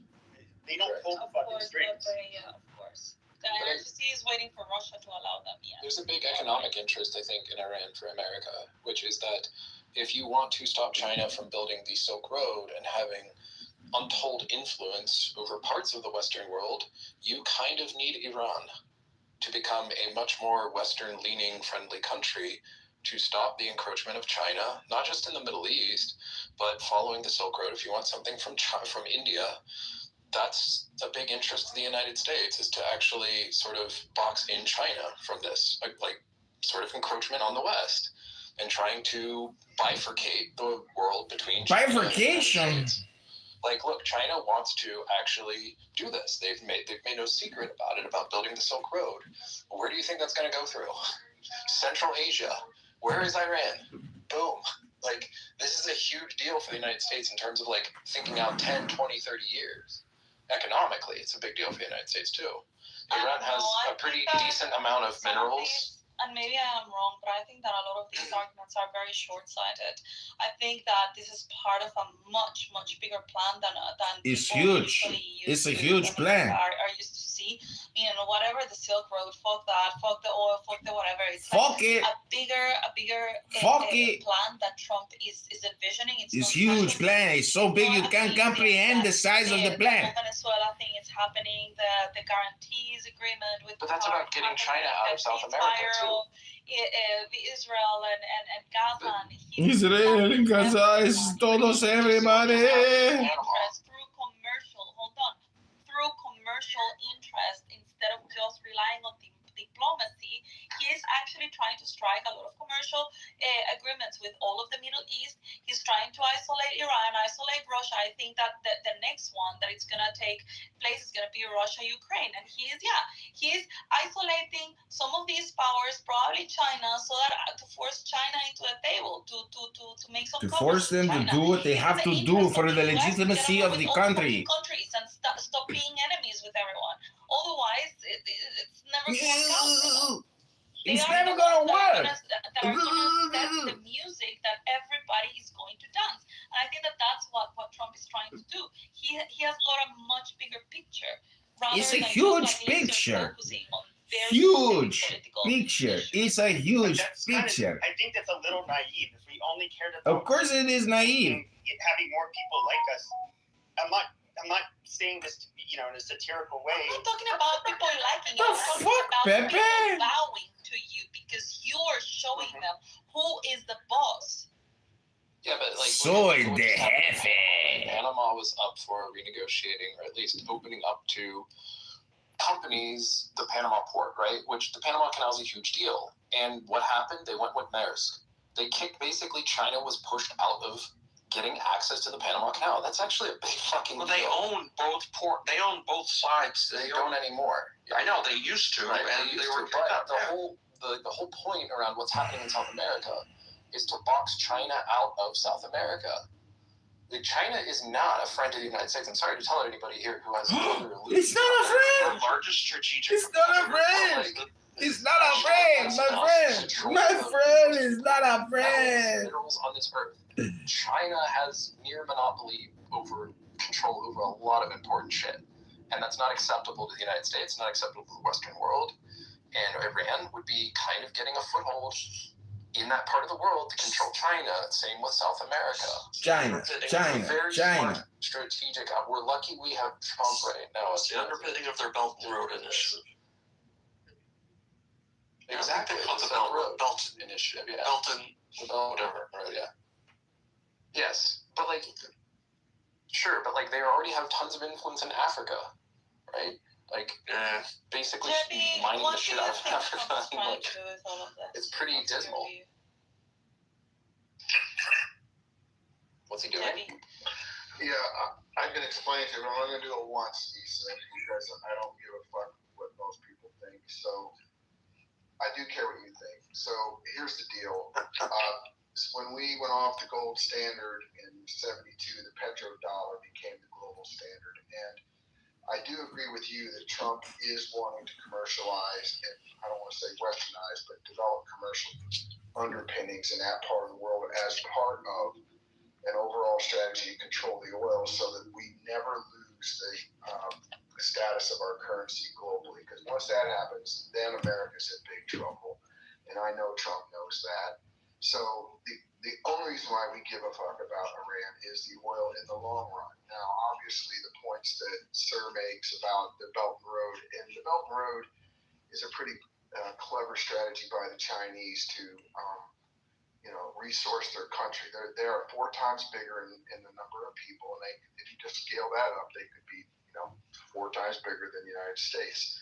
Theoretically, if they had the right economic system. So they do have an internal demand for all the raw materials in Africa and all the energy in the Middle East, that if they ever got their hands on it, that would, give them the power to Los carteles son frijoles. fuck America in a way that we've never seen. So it all comes down to who has the global currency in terms of our lifetime. Because the minute we go to double-digit interest rates on our internal debt, this country's screwed, and you know it, and I know it. So where Trump is masterful is he's isolating our enemies. He's basically, to Sir's point, he showed China day one in the office that, look, motherfucker, we're going going to control the Panama Canal because you don't have enough. You can make enough boats, but they can't get the Panama to defend your interests. So good luck. And then now he's fucking Venezuela over. We're going to wind up getting a lot of oil out of that deal. And that'll basically what it's going to come down to is can Russia supply the other side, our I don't want to say frenemies, but our enemies enough oil to keep their economies afloat. If Trump succeeds with his global sort of what they call it, the Marshall. What do they have a name for it? The Marshall Plan. They had a name for it. I'm trying to think. Was that after World War II? Yeah, but there's been some memeization of Trump's plan that equivalent to the Marshall Plan, which is he's basically dividing and conquering one at a time, and I do believe he is clever enough to use to realize he just can't base it on oil and what he's just saying around developing friendships to live part of it, but we cannot